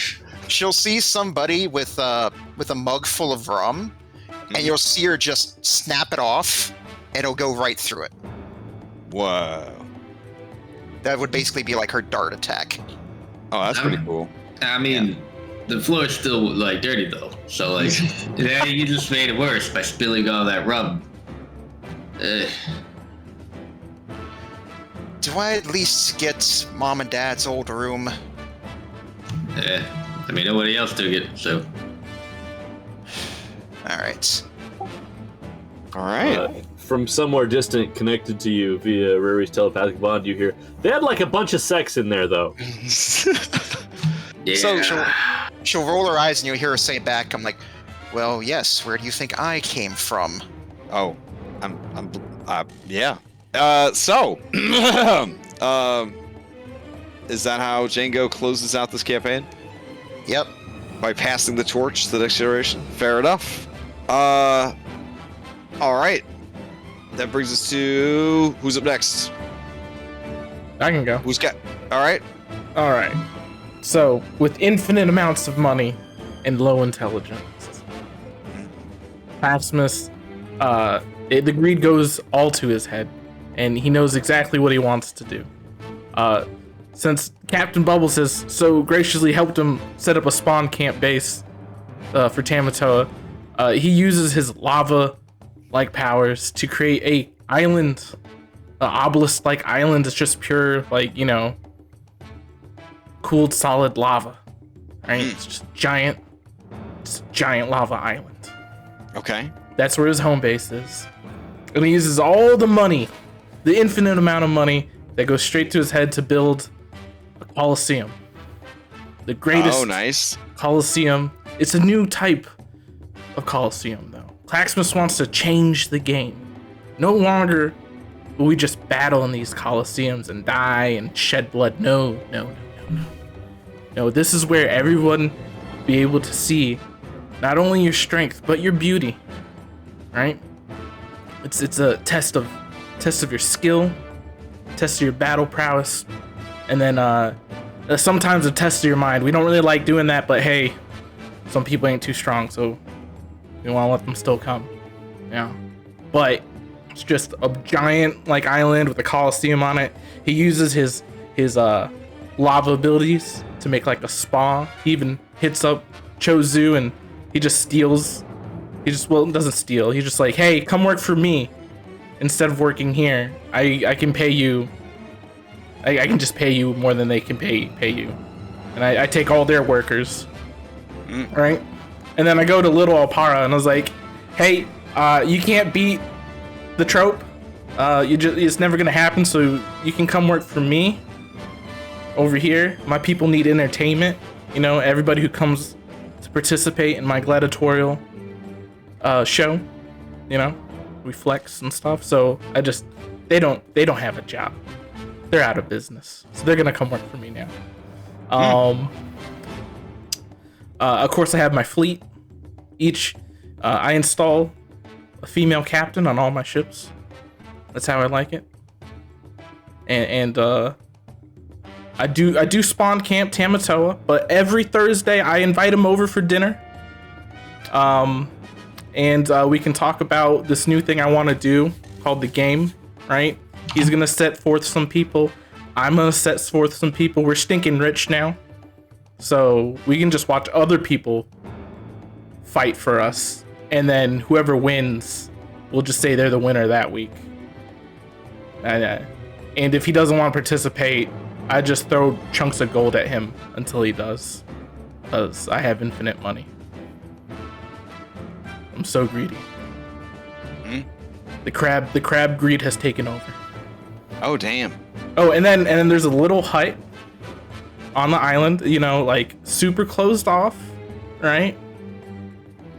And it's like I put all research stuff in there in case Anla ever wants to visit. Aww. She never does, but it's always open for her to come visit. Everybody will leave her alone. Yeah. And I have lots of babies. That's about it. That's beautiful. All right. Sounds good. All right. Who's next? I got something. All right, Lift. The hero. So, the hero. Well, obviously, me and Yumi, we make it the babies. Okay. We don't hesitate at this. We spend a lot of time doing it. Also, Yumi and I started a Devil's Lettuce plantation. That's overseen by Knight Captain Pigo and Torini. Nice. Okay. Guarded by our dog, Mr. Pluggers. And learning from the mistakes of Mr. Candy, I do pay my people a competitive wage. We give them health benefits. Oh, wow. And we let them buy into ownership of the company so they can retire with wealth. Hey, I know this isn't like real, but can I give you my resume after the game? So Yeah, Okay, yeah, cool. no worries. Adora, we forgot about Adora, but she becomes our private door for wherever we go. However, she's no longer carried by me. Somebody else does that, which is pretty hype. Yeah, Adora. Yeah, can never forget her.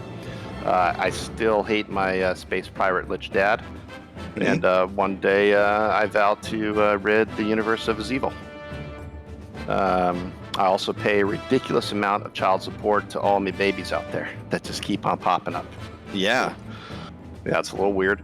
And then to my bestest friends, my former roommate Claximus is the godfather of my first 75 children.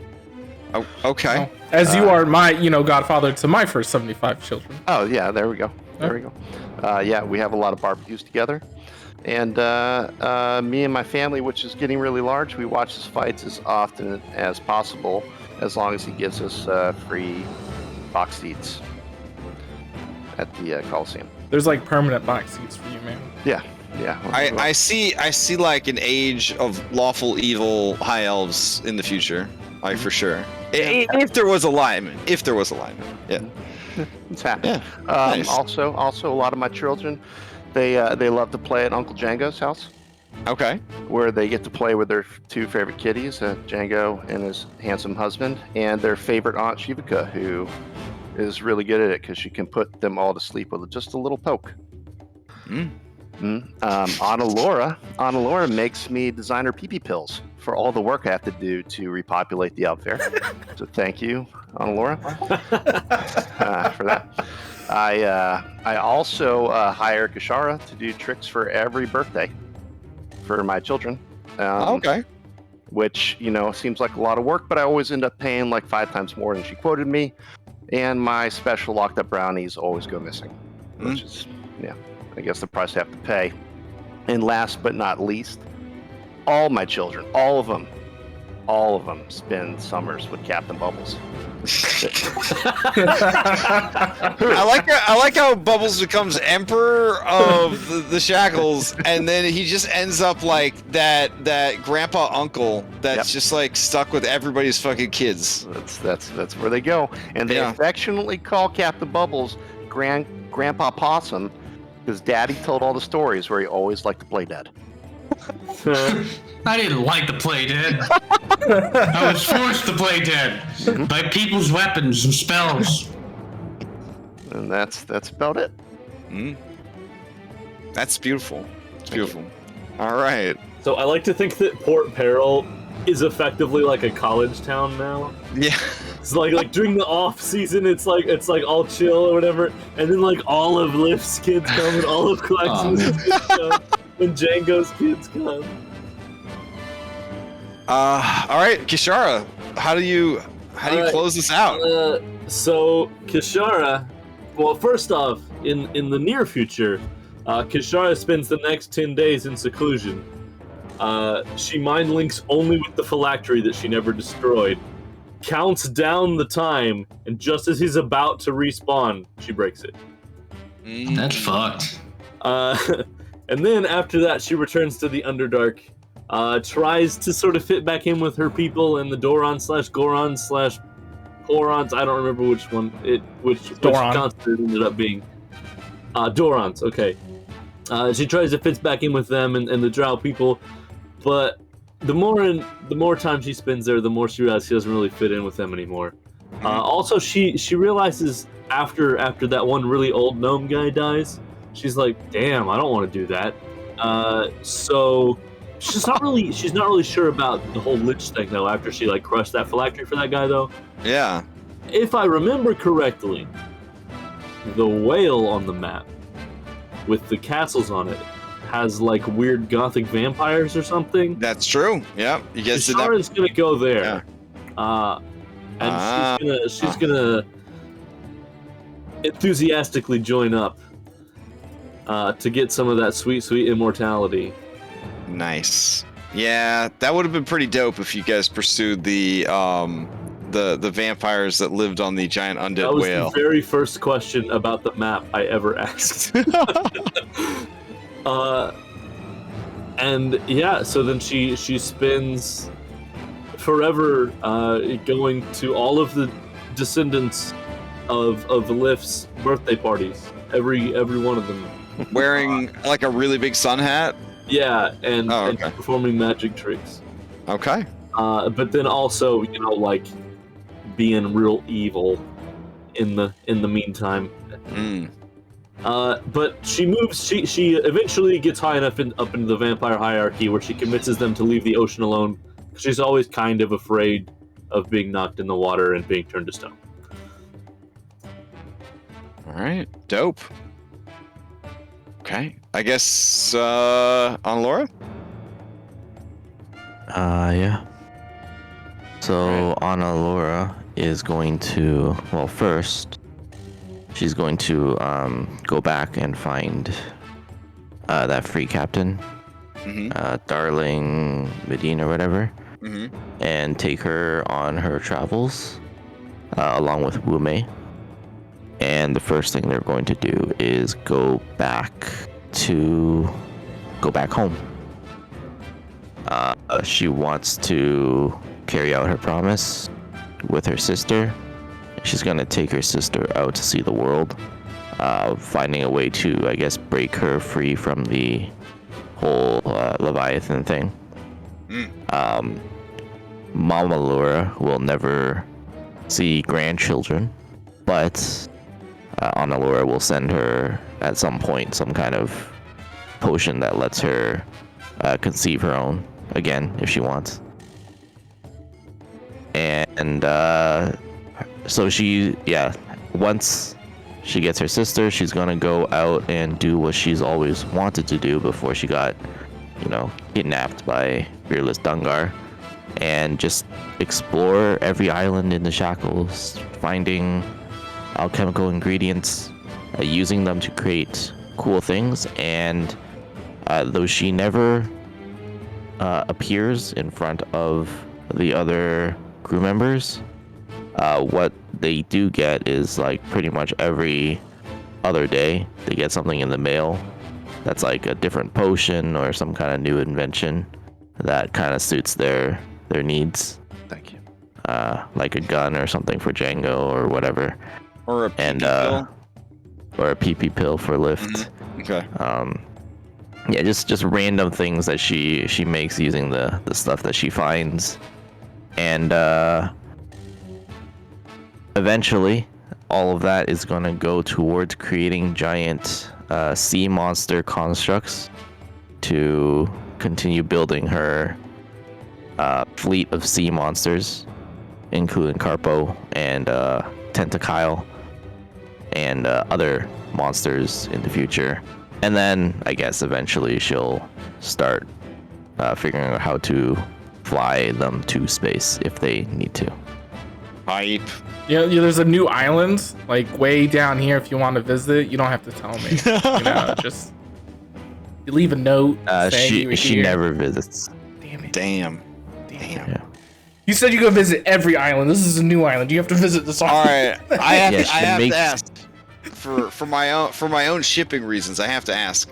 When you leave presents or have presents mailed to people, do you ever send a present to Diodaria? No. What are my presents? I don't know, potion, like just potions of strength or other weird potions that might help you. Is there a way maybe to mail? once in a while is you there- get is a there- weapon. Is there a way to mail you back? No. All right. I'm just gonna leave notes at the house that you would go. I'm like, just you don't have to send potions. Just send pictures of where you go. Maybe of you. She doesn't come deliver them personally. Well, I just leave the It's like- note in case you ever visit that house. You never know. Like drones. You have drones delivered. Yeah. Yeah. And the drones are told to never pick up any letters or anything from anyone. No, they self-destruct. Yeah. So they can't find them. Time. Every single ingredient they're made out of turns to dust. I have Oh, a nice, bounty of nice. 1 million gold for somebody to They have deliver a this letter. Targeting finger of death spell. If you deliver this letter to Honolulu, you will get 1 million gold. Wow. See, that's another And campaign. then you'll waiting to find happen. you'll find another bounty up after to 2 million to kill anyone that finds me Oh, jeez. before they can get to Claxmus. I did want to ask how you guys plan to not completely destabilize the economy of the world since you have unlimited money. Oh, my plan is, right? Shara contributes not at all to that problem because she doesn't care.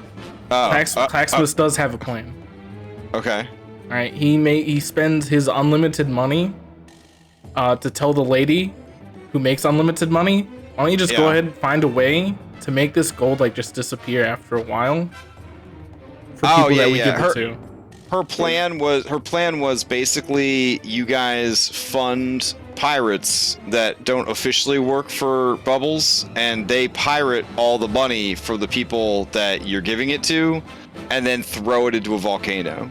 Oh, nice. Yeah. That way you guys are minting the money, but then it's not sticking around long enough to deflate the value of the money. Yeah. Can I add one more thing to my epilogue? Oh, okay. Okay. All right. Since I'm embracing my new religion, right? Okay. I have a giant statue of Besmara's, no, not Besmara's, of Sandara's booty made, right? As Okay. tribute, Of her booty. as tribute to Besmara, because Besmara is all about the booty. Okay. And it's double the true. booty. It's gold and booty. And I hope one day she will show up. So I have to ask, this giant building-sized golden ass of your wife. Yep. It's like outside. It's like the entrance to the Coliseum. Do you walk like through her butthole to get into the Coliseum? Yes. Okay. All right. Then it's everything I could have ever wanted. My children love it. Every All time. right. It's like being birthed again. On that note, nice. I think that was pretty good end to a very good campaign. I appreciate you guys indulging me. This is the campaign that I probably have the most fun. Like I've had the most fun with in all of like 5th edition, because you guys just kind of lean into like whatever goofy, crazy, like pop culture tropey nonsense that I throw at you, and it's been really, really enjoyable to like have fun and have cool, serious moments, but mostly just have really fun, crazy, zany moments. And I don't know, I really enjoyed it. It's always a good palate cleanser to play Skull Shackles, because I know that everybody's there to have a good time and have fun. And so it's been really, really enjoyable for me. So I really like this campaign because it went from like, okay, we're gonna be pirates, right? So just like, yeah, we're pirates now. Now what else can we be? You know, like nonsense. To pure chaotic nonsense. This is just like, all right, we've done the cool stuff already early on, actually, right? It was like we've had epic battles and all that stuff and nail biters. But where do we go from here, right? Like what? Like you can't like have a big battle anymore, because like you've had so many big battles. Now it's just about like how OP can we get, how zany can we get, and will this work? My favorite is like I don't know, like just how long it's gone on. Like it feels like we've played this for fucking ever, man. What has it been, like what, 3 years? Yeah. Like seriously, like I've moved 3 times. I've gotten engaged. I've gotten married. With all within the time Skull Shackles existed. Yeah. Oh, and then now we're expecting a baby again. With it. I don't know. It's like the never-ending story, but I guess. Well, there's about 50 Thursdays in a year, so we're looking at like 2 years and a half. Yeah, two and a half years. And Matt, looking at stats, Thursday game got canceled more than any other game, because a lot of holidays fell on Thursdays. Car accident, crazy neighbor situations. Just yeah, like honestly, my Monday game has the least number of cancellations, but Thursday had even more cancellations than my Saturday game, or not my than my Sunday game or my Friday game. Like it just had the most. Yeah, it's the Skull Shackles crazy that's bleeding over into the real world. I guess. I guess. Maybe. And we did take like 2 months off for a little while to transition over to Foundry, so there was that too. So, or maybe it was a month. I don't remember. Something like that. I think it was just a month. It wasn't very long. But yeah, like so, well over 2.5 years, but 2.5 years worth of D&D sessions, which is absolutely bananas. So I'm really happy everybody had a good time and stuck it out, all the way through. And if you want, the last Thursday of the year, so not next week, but the week after that, we can all hang out and not have a game, but just sort of hang out and maybe stream and just kind of like bullshit and recollect, about the campaign and do like a sort of post-mortem of like the coolest stuff and the cheesiest stuff and the weirdest stuff and things like that. Might be kind of fun. So Yeah, it's fun. Yeah, I'm down. Oh, I did want to say that, because I joined later than the rest of you guys, I just wanted to say that it's been a fun time, and thank you all for letting me join in on this wild ride. No, thanks for being a part of it. Dude, yeah. definitely. Oh. Thanks for sticking around. Yeah. I loved it. Was such a testament to dice rolls through the whole campaign that Bubbles whiffed 857 damage. Hilarious. That would have killed Kurdak in one hit. It would have killed the Kurdak because the dude had like 750 something health, and so it would have killed him in one hit. But he whiffed it, and then I'm like, we'll just finish it off. Finish off the campaign, and just bam, double 20s. Like, yeah, like it was nothing. Like it was How it nothing. should have You ended. can't fucking Yeah. write that bullshit. Yeah, That's epic. That was awesome. yeah. There's so many clutch moments and crazy moments, and I don't know. It was good stuff. So I thought I was actually gonna do it. I thought I was gonna be able to one to fucking kill him. I mean, like I was doing so good. Literally, I was down 1 hit point before he instantly dropped me to 0. Mm-hmm. Yeah. Mm-hmm. Like I was like, I'm trying my best. I'm gonna give it my A game for the last game. Skull Shackles style. You pulled it off, man. Yeah. Yeah. Thank you. I tried. All right. Well, this was it. Red says that they want to run like some Spelljammer miniseries or one-shots next year. And if it's for level 16 characters, they can go all out. They can literally just do anything. So I'm curious to see how that pans out. And I don't know. We'll see what happens. But yeah, that's that. It's a good way to end the campaign, a good way to end the year, I think. So Hell yeah. all right, I'm gonna get some sleep. I'll see you guys around the Discord, and we'll meet up not next week, but 2 weeks from now if you are interested. Because I'm gonna do a post-mortem 2 weeks from now, and I'd like everybody to hang out if they want. It's completely optional. But I'd love to hang out with you guys again to just kind of shoot the shit about Skull and Shackles and kind of formally close everything out. So, all right. If I could be Sounds there, good. I'll be there. Thanks, Unless guys. I'm in Yeah. Canada. Yeah, I'm looking forward to it. Right. All right. All Night, right, everybody. let's do it. Goodbye. Good night, guys. Mwah, and good night. Good night. Bang.